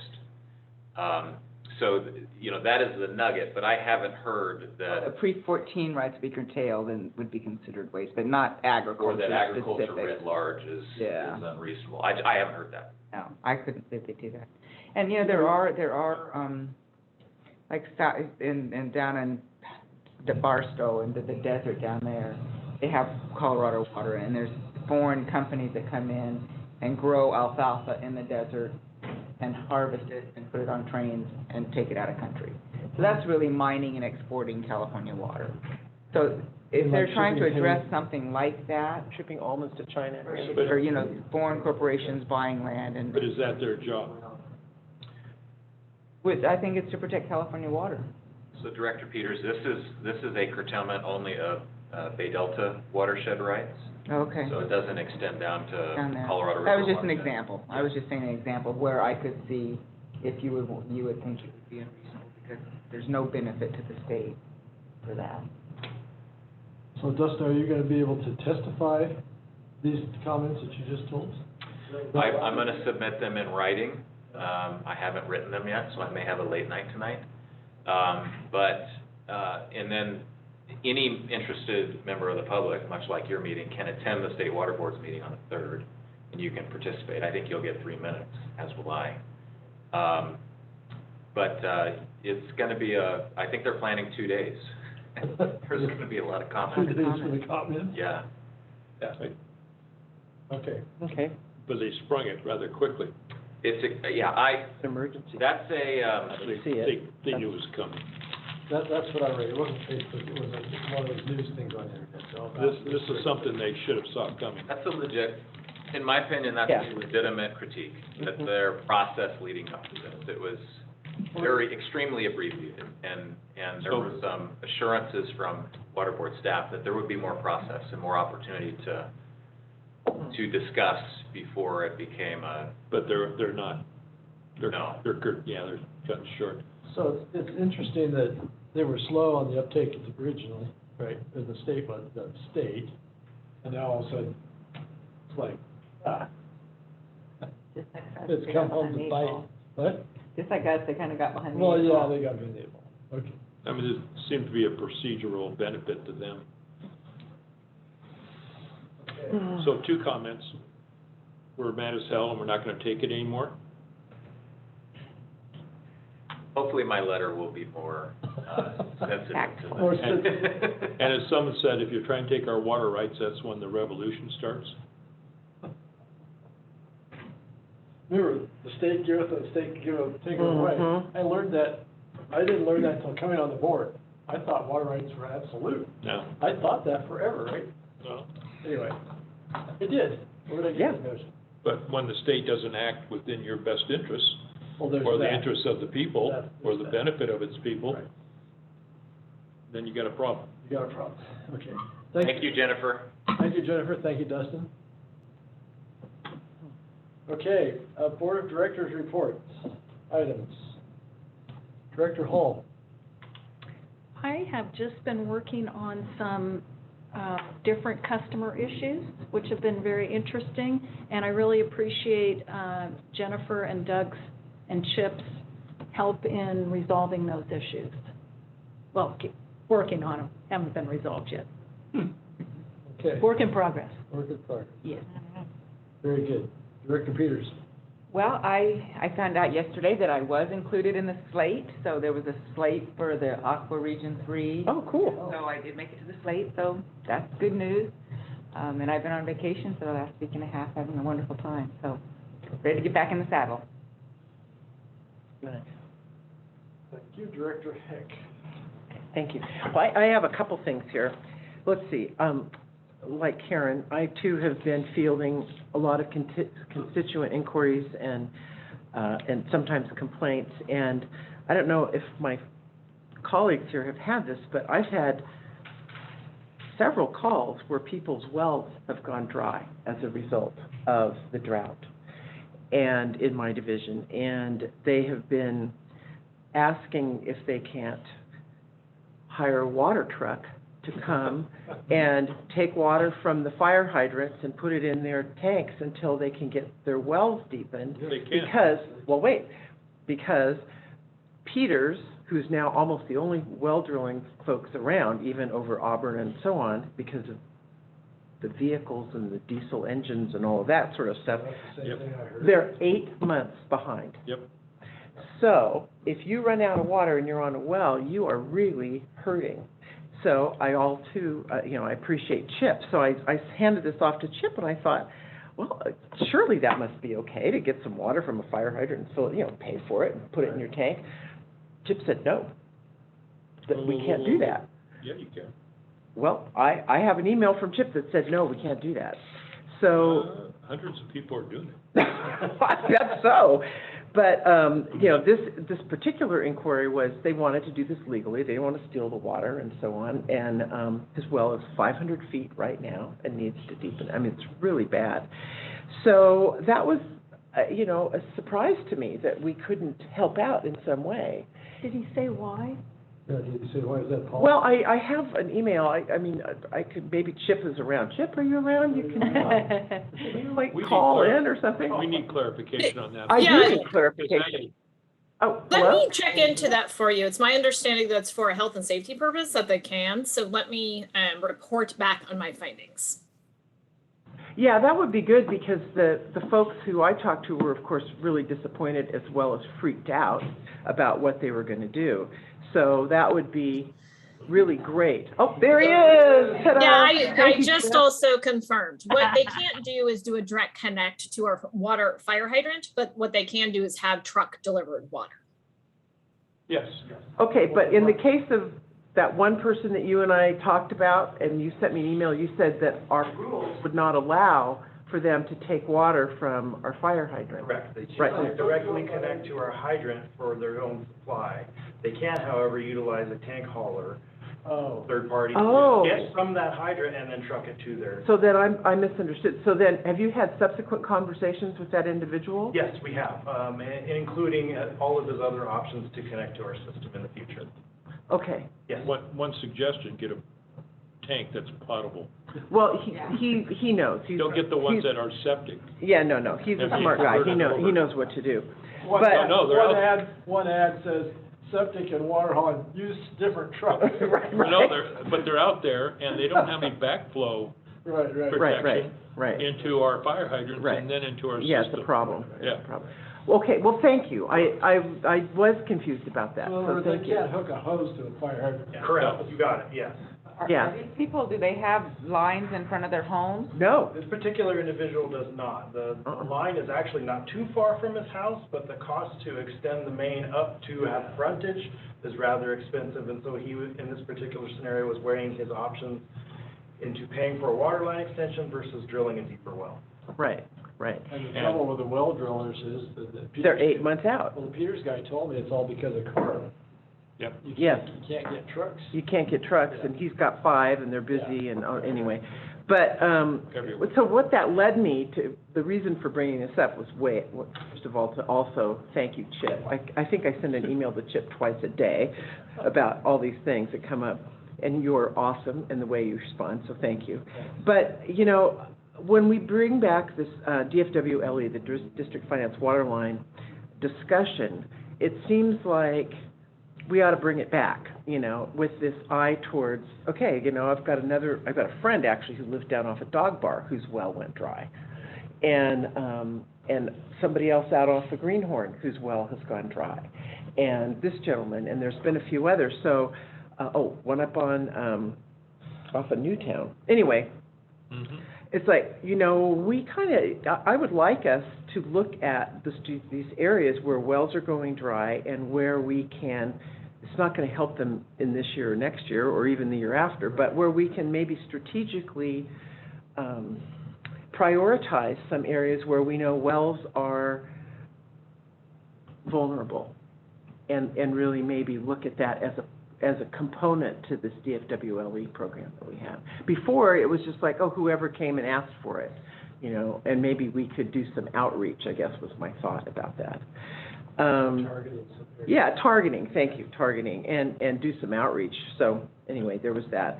My next thing is when I'm doing the fair, and I think Director Beerwagon's doing the fair, I don't know who else is, but you know what would be cool is to get a press release out that says, come meet your directors, your board of directors at the fair. Here's our booth, we'll be there to answer questions. Definitely do that. Well, it just happened in the last 24 hours. Do we have a water tank? Yeah, so Chris is talking to all of us about it. I mean, this literally just happened.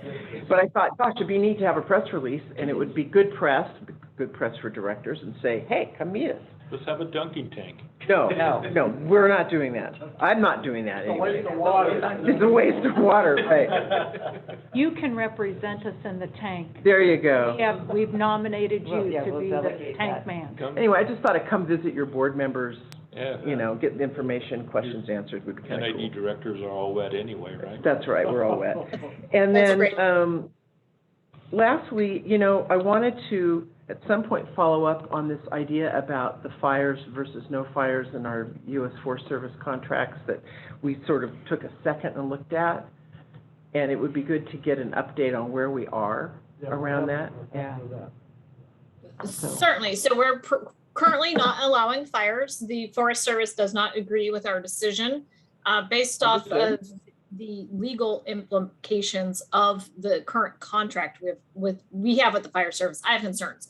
But if the board would like to place it on a future agenda, I can do that. I would like that because my understanding is we have some liabilities there that probably aren't favorable to the district, and maybe we should take a look at it. Okay. Does anybody else agree to bring that as an item? Yep. Okay, We can do that. I mean, given thank you. So that's it for me, thank you. the Forest Service ability to put out fires, a la lava fire in Tamarack, I'm glad we're not allowing fires. Okay, I'm Is done. that did we switch to your report? Yeah. Okay, go ahead. Or his, you know, public comment. His public comment. I was gonna segue on something you said. Oh, sorry. No. it was- Wells going dry, fair, No, okay. but the well's going dry, that's the purpose of the water tender. Public health and safety, to get that water to them. And put a tank in there, and, we need to keep them healthy. Right. So somebody had to do it, so the water temperature at La Jolla was 73 degrees. And Encinitas was 75, Wow. and Oceanside was 71. But if you went down 10 feet, about 10 degrees cooler. But in March, it was 56 to 58 degrees. So La Nina seems to be relaxing a little bit. El Nino seems to be moving up the coast. We'll see what happens. That's good news. Yeah, anyway, crops are thirsty. Yes, they are. People are thirsty. Yeah. All right, that's your report? Thank you. Okay. Only thing I have to report is I took a picture of a water tender. Well, we should get the one of the trailer. Yeah, that was fun. Anyway, so that's fun to watch. I decided we need more evidence. So I decided. Anyway, that's the only report I have. With that, thank you, Chip. Thank you, Thanks Chip. for coming back in. Thank you. At Good this to clarify time, we'll that. take Yeah, that was. public comment for items to be considered in closed session. Any public comment? If you'd like to comment, star 9 your phone.